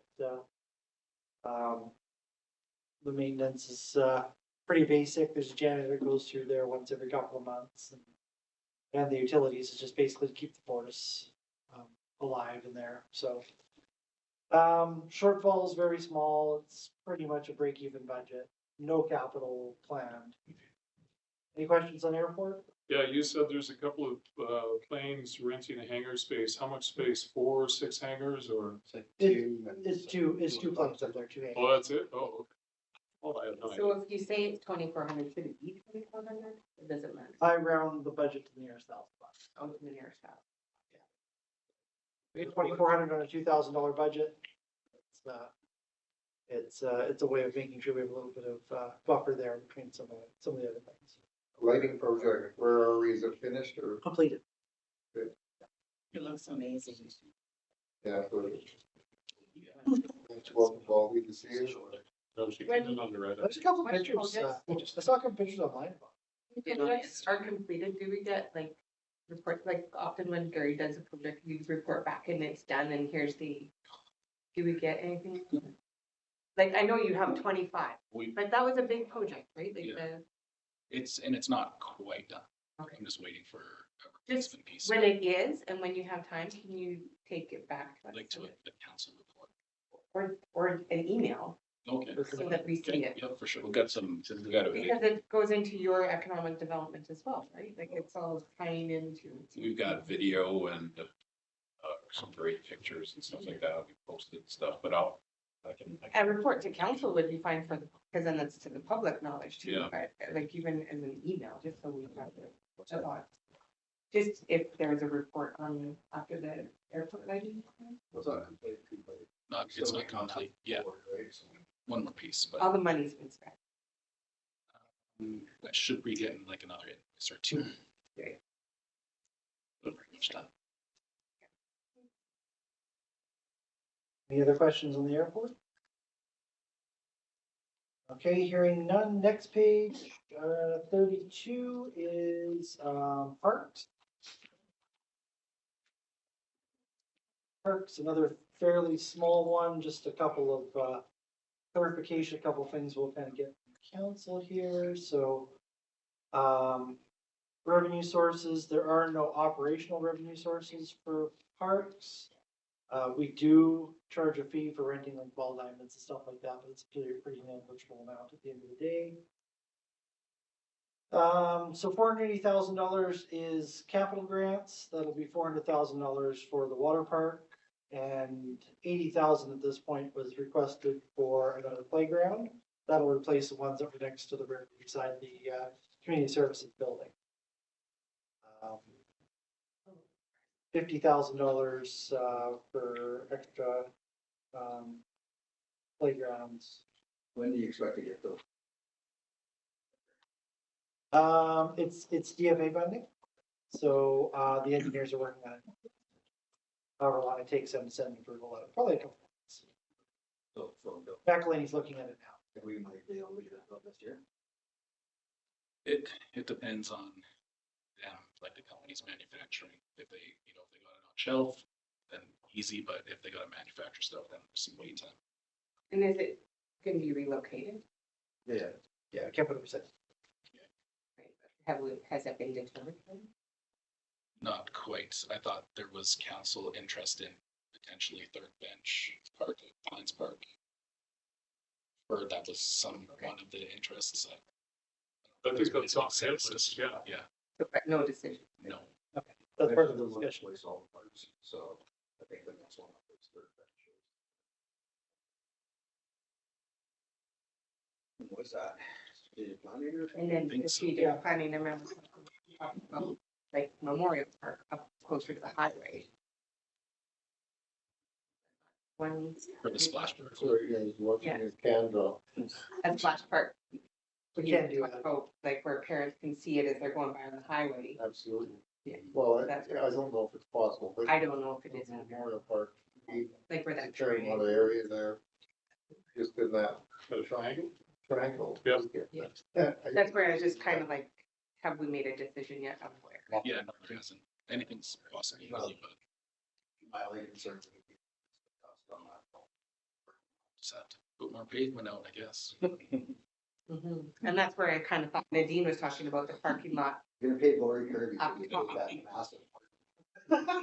It's about the same amount of pavement. Okay, well, we can figure that out, like, right now, we're supposed to get a grant, we should get it this year. Depending on availability of powers maybe this year. Then we had. The park maintenance is at the, Park maintenance is just general upkeep budget, so weed eating and grass cutting and stuff like that. and parks. improvement is- Park improvements are extra playground, That's the one that we said is usually. so 100,000 a year. 2024 number. Pardon me? It's a 2024 number. Yeah, the 2024 number will be up a little bit more. I'm just waiting for the Optimum Crush playground invoice to come in, so What about the irrigation? Is that not some? that's under Public Works. But we already discussed. No, but the park improvement you're just talking about has a 2024 project number. The 130,000. Yeah, because I used the same project number from the year before. It was there, but we didn't actually use the budget. I don't have anything yet because I haven't received the Optimum Crush invoice. That is the park including that one? Because I didn't think. No, so the 2024 number will be updated when I get the number from the playground we just put in. the warrant. No, sorry, I think misunderstanding. On page 7 of your bylaw. Oh, Has a 2024 project number. It's second, total set funds in now. okay. Yep, 24-006. So it will be, it's the same project number as last year's because I'm gonna put it under the same project number for that playground we just finished at Memorial Park. So the ongoing number for park improvements will be 24-006. Okay, so, but it's not it's a new 130,000. That's right, yes. Yeah, there was a carry forward amount coming, but we finished the Optimum Crush playground early. And there's another playground that will finish early before the end of the year. So those will be in the stats for 24 as soon as I get the invoice. That's why it says there are no capital expenditures for 24, but there are. Just haven't come in. Okay, so total for new park improvements will be 180 plus 130. That's right, 530.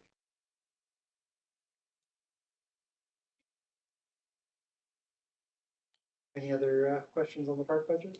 Are we running the garbage collection now? What? Yep. And have been for a month or two? Yep, for a couple months, few months. Yeah, they're going good. Yeah, it seems to be going really well. Not many complaints. No, actually, The red was always people are happy about it, so it's good.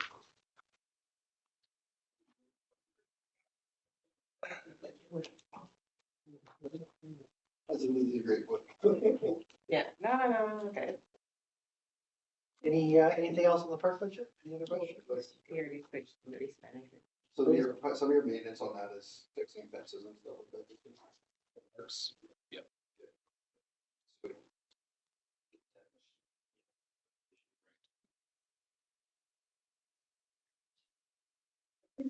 Waste management. Slightly simpler budget this year. Waste management, page 34. So waste management, so landfill fees, comprise a good portion of, that, so that's anything we collect from the landfill. Recycling revenue is the amount of money we get from reselling that, our recycling goods off to, multi-material BC or Recycle BC as they were called before. RUS service contracts, so that's the, portion of their requisition that they pay to us for shared services in a given year.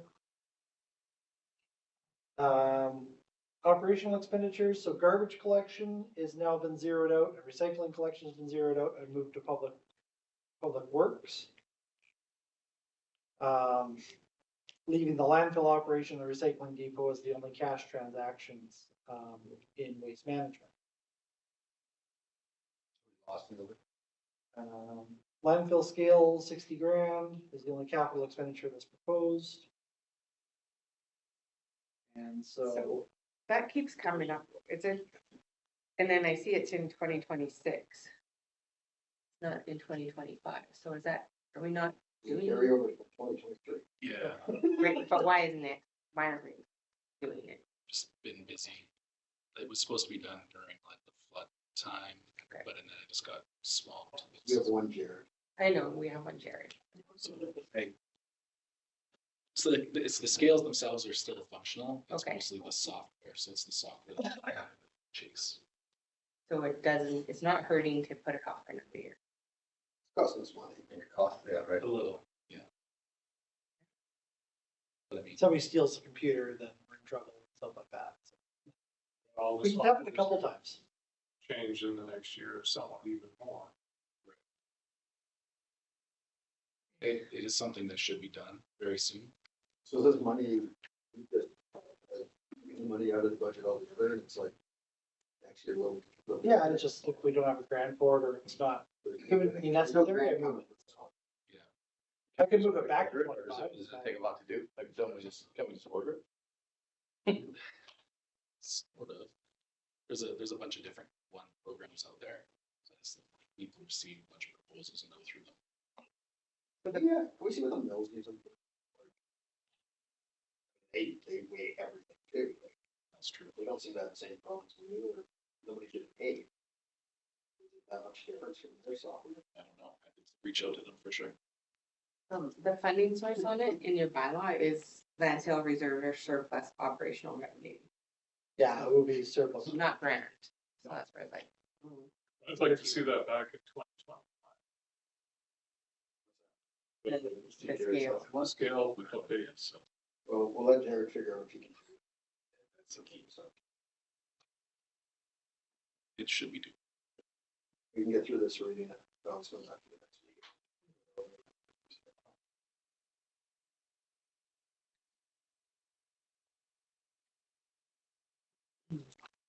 All right, anything else on the waste management budget or? It looks like it's, if it's 94.9%, I think it's pretty much. Landfill should break. We might be a little bit behind on landfill fees or. The requisition from the regional district hasn't got up in the last 4 or 5 years, so. You know, a little bit of modification would easily make that 100%. What's the deal with the regional district on? So they have to go and redo their servicing bylaw every time they increase it over and above the rate of inflation. So So we're maxed out then? you're maxed out, yeah. That takes a year. So But their fee stays the same. their fee stays the same. So to change that, it has to go through a full process with an AP. Right. For the last 5 years. Okay. Next budget is the cemetery.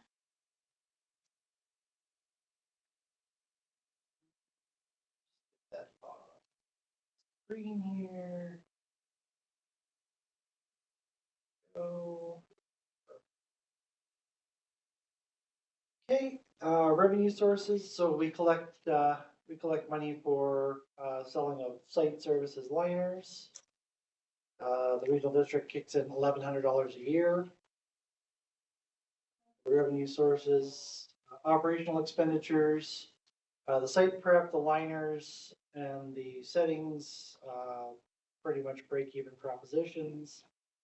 But the maintenance is not, so pretty much the expenditure is the maintenance that costs us to maintain the cemetery. No capital projects planned, cemetery irrigation for, again, I put it into 26. We did $100,000 in cemetery irrigation, but apparently it wasn't quite completed, so. How much of this comes from the taxation? Balance is negative 56,000. That's taxation. Which again, when you look at the total municipal budget, the whole thing is 0.16%. Yeah, I'm just, we should talk to the regional district. It is technically in the regional district. We- Okay.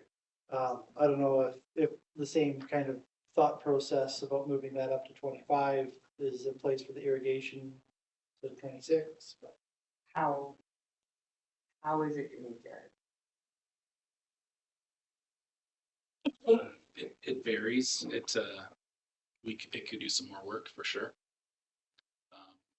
It's all dependent on that spring up above, right? So even if you did more irrigation, is there water? Is Well, it that's the thing. It would be, supply?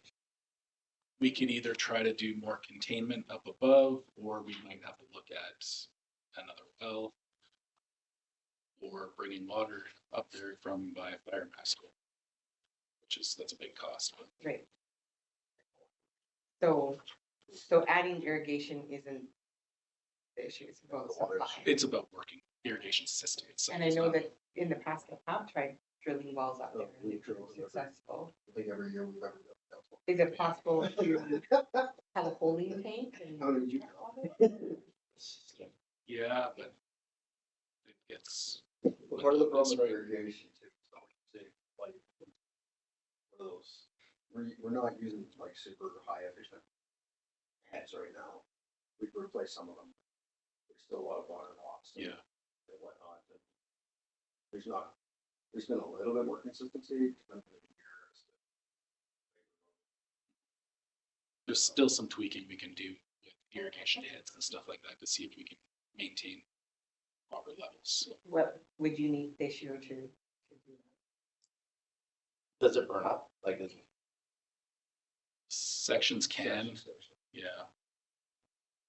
Like, do you feel you need that in this year's budget?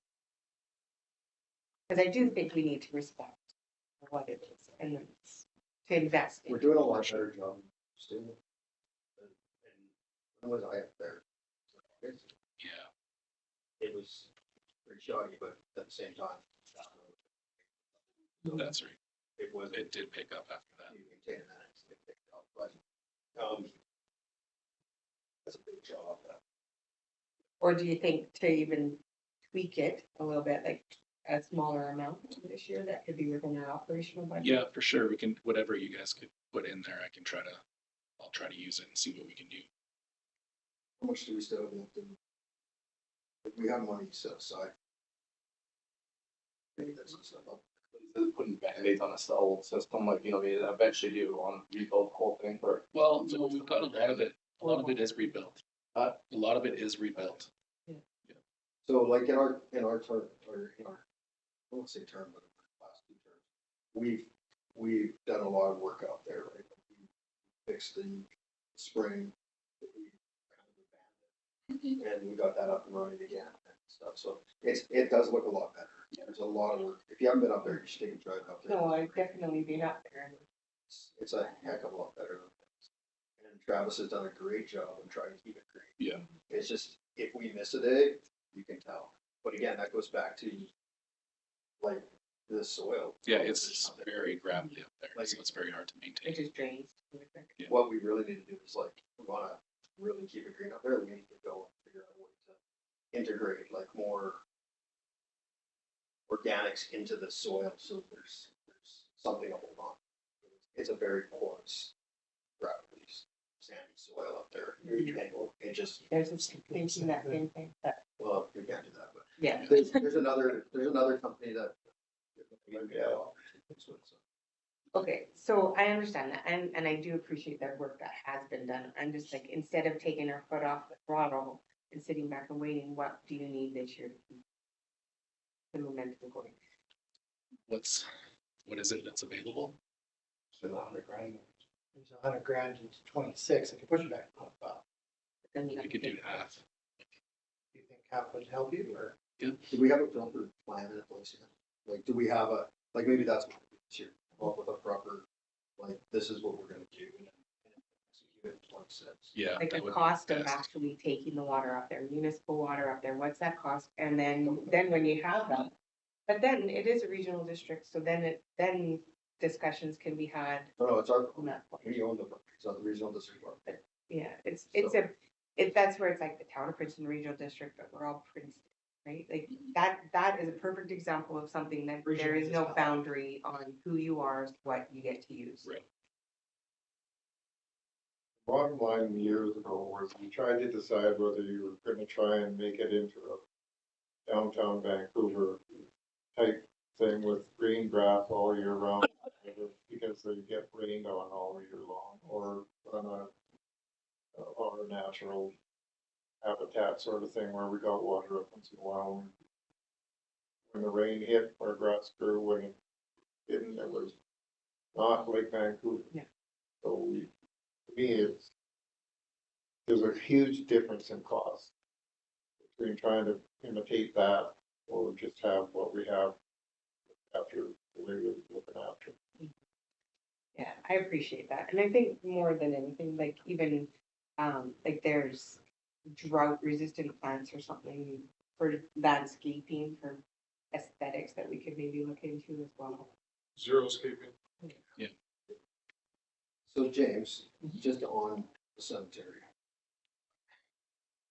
I'm just gonna be a dick about this. If you're not from here, you should be paying a heck of a lot more than what we're charging now. This last year or two, we've been inundated by people shopping around for the cheapest possible property they can buy. And, it was this spring, the front desk was just going nuts with all these people that have no ties to here, just buying the cheapest, lots they could. And I don't care, like, I don't know what the ceiling is, I don't know what we're allowed to do, but we There's do no like, difference right now? We need to There look is, at our it's like- bylaw. Yeah. it's still so much cheaper than anywhere else that they're coming here. They're coming here and they're coming to Terrabius and they're going to the little ones in the regional district. You don't care where So- you do that. I do. I don't, but I Do you have the mean, cost? no, they don't. They Yeah, just, the cost. they find cheap places Well, and it's, Everybody here is paying taxes to be able to Be here, maintain that yeah. their whole life. and that's what I'm saying That's to James. I'm like, we need to jack that price up because So, I wanna make sure my grandkids have a place to go if they want to be here. so I can absolutely jack up the rate. The two things we always look at for fees charged, in general, I'll just say. In general, number one, there was a court case in Ontario that basically set the standard for it. We are allowed to recover we're allowed to collect fees to recover costs. So we're technically not allowed to use fees to make large profits. We can use it to collect a reserve, but we can't use it to actually feed profits to the other side. So I don't think we're doing that if we had a segregated fee between out-of-towners and. We already have a segregated fee. Yeah. For resident and non-resident, it's about making. Right. You- Or. Up the increasing out-of-town care benefactor. portion. The second point we look at for fees and charges is essentially, are we providing the service and is it somewhat fair? So, and that's a council decision, so. if So you our want me to- services to our taxpayers, Yeah. right? They're not to. Exactly, so, Non-taxpayers, Yeah. as far as I'm concerned, if you don't have family up there and you're like, you don't live here and you have no family connection to here, then you pay like the same rate you're paying downtown Vancouver, because I don't want families being priced out of being next to their loved ones. There's land sales. through economic. Yeah, we're gonna do land sales. Can we not, $100,000 it's harsh, but can we not $100,000 close a it lot. Yeah. to out of town? Cause you know, it looks like we have space up there, but we don't. There's a bunch of old sections that we don't know what's in the ground and we cannot dig there. So in reality, we're running out of space and we should not be selling so many plots. All to the out of plots town. around my family have all been so bought up in the last year, Yeah. like all of them. I think every single time I walk out of my office, the girls have got the Yeah. cemetery maps out and people are buying up the cemetery lots like crazy. So I'd like to make a motion that staff prepare an amendment bylaw, proposed amendment bylaw. I don't know which department or which staff. I'm just saying. I think if you're not listening to me, And that we discuss it as a council. Yes, I will need a definition too. well, you guys can come up with opportunity options. Semantics. Because I'm seriously concerned, because it's not just us, it's happening in Caribbean, it's happening in Headley, it's happening everywhere we go. People are buying up because, you know, we haven't had this problem before. You know, you're paying tens of thousands of dollars for a plot in Vancouver. They're coming to buy them from us. Those are. And then, Doesn't you know, make sense, right? like there's the definition, which we would need to discuss as well, because let's say I have family there, but I've moved away, my address on my driver's license. Well, that's what I mean, though. If your family's from here, then maybe you're allowed. And then. Anyway, I think, It's like the one in Como, right? If you're not one of those families in that cemetery, you're not allowed to bury there. It's just not allowed. So we definitely need to look at something. And I also hear quite often on the phone, okay, so you don't live here, but then they come back and say, well, my grandma lived there, you know, 15, 20 years ago, and we've got family and stuff, and so they're still getting the town of Princeton rate as opposed to something that's not. Get back. Let's have a look at. Yeah. All in favor? I don't have a second.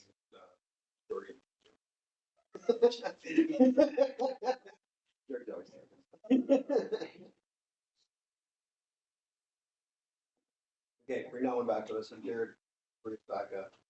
Maybe just you gotta have a plan before. Yeah. So maybe just.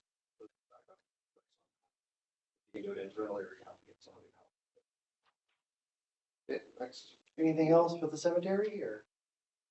that's all we can talk about. Okay, I'm gonna skip the recreation budget and I'll just see if we can get Lyle.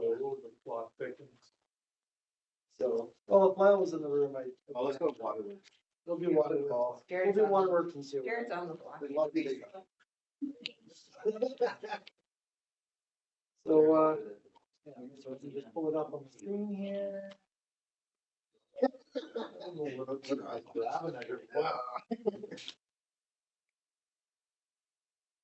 Go. What happened? Okay. Just So- Yeah, waterworks budget. The revenue sources, obviously, water rates, water connection services, missed water revenue, feed a large portion of this budget.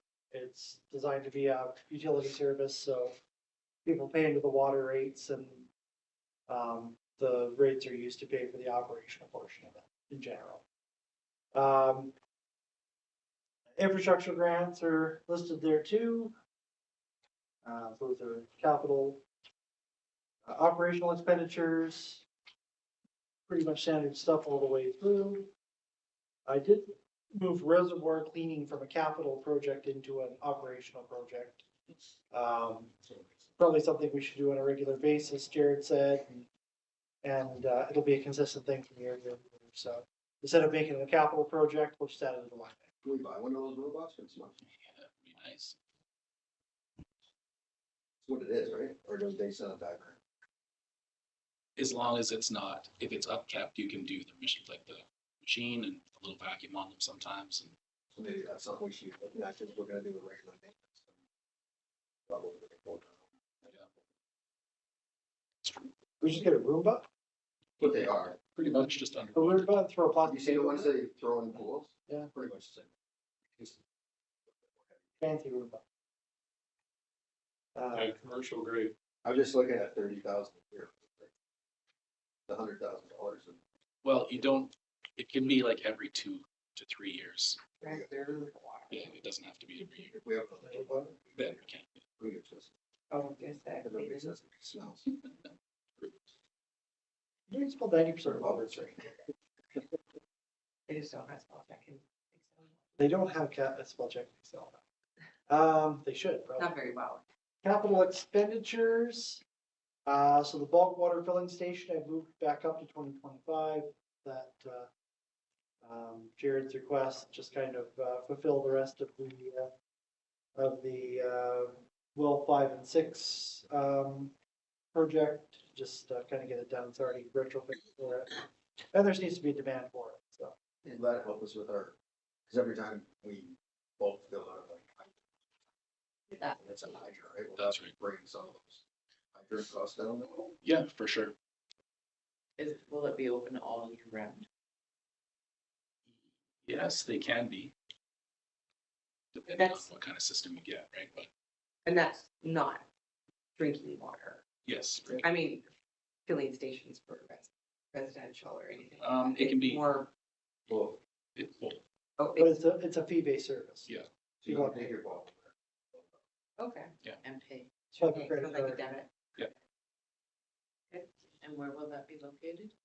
Right adjacent to the new water facility up north. We already have underground infrastructure ready for it, so, On the parking lot side. pardon me? On the parking lot side. Trees up. That's right, And a fee for service. So that's what other residents or non-residents could go. that's correct. Essentially. And one like Peter Brothers, it's like out there watering or paving the thing. Yeah. And then it doesn't Yeah. mess with it. Freeze up our crew and it, And then you said you don't have to inspect the hydrant if they're using. that's right. Yeah, because right now, if Peter Brothers comes or anybody comes and fills up, we have to have a guy there. And then it has to be turned off properly. And then We have to do a tear down afterwards.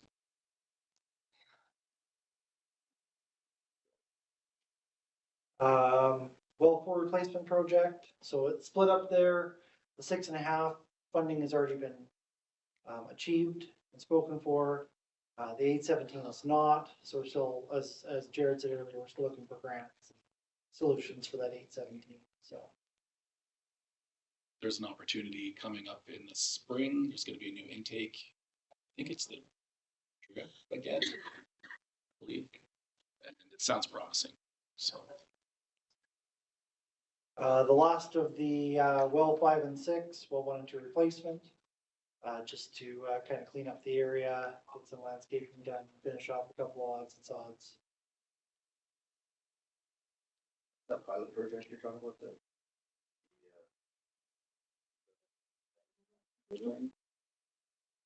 Regional District's talking. It's a pilot project and they're hoping to get like. Is that right? You know, Lisa. The residential? What's it through? She just said, because they were hoping to get like 100% on. Regional District's looking at water meters for the entire. All their water services. So they were looking. Some grant or pilot project. Lisa. She might not tell you too, so.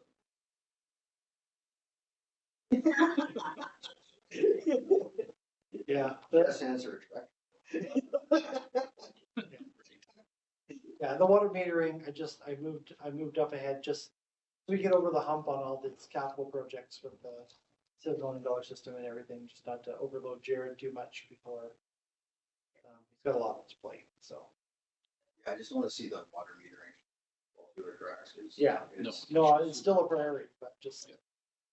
Can I ask on metering, like, are you finding with the businesses having gone that, that's the usage is being, like, if they're using more, they're paying, like, or, It definitely is. It has opened a few people's eyes for sure, like a few customers that have dealt with, they're like, oh my God, yeah, our usage used to be pretty crazy and now we keep an eye on it, right? So, Okay, has it identified any leakage or loss? a few, yes. Yeah. Yeah, most definitely. It's very helpful. 600 a quarter will make you pay attention. 600 a quarter. Did they pay for the meters? Yep.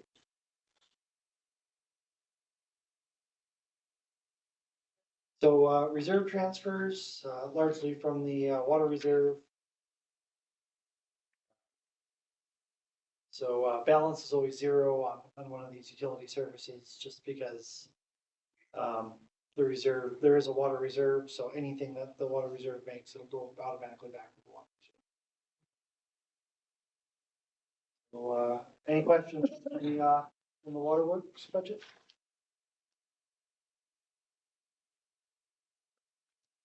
And the last budget I have in the book before we turn back to recreation, it's sewer.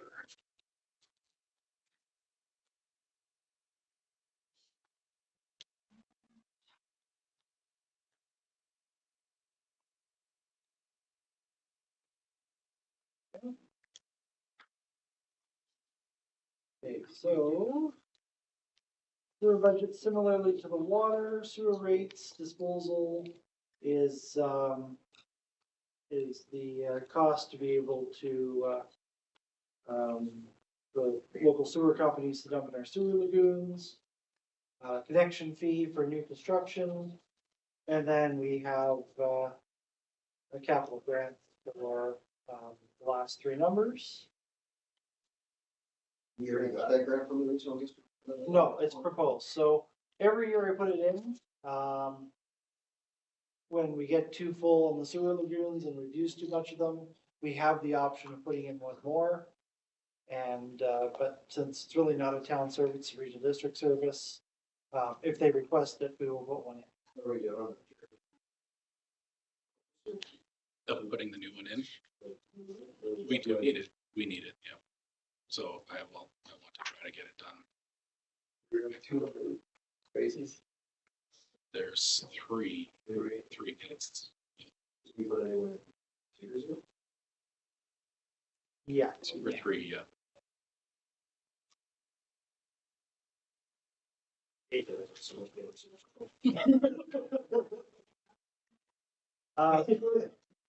Sewer, sewer operational expenses, fairly consistent, not much change to them year over year. The interest expense is from the 5-year, for the, water and sewer loan authorization. So that gets booked into the sewer. Capital expenditures, the Ponderosa lift station generator. A lot of these things are covered under the water and sewer loan authorization. There's your whole liquid waste pit for your regional district if they request it. I'm going to turn over a lot of this stuff over to Jared because he, a lot of this is kind of his baby on sort of how it all fits together. So. Come on, James, if I understand. I do, but I don't want to trip over my own tongue, and it's easier for him to explain it, so. Okay. Kind of start with the sewer trunk replacement. So that was part of the original $7 million borrowing. With that original, we had like the Billiter Warren booster station, there was the North Bernstein trunk main, and there was a few others on that. At that time, we anticipated the trunk main replacement or upgrading be closer to, I think it was just over $4 million for that. Recent findings have shown that some of the lines are actually of adequate size and don't need to be replaced. So I've kind of tailored that one down to $2 million. Culverts and lift station was kind of in there as well. I think originally though it was in there for just over 600,000. Inflation and everything since we've been talking about it has gone up. Yeah, and so it's 1.2 now. But with that one, we have an opportunity to apply for funding that would pay for 50%. And then with that as well, we do have DCCs from the apartments that can help pay as well. So I'm not exactly sure what the numbers are. When do you apply? So the way this one is set up, I don't need a resolution, as you just need, it's like a expression of interest at this time. And then as it moves forward, then I have to bring it. So The DCCs from the department. this is for a grant, but yes, the DCCs are from. We got those already? Oh. They've applied. And so will did they pay all those at building permit?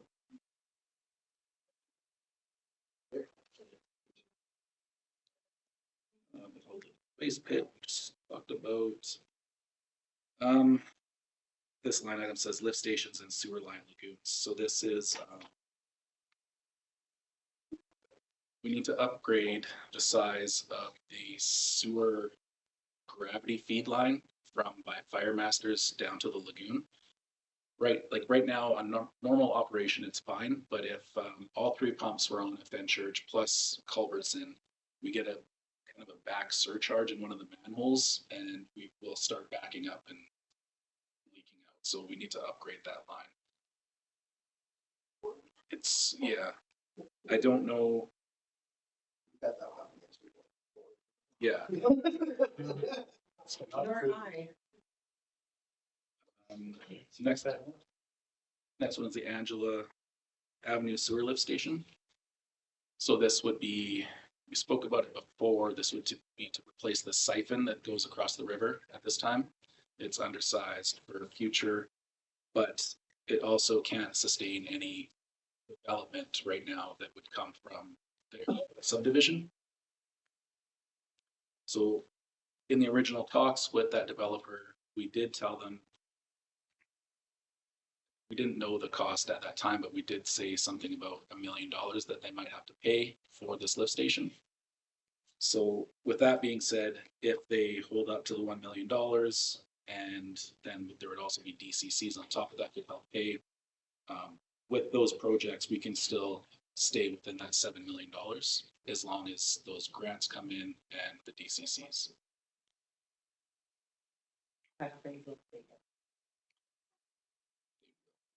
They're optimistic. So we must be pretty close to the river now with that, where that site is now. Since all our other settings have been exposed. Yeah, it's got to be right there.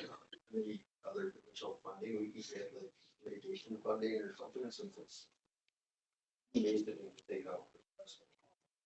Without actually seeing it or knowing how deep it is, it might be a little difficult to really test where it's at. potentially. Yeah, we could. Yeah, we do have a machine that we could. We'd have to wait out in the river and actually measure. We could roughly see where it is. It's pretty low. Yeah, it would be an ideal time. For sure. Let's have the engineer to say about it. Yeah, I'm just, looking at the one over at First Side, the fact that that's sitting on top of it, Well, exactly. It's right there, I'm sure. that was pretty low down. That's right. There was one more in here, Achievement to Pine. So this is actually a length of street that does not have a sewer main on it. I would like to, this will be in parcel with the $7 million. I'd like to put a line through this street, and that would connect from Achievement down to Pine Street, and that will kind of alleviate some of the other issues down below, down by the river, so we don't have to do any upgrades down there. So it's a cost savings for sure, and more capacity as well. And then I did speak to you guys briefly on this at one point, the Claire Jester. That's the Westridge RDC. Right now, our permit says that it has to be on a metered system, and like, I think metered by the minute, or I can't remember offhand. But right now, originally it was built with it froze, it busted, and they never put it back in. A couple of years ago, I found a unit that I could put in there. It was cellular, so it did speak to the system. It's no longer viable anymore. The service is gone. So we need to hook this up into SCADA to be compliant with our operating permit. And that's from the reserves. We have Yeah. 2 years. Well, that's, so. Yeah. Now, long-term plan on Westridge, have you guys planned out a sewer connection, so when fire adjuster like goes up, it's gotta be what within the next 10, 15 years? It's doing its thing still. We've done a main bearing replacement a few years ago, and we're just in the middle of gonna be doing another one. So it will be operating for a while yet. It's not ideal, that's for sure. Deal with everything still. It seems to be fine for now. Yeah. Yeah. It's running right now.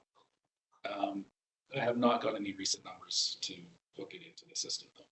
We should probably start thinking about that. Would that not be covered by a parcel tax by the people that live in Westridge? Depends on that. I mean, there would be that, but if there's any other connections along the highway. It would be everyone along the line, but it should be a parcel tax But there could be a specific grant to or people that are using the system. User. I mean, the system's there, we just have to figure out. Push it up the hill, so down. That's right. And it's actually kind of simple. We use the existing chamber there as a lift station. So you just put different kind of pumps in it, but we would have to run a new line that would go the opposite direction to go down the hill. Just know that. Just push it up the hill, the way that land is sloughing away every time you turn around. We're going to the other side. It's just, that thing's been an ongoing headache since we took it over. Yeah. So. Okay. I have a question for James. Go ahead. Page 8, to page 6 of your proposed budget. Is the culverts and lift station project number? Just a clarification, because in there you have 2023-033, and on here you have 2023-048. Oh, good point. Okay. Fix that up. Is which one is it? 48. I have a question, where am I missing the cost of the smell? Thing that we're doing this. That's not us. Like, for the lagoon, didn't we already buy that? Yeah, it's in place. Listed on there somewhere. It's like operational, is it not? Yeah, it's operational. It was already expended. Yeah. That other smell is. Cousin regional district. Well, it's nobody, this is the problem, it's nobody's jurisdiction. That's where we come to, is that nobody wants to own the smell. It's coming from that pond. Yeah, we've reached out to everybody, we've reached out to universities, we've reached out to the ministries, we've reached out to, MBC, which is Health Emergency Management BC. Like, we've reached out to every organization. And because it's on private property, there seems to be nothing anybody was willing to do. The only option I was given every single time is, well, you can probably truck some water down there. Fill that pond. I'm sorry. Nobody ever tested it for gas. Well, yeah, there was a test on it. No, we didn't test it, but early on, there was a test on it that did come back positive for something. S2 or something, right? So I took a gas detector up there myself when it was at its peak smell. I didn't get any dangerous gas levels, but it wasn't super close, but the oxygen level is low. So it is being displaced. What? Not dangerous. What do we do about it? It's horrible. Is it occupied private land or just? But no, it's ranging. Oh, This is a so like, the owner should probably be aware of it, because it's not healthy for you. Well, they are. They close to the other people we don't want. Okay. I don't know what else you're supposed to do about it. Like literally, I had dared reach out to SFU and stuff, trying to find somebody that'd be willing to come research it and stuff, like talk to the former band. Asking for,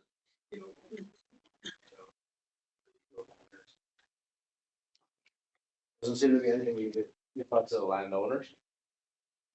I don't know if the initial complainant. I can't recall.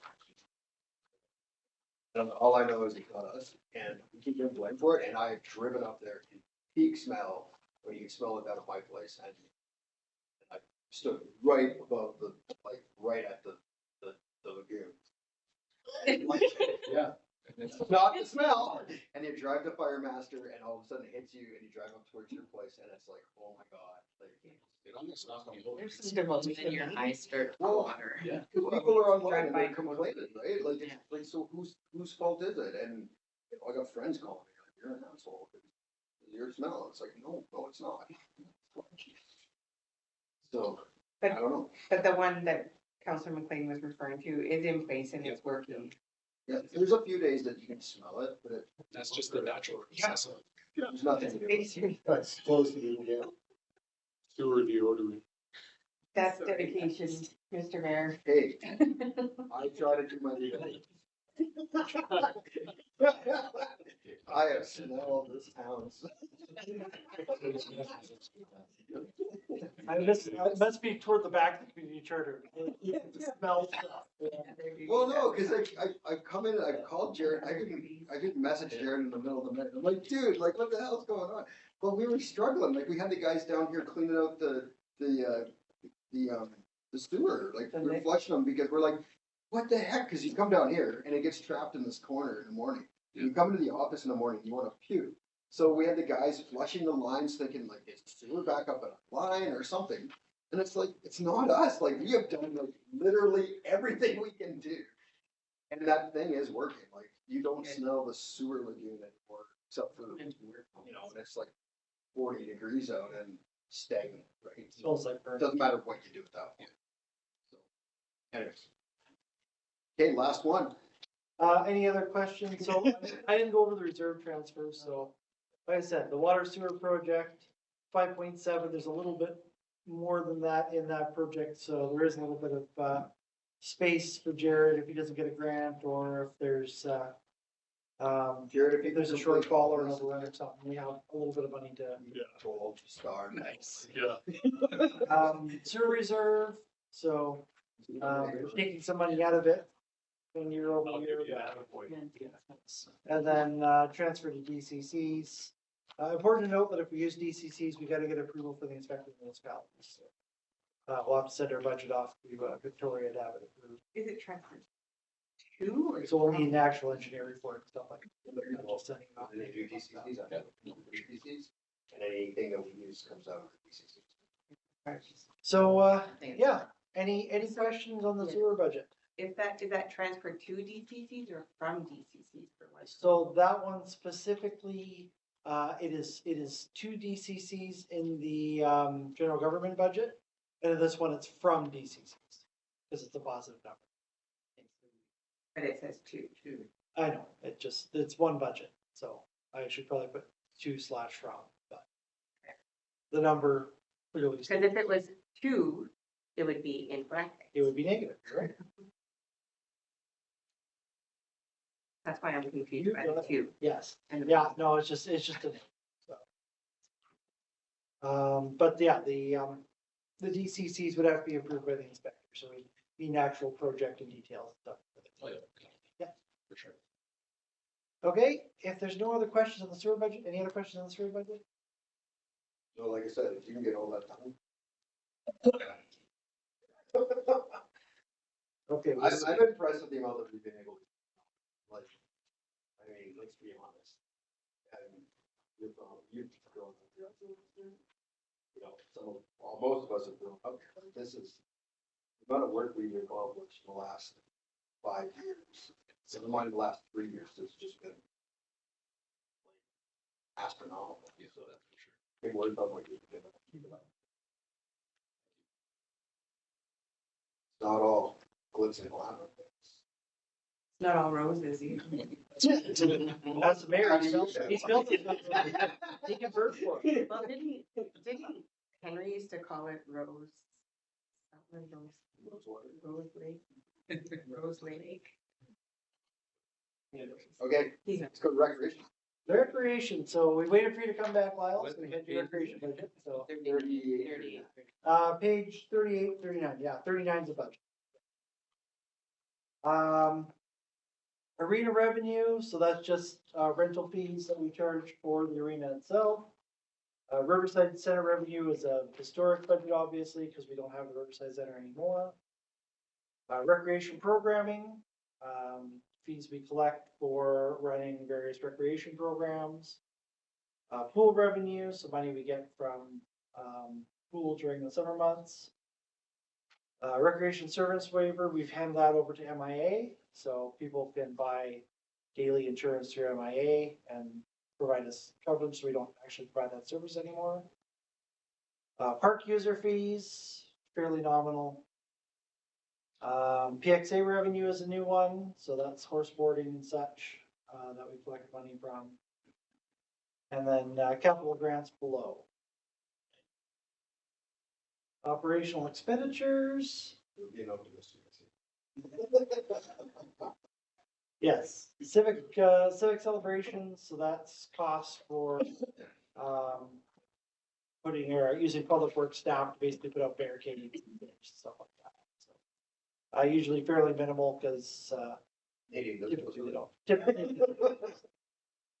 PXA costs, that's just operational, keeping the PXA maintained.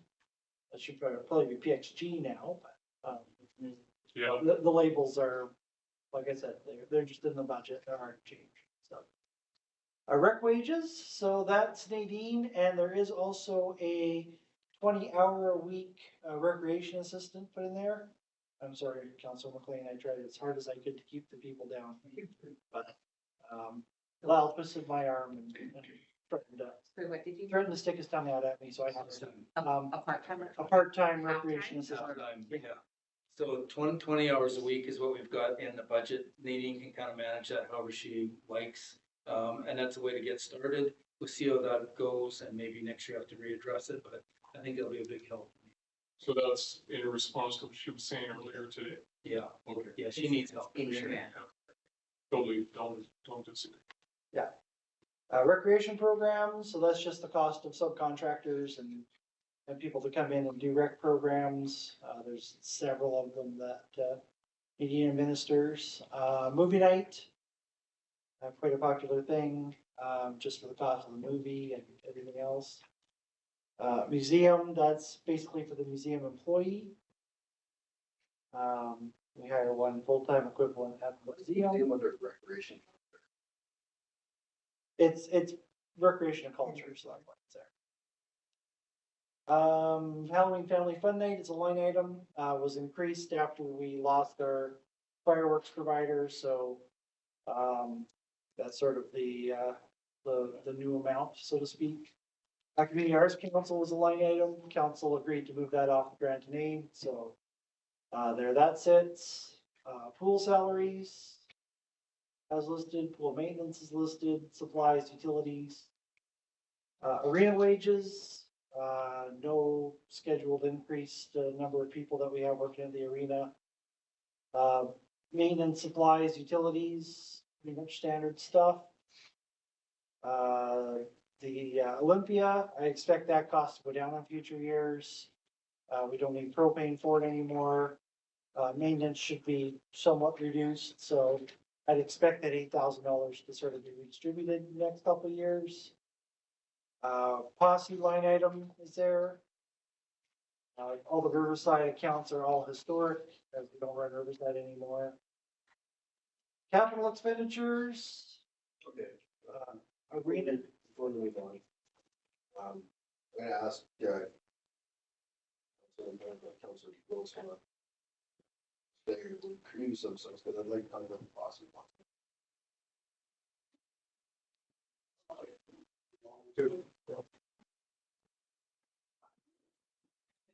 You didn't come back. You have a beer?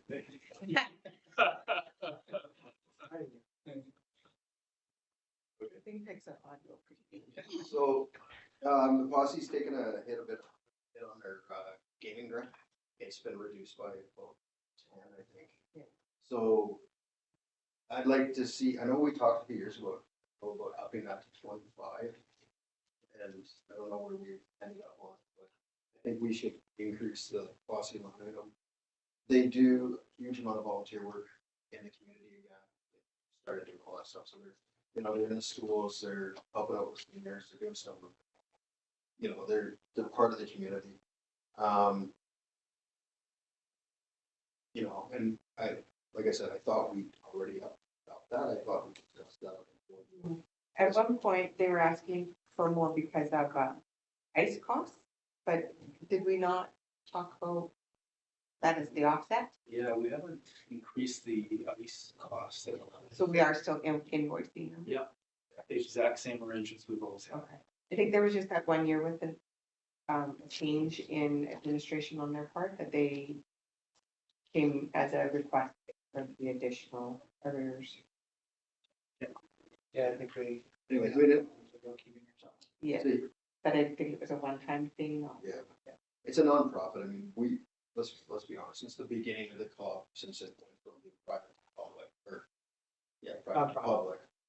You know, we, as the town, have always been like a big part of that organization. And I think, you know, moving forward, because of their commitment to the community, you know, we should increase that a bit. I mean, its costs are going up. It's going to be harder and harder, and especially if they're taking a hit on it. And I can speak more on that as well, because they are going the junior A route. There's a lot more expenses for them for broadcasting, for videography, the requirements for the scoreboards and stuff like that. So definitely, I know that. And their traveling distances increased as well. To really, as far as, Yeah. not just, and then I agree. I would like to have conversation with their board though, because we did do this with the voting seat on, we have 2 voting seats on their board. Because we paid so as much money as we do. And I think it doesn't matter what we give them today. I think going forward, I think as a municipality, if we're going to be a big partner in this, we should have a little bit of say in how the board makes decisions. And it would be appointed by. But and then, but in the meantime, I think if we could just this year alone, just up it another 10, and then we can negotiate something after that. I mean, it's gonna get harder to get coaching. It's gonna get harder to keep this stuff going, and if we want to keep this in the community, and I think we're the only nonprofit, The only private. in the league, And be nonprofit. and I think we are the only one. So Yeah, it's truly is the only community-owned hockey team. And they lost a major fundraiser too, because their kid aged out. So- Not that I'm saying that's a reason why, but yeah, there's a lot more expenses with this. Like, Councillor Elliott can speak to that, the requirement in the broadcast booth. They're, what they need to do there, it's like the computer equipment and. Actually, I can't speak to that because I'm not involved this year. Oh, you're not doing that? No. Like last year when you were, That was an old system. and they need to upgrade it. We make sure we pass as part of the motion that the mayor be banned from games due to their. I've self-banished myself. Don't worry about that. And you're doing very well with them, so.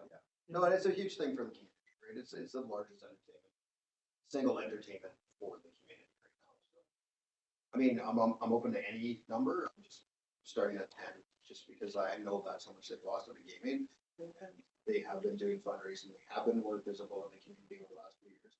That was one of my complaints in the past, is that they went from, used to help with groceries at the, in the grocery store to where are these kids, to now they're back in the community, they're doing stuff. As long as they're doing that, then I'm more than happy to support and encourage.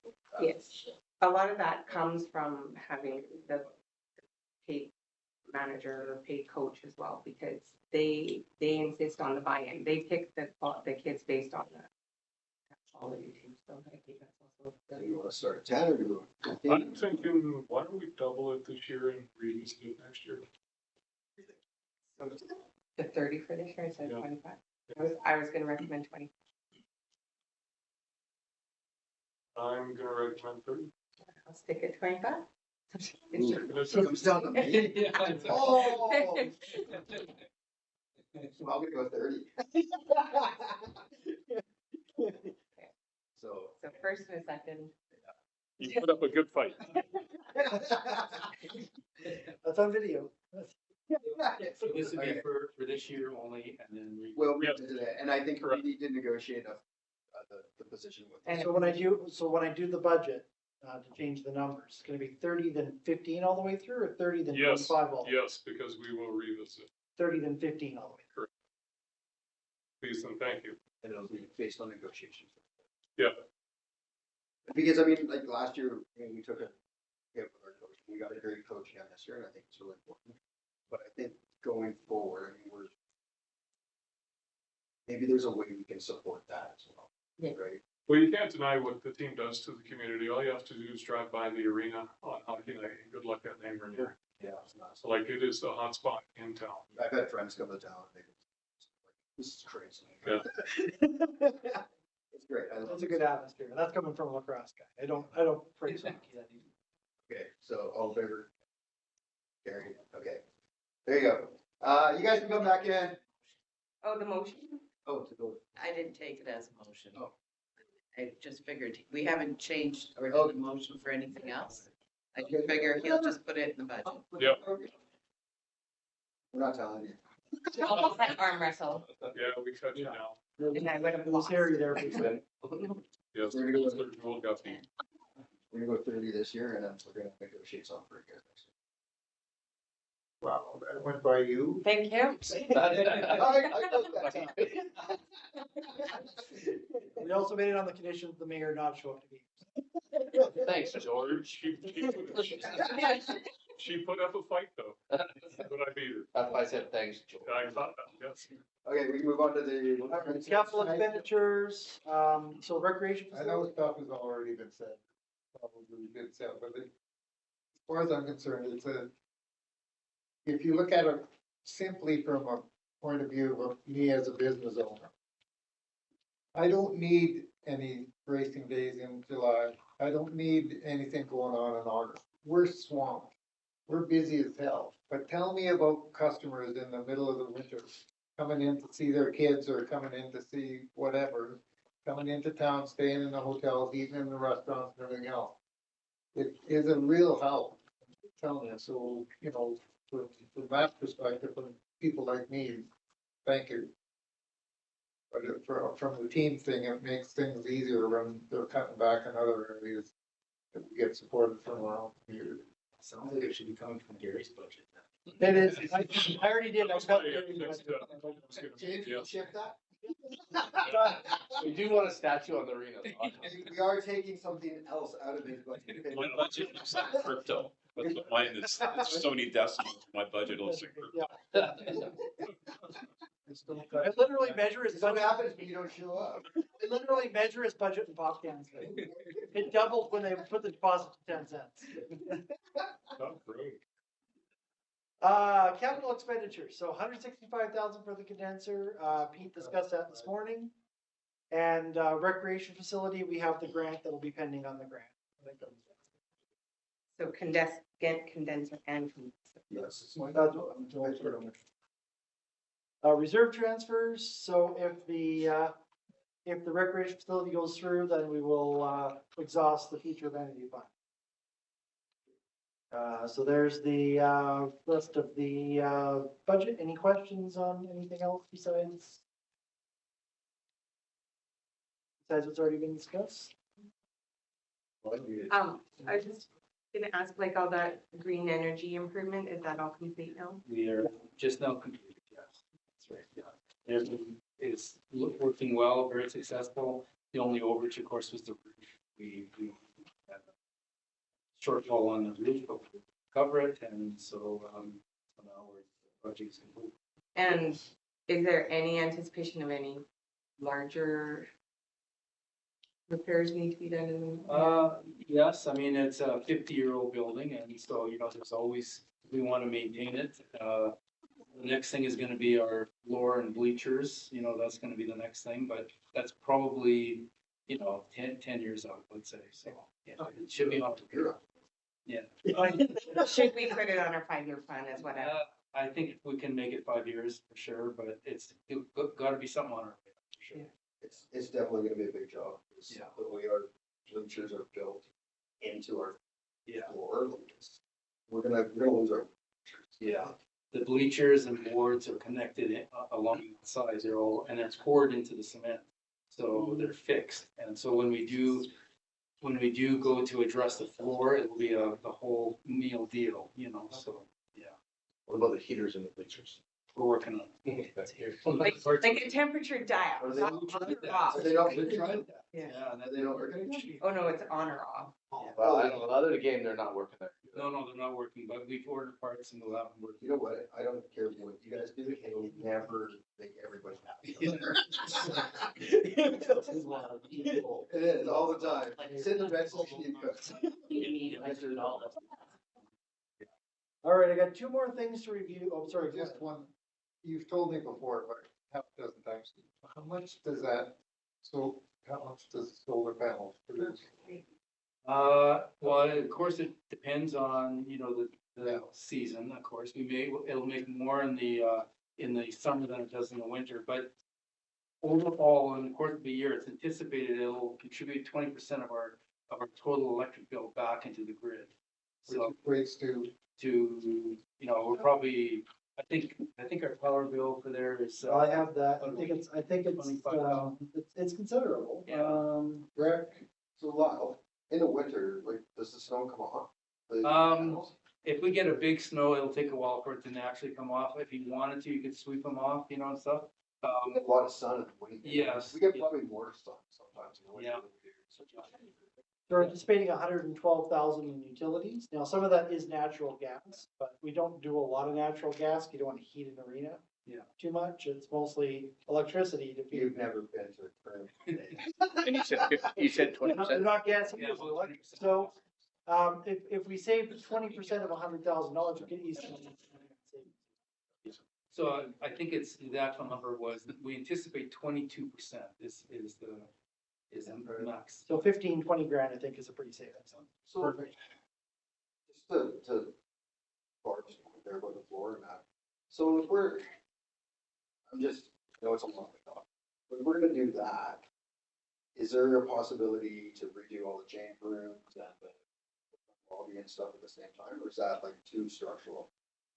No, nothing is impossible. I mean, the way the building is built is it's a pre-engineered steel building, and then we built the dressing rooms inside. Yeah. So, I mean, it'd be easy to wipe those out and start fresh within the structure, you know, so it's quite doable. It'd be nice to like spruce up our, Yeah, I mean, Pete's done an amazing job, don't get me wrong, but yeah. like really do something nice with those change rooms, especially now that we got one at the bar. And, you know, we could probably take 4 and turn out 3 or something, so it just, gives the guys enough room to move around. I thought the lobby was fairly new. Well, the lobby is original, you know, although if you remember back when you were a kid. Yeah. Back in 1972, 74, sorry, when they built that arena, I can remember as a kid, it was just open. There was no concession or anything. It was just, you walked in and it was just all lobby. And then later on, they added the concession and whatever, and then they developed the upstairs even at a later date, you know? Well, the mezzanine, wasn't it? The mezzanine was just open. I went in around what, 80? Yeah, something like that, yeah. It'd be nice to make the mezzanine all the way around the glass, like Hope's really good at, you know. So we had a plan, Yeah. that was a long time ago, to do something on the far side and try to do like a bit of a wraparound up to the announcers booth and then put some. You have a bank there. We have enough room. There's enough room. There's a, Absolutely. but it was like, we just couldn't get the funding or something, Yeah. right? The architect that designed the add-on to the north, the Posse end, also we got him to design a push out on the side up to the timekeeper's box. And it was like more bleacher seating on the lower level and then sort of box seating up above. And it was for safety reasons to get, you know, stretchers back there and stuff and better passageway to the timekeeper's booth. So we have a architectural design for it. But at the time, the mayor's correct, at the time, we didn't have the funds. But one of the benefits you were saying before about that is the fact that it's handicap Yes. access. It Yes, could be handicap access, exactly. and plus it'd be sitting in a box. Yeah. Yeah, and so it was connected to the mezzanine, and so it would be, we have a handicap accessible lift to the mezzanine. There's washrooms in the mezzanine, and then it would be accessible over to the box seating. Cause our home has, use a total. The beautiful part about a steel building is you can take off the whole side of it. Not all the structural is in the beams. It has nothing to do with the siding. No, we were really excited.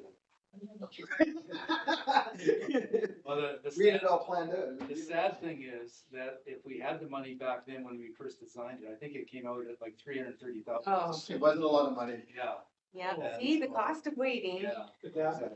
Gary and James Ackley, you'll take care of it. The regional district's too cheap, just give us some money. Wasn't it the regional districts then? Yeah, we were looking at Beaver Creek, so- Yeah.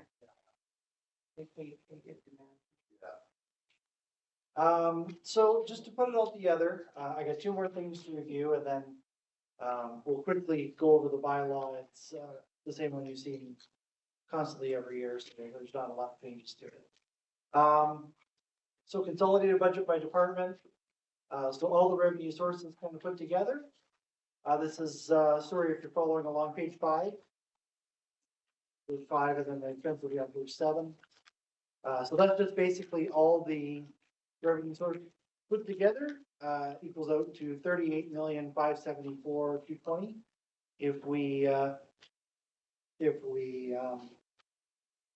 If all the revenue sources are satisfied and all the capital projects are completed. Next page, so page 7, operational expenditures, by category are all listed there by department. Capital expenditures are below that. And then revenue transfers are beneath that, back and forth. So way down at the bottom of page 7, total capital expenditures, $44,032,816. Operational expenditures, $8.9 million. So that makes total expenditures $52,947,816. We need $14,373,596 of reserve transfers to pull it off, which leaves a zero balance. So it is a balanced budget. This is the schedule that goes into the bylaw itself. Under Schedule B. So the only way to do it is to take from reserves. Exactly. Fill everything. Now, do I think we need $14 million out of reserves this year? Probably not. I don't think we can pull off everything that's in the capital plan. We're gonna do our level best, but we have capacity issues all over the place. We have every time we've tried to pull off a $50 million budget. So we put it in, we hope to do it, but some stuff is gonna get pushed in 26. There's no other option around it. And the operational expenses are exaggerated slightly. We don't want to make sure we run out short out of things like snow clearing and street lighting and stuff like that, so. I thought you were a little shy. We're not going to spend time. Not having no snow. Last thing I will do is the last 5 pages, so that we will start on page 46.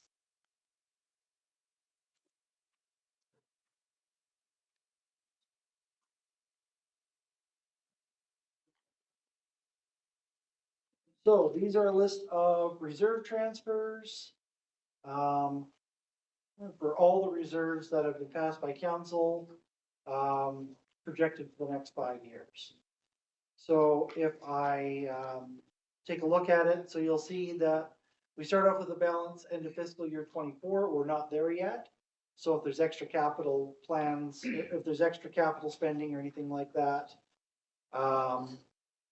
it will reduce that amount, depending on how much operational money is left at the end. We might top up some of the reserves as well. So that's to date. It will probably change slightly. Each of the next 5 fiscal years has additions. Those are based on what's in the capital plan right now. Deductions, again, what's based on the capital plan. The subtotal for that capital plan.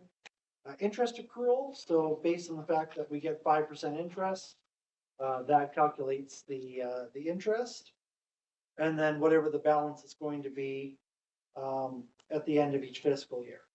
So if you review all the capital, budgets and the operational budgets all the way through, none of them wind up negative, which is really what we're looking for.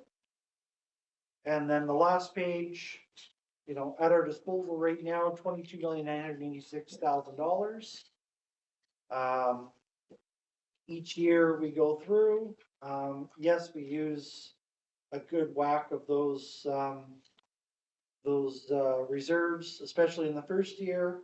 But we recover and stay sort of between the $8.5 to $11 million range, which is fairly stable where we want to stay. So, in conclusion, the financial plan does draw on reserves quite a bit for next year if we manage to achieve everything. I don't think we will. There's grants to be found, as we've discussed pretty mightily over the last 8 hours. And I think it's fairly sound and it's ambitious, but it's manageable. I'm open to questions or comments about the budget in general. If there's anything that kind of stick out in your mind over the course of the day, or if there's any questions about the structure, how it's presented, or if there's any questions about anything you need, that'll be done. Recommendation for this is to put them in order. Because they're already dated, and it would just make it easier to follow. But I like the time that you put into this. Very, I appreciate that as a numbers person. It took a long time, and a lot of information is right here. And then explain more. Yes, You go together. I will definitely keep the booklet for future. And then just for like point, like what was presented this morning, this doesn't mean because it was handed to us that it's going to be put in here. No.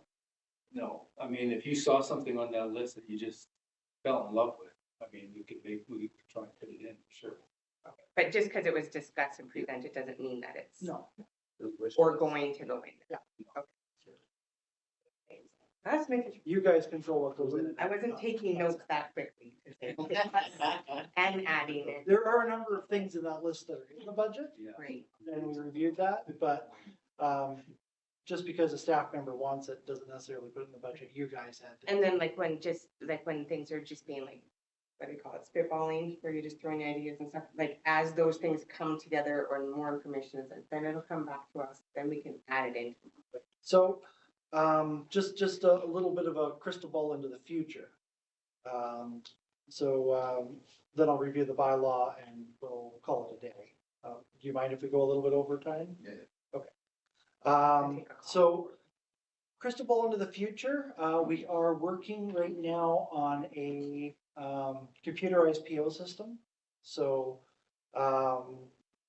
mobile and computer-based platform where you can access it with a username and password as a staff member, go in and get a PO number. Right now we use manual books and it really doesn't track the budget, which is what a PO is meant to do. So we're working on it, hopefully in tandem with the Uniware system for deployment in the spring. But managers, public works employees, anyone, they go into Home Hardware and they buy a box of screws for $10. They can fill out a PO right there. They get a PO number. It goes right to Home Hardware. They can plunk it into their invoicing system, take it, drop it into our system so the girls don't have to input it manually. It goes automatically into our systems and department managers can track it in real time. So that's our goal. Our deployment probably 4 to 6 months in tandem with Uniware. But in addition to that, and it was something I was going to tie into what Councillor Gould was saying. With that tracking, that specifically, that gives us a lot better financial details coming up in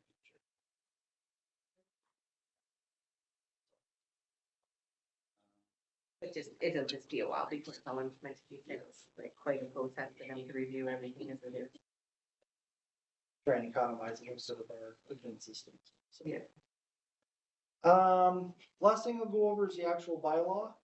It's the same bylaw as we've had in previous years, so, modified for this year. Schedule A is the tax rate policy, which is required to be put in by law. Schedule B is the consolidated financial plan, which is also pages 4 through 7 of the booklet. Some of these numbers will alter slightly with some of the changes you've made. You haven't made that many changes to the overall budget, so Schedule B is relatively similar to what it's going to be in the first and second reading. Plan source of revenue and plan distribution of municipal taxation. We went over municipal taxation a little bit this morning.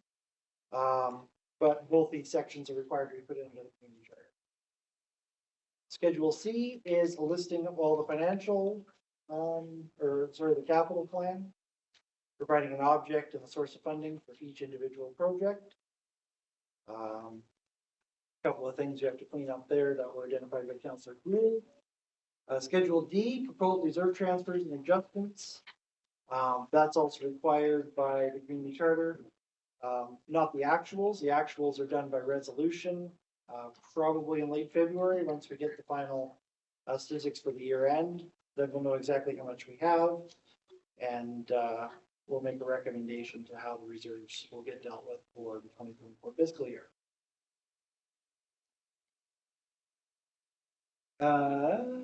Schedule E is our permissive tax exemption policy. Again, something that has to be put in this bylaw under the community charter. Hasn't changed since 2019.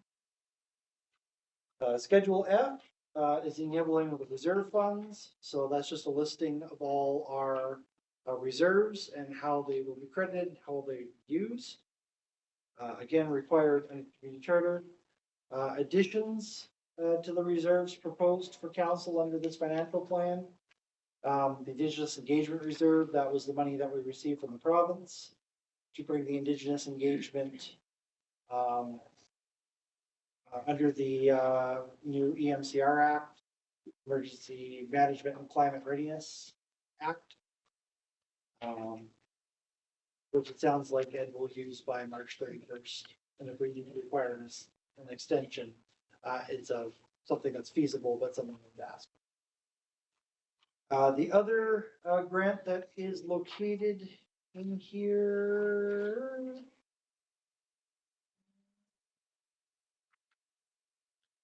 No, we talked about that before, so we are.